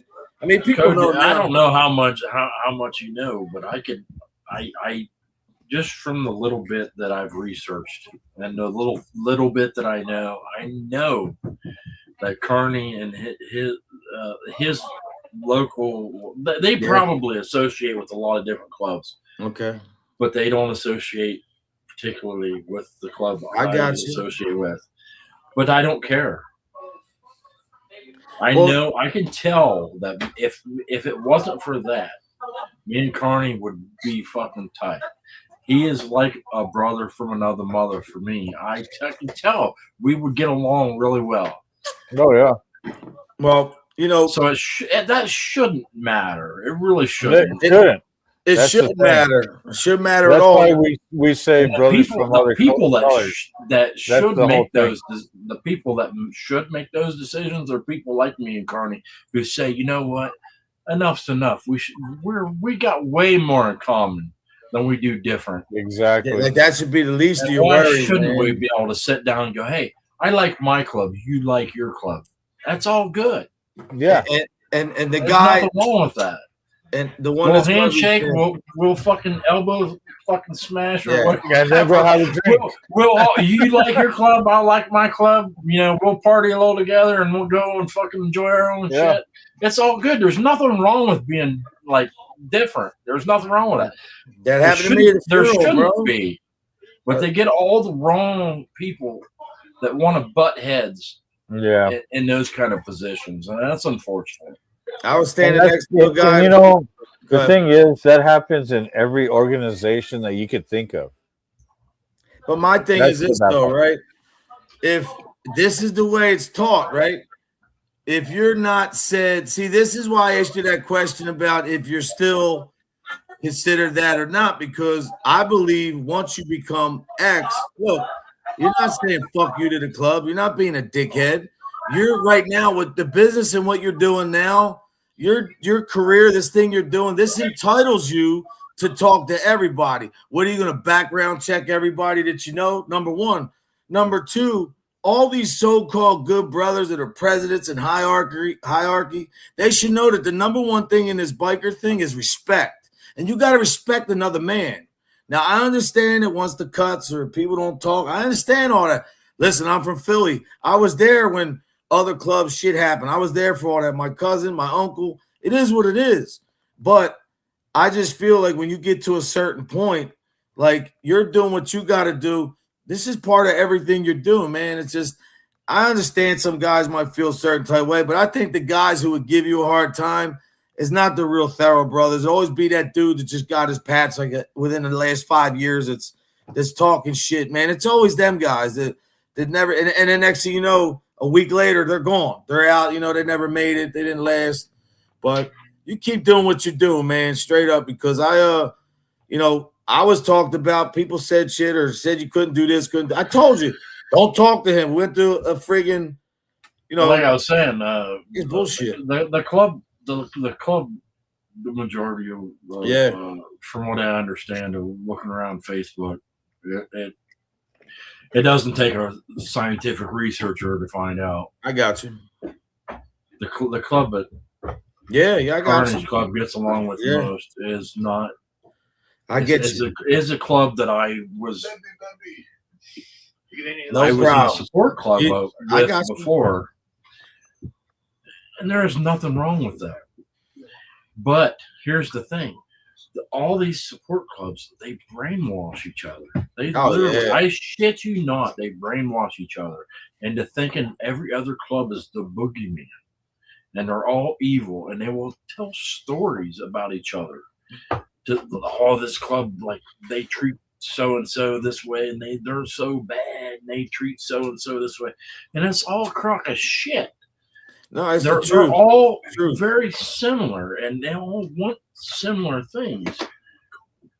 They just don't. They want to keep you away from that. They don't want you to think anybody else. They want you to hate each other because they think in that life, and this is real fucking facts. In that life, you're supposed to have that somewhat of a fuck you attitude, and that means that see, it's so convenient sometimes when it's a brotherhood, and it's like, oh, we don't fuck with that dude, so we don't fuck with him. You can't fuck with him, and even if you're not with us no more, you can't fuck with this dude. Can't fuck with that one.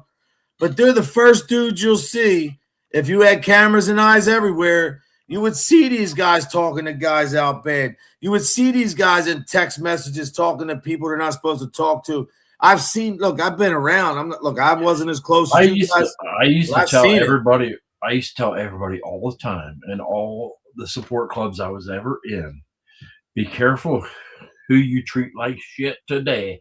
They'll be your enemy tomorrow. Oh yeah. All the You clubs gotta beefs, watch that shit. all the big clubs beef that's out there. Nobody even knows how that shit started. They don't know if it was a female. They don't know what the hell. And it's all look. And I say this: look at Australia. How the government's coming for the patch. Everybody should be sticking together, man. You'll do more together than you will separated. I was on two other being sides honest. before. Two other sides before on the big, Yeah, I big got you. four Go ahead. sides. Yeah. And the only reason I walked away from the first side is because they quit talking to me for a while, and I felt started whatever, talking, tried to get a hold of them again, and they started ignoring me. I got you. So I was like, all right. And then you ride around long enough, you'll meet other people. And I met other people from another club, and I was like, hey, what's up? And they're all like, hey, what's up? And they were all cool. And all of a sudden they all started like, I was like, this is the shit. This is where it's at. And, and then all of a sudden, a couple of guys want to be dickheads. And all of a sudden I'm like, oh, okay, well, I'll hang out with these other guys. And no, they don't want to let you, like, they're cohorting with the other ones. Now all of a sudden they want to be dickheads to you too.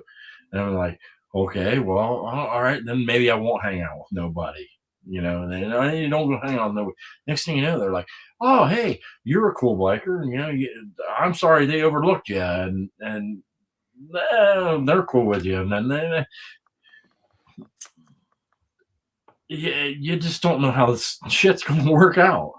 I don't have no problem with anybody. There was very, very cool people on every side I was ever on, and I hated to leave the side I was on. And I didn't feel like they left me a lot of choice at the time. It's like that's cool. I didn't. I still don't look at any of them like that's where me and I struggle with a lot of the people that have never experienced. Still, the unfortunate part of it is, as they a lot of people say it's just the to brand throw a little too. bit out there. I won't say any. Yeah, you ain't got to do that, bro. Don't even do it. I know exactly where you're going. You'll get red and white, black and white. I got you. The blues and the yellows and whatever color you want to throw at it. You get all the different colors, but you'll get. They literally try to brainwash each other, and I shit you not. From coming from this side is so evil. They treat their women like they're horrible, and they'll tell you, oh, they have to sign their bikes over and do this, and they'll tell you all these horrible things like to make you never want to like even look into that. And the reason why they do that is because they don't want you to know that they're just like you. And the they're thing is, the same as you. They don't want you to know that. But like insecure people, they'll start giving each other different names. Like one club will call it Prospect, one club will call it Probate, one club will call it this and that. But it's the same thing. They'll repeat it. So that says a lot about you, bro. Look what you did. You took that, you analyzed it, you experienced it, and you stepped away, not in no hatred or no bullshit. You're doing what you feel is right for you and your family. And that's what men do. And to be honest, my whole thing with all that, and to touch on a little bit what you're saying, I was there. Look, I say about 10 years ago was a big beef. And it could be Delaware, New York, New Jersey, Philly, could be whatever. All of a sudden, I see these guys on the highway. I see a dude broke down. Now, I thought these dudes were going to fuck these dudes up. No, and this was two different clubs, two different colors, too. Not just the denim. I'm talking about the skin. And I seen these brothers pull over the height of the beef. I seen them help this brother, this dude that they weren't supposed to, this white dude, black dude's helping a white dude, took that dude back to to the clubhouse, and he partied with them dudes all night. And he never got reprimanded or nothing. To be honest, I said to myself, these guys could be getting beat, getting their head. It could have went a whole different way. That's when I realized 10 years ago, this is all bullshit. It's a lot of lies. Now, look, I'm not talking to all clubs. I mean no disrespect. I'm talking about a lot of that shit. The people who talk that game, the insecure dudes that's trying to finagle to brainwash motherfuckers. they're all insecure men that are like, it's like, you know, they're kind of dudes when they got a girl. Who you looking at? Let me see your phone. But they're fucking around with all kinds of bitches, doing all kinds of shit. Like, you know, and I say bitches, not women or women. I'm just saying, you know. But at the end of the day, like, that's why when people, you know, if I get in these conversations, because I never, you know, was in a club, I know what the fuck's going on, man. You know what I mean? I've got experience with 3 out of 4 of the big 4. And I will honestly say the only one that I don't have any experience with, Carney's probably got a lot of experience with, is I've never known a bandito in my life. Okay. Never met one. Don't know anything about them. But I know enough from being involved with the other big 3 or big 4. If you want to call it big 5, I've known the other 4. They used to be real tight back in the day, man. But two clubs. I will say I know enough to know. Well, then you know they were tight. They may call themselves by a different name, but they are the same as the others. Listen, you can say whatever you want. You can call it whatever you want. We are all very similar. We want brotherhood. We want to ride. We want to be left the fuck alone. That's what we want more than anything. And for some reason, we just keep fucking it up. And well, you know what I realized? The national shit, like, it seems like as Carney was saying, when you get to the big dogs, they seem to all, like, get along, man. Like, they can talk, have conversations. It's all when you get to these little sections, these little chapters here. It's like, that's what I'm saying. The old school was always, the rules were the same way down the line. And then have you ever known anybody that can get along all the time? No, but you know what, though? If you have a real brotherhood and you're trying to do something that keeps something together, I feel like you're going to do everything your way. I know it's hard. I didn't say it's possible. Well, sadly enough, have you ever known a family that can get along all the time? Well, it's the same. That's a good point. That's where motorcycle clubs, the branches come from. It's like we all get along, and all of a sudden, like we all like. Couple of us had a problem with each other, and all of a sudden now there's a whole other branch of motorcycle clubs, and all of a sudden they don't get along with this one. That's because like we were all family at one point, and like at one point like somebody like had a problem with like I looked at them funny, and all of a sudden like there's a whole nother branch of people that hate me now, and that's sadly that's. As silly as that sounds, that's kind of how it all kind of goes. But you know what, brother? Them people that's out of your life now, however they feel, I'm not talking from the bottom. I'm talking about my life and faith. When God is open, saying, you know what, man, this isn't the right fit. People come in and out of your life at a certain point in time, man, for different reasons. We don't know the reason all the time, but I'm assuming that what you went through was God telling you, look, man, see how you got a good heart. You're trying to be cool. You want to be cool with people. That's not a bad thing. But in that lifestyle, I don't think the two things, I mean, they can mix a little bit, but overall what you're trying to do, you know, and to be honest, you should get more support. Like, go ahead, brother, go do what you're doing. You know, that's a good thing, man. Everything's cool. Like, but if you promote the peace, if you promote that and get enough motherfuckers together, then they start realizing and talking it's all bullshit. Then people see the truth. So you can't have that. It's almost like you got to keep this image. You got to act this way, but you're doing the right shit, man. You know what I mean? And I think you should go take your piss.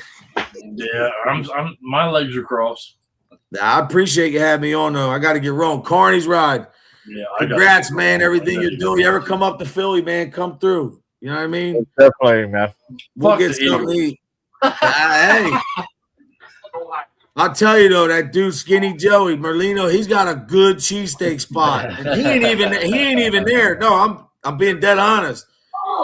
I was like, man, when I went down there, I was with a couple guys and I see dudes down there, but it wasn't even about that. My cousin actually, owns a store right around the corner from there.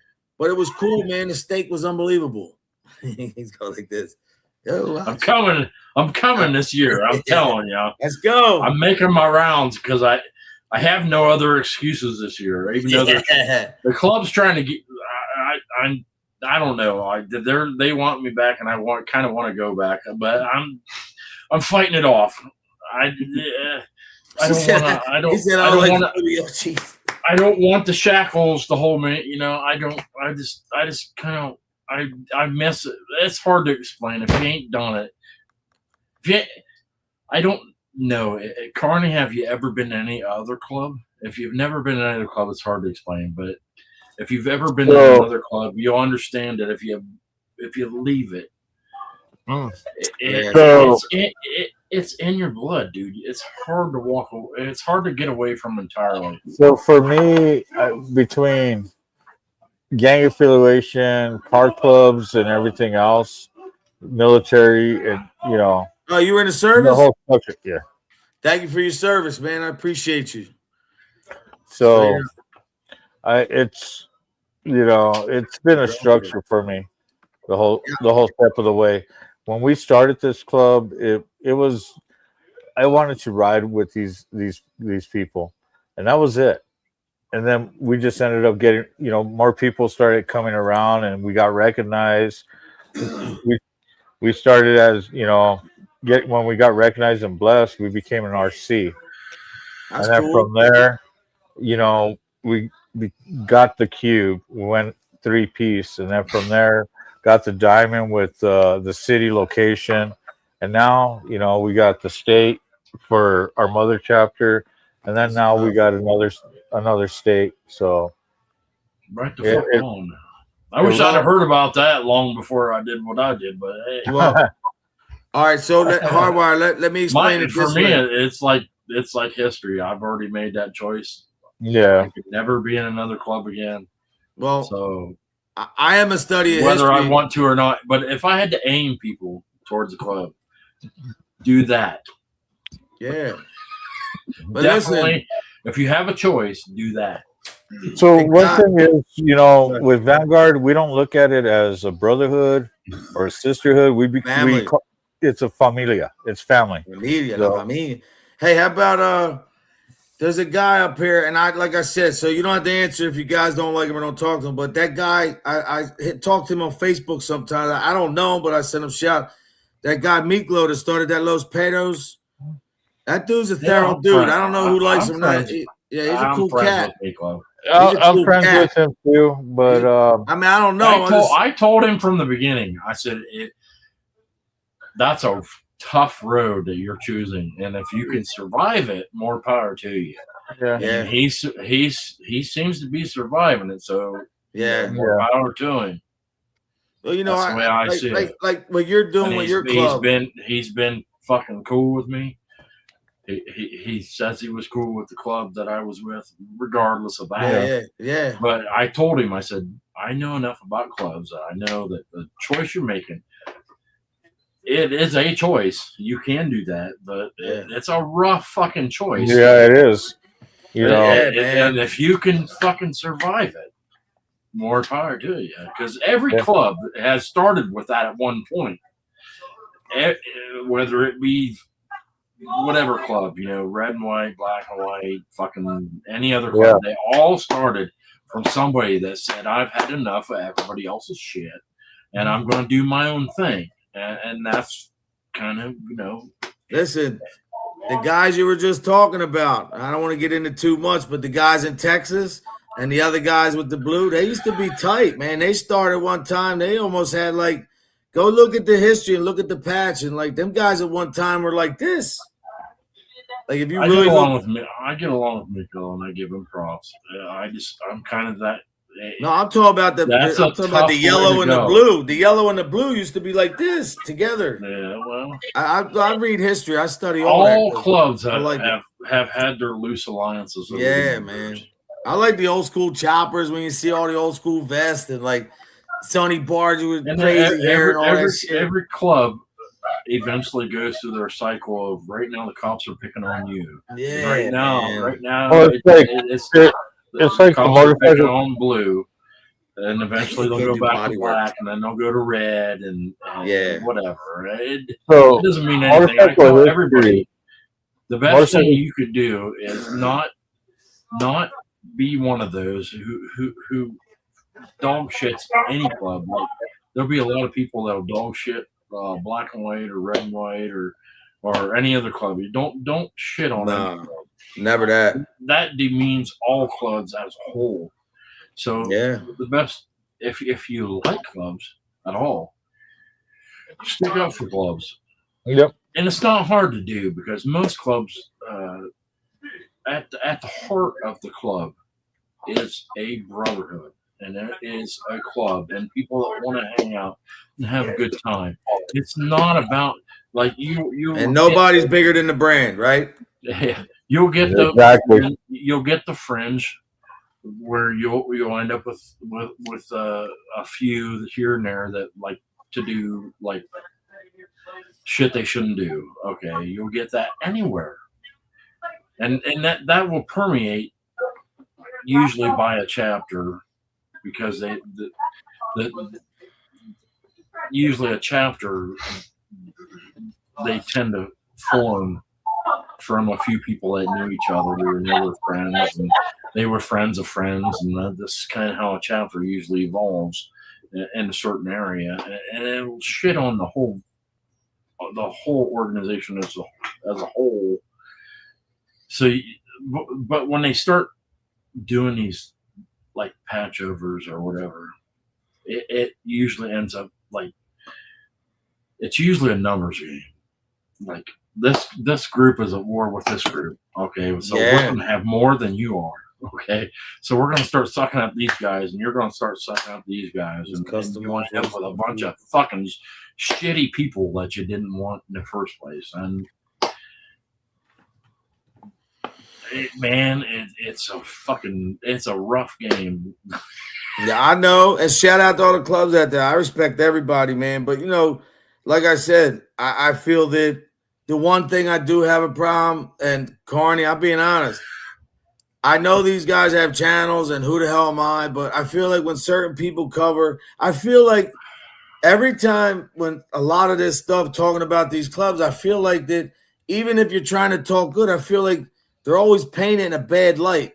Like that's just the way that I feel. Like if they got shit going on, who really wants to know about something bad or how they got in trouble? Like what people other than the club does it really concern? Now, that's just my opinion. I don't understand it because I would never talk about anything I ever saw. And look, I seen a lot of shit. I could have did my whole channel on that shit. And probably if you had to so you have to motorcycle club good shit, you wouldn't have no viewers. Yeah, well, no, I'm saying there's a lot of so bad you shit. have to remember too that you could do one good thing, people won't remember. Oh, yeah, you're right. You could do one bad thing, and it's stuck to you forever. You can do 1,000 good things and one bad thing, and the one bad thing is what everybody will remember. But you know what's cool about this? You guys are able to do this, be up here, and like maybe if you were in the other position, you couldn't be up here together, whatever, because of politics or whatever it is. That's a good thing, man. But I do understand that why that certain clubs are the way they are and why they feel the way and why there's like tension. But I'm telling you right now, the writing's on the wall. Australia, look what they did. They're going to do that here in the U.S. too. Let another president let another guy get in there. Remember when Biden was in office, what he said is them bikers, they're all domestic terrorists and shit. I'm like, what the hell are you talking about? They call so one of the screwy during the whole Biden administration, because I was in a known patriot group. Okay. My whole social media got shut down. My emails, everything. That's why when I came out, when Carney's ride came out, Carney Vanguard, I came out with a vengeance. So it was I pay the piper. It's time to pay me. Oh yeah, damn straight. I like Drop Host there. This guy's funny, man. I like that. Yeah. Oh yeah. But I'm glad to meet, and I'm glad you guys are doing this shit, man. This is cool coming up here. Like, I think serious things that they do to people is all that RICO shit against bikers. But I tell you, where's the RICO when it comes to like United States government? Like, no there's shit. a fucking shit ton of them fuckers that get in. They're the ones racketeering and everything. Then all of a sudden they'll like what is that? Like get into like underground like stock trading and all that. Okay. How's that Wait, not this so- exact like worse, just as bad or worse? You know. Yeah. So 'Cause what they you just said manipulate right the there, laws. right there in general, prime example. You know, we all know fentanyl is illegal, but yet, guess what? It's in the pharmaceuticals. There's a prime example right there. You can't do this, but we're going to do it for you guys. Well, the law should apply. If the laws are going to apply equally, why don't they apply equally? Yeah. It only Man. applies to who the government wants to pick on at Well, the time. Exactly. I know Ohio's got problems, but where I'm at in Philly, if you guys ever seen Kensington, I mean, I'm going to go down there in a couple weeks and do some content. I usually go down. I went last year in January, but they're starting to like try to clean it up, but it's not going anywhere. I mean, it's so bad down there, bro. It's like it's so sad. It's like zombie land down there, man. I don't It's mean bad. to be a dick and cut you guys off. Go ahead. But it's 2:45. Yeah, I gotta- Since 10. Yeah. I still haven't peed yet. You still need to And take a piss. I'm about to piss my pants. Go ahead, handle your business. Carney's ride. Nice to meet you, brother. Congrats. Hey, you guys God have a bless good you one. guys. God Thanks a bless lot. you guys. God very bless much. everybody. Happy New Year, And man. I wish the very best upon every one of you. no Smash matter that what like God you believe button. in. Smash the like button, guys. Come on. Smash We the need to like button for whoever, and Thank you I for your really, service, really brother. wish the best for every one of you. God bless, and I'll see you the next time around. Wait, and see we if you will can all hold it have for another one. Wait, hold up. See if you can hold it for 4 more hours. It's like I can't. I've been on since like 10 o'clock. I can't. I'm about to piss my pants. I gotta go. Done. Well, everybody, don't forget Love to you, hit that Carter. like. Thank you for being No the problem. dependable brother. I appreciate it. Thank you very much. Hey, man, anytime, brother. I will see you next time, and there will be plenty more. Hell yeah. Peace, bro. And it was hard work, we're burning it bright. Living on the edge, we'll ride through the night. No fear in our hearts, just the roar of the steel. Together we rise, now this life feels real.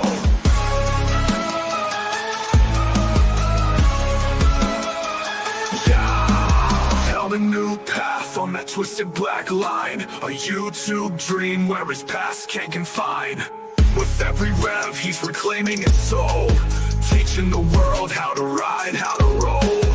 Rising up high when the shadows surround. On one wire's the name, and he's making it loud. And it was hard work, we're burning it bright. Living on the edge, we'll ride through the night. No fear in our hearts, just the roar